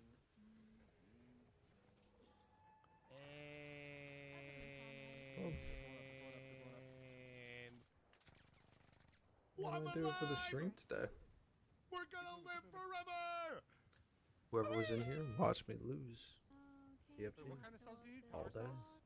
Do you need advanced power cell? But Oh, did you we have just need fun? Bastion cells. I think we did.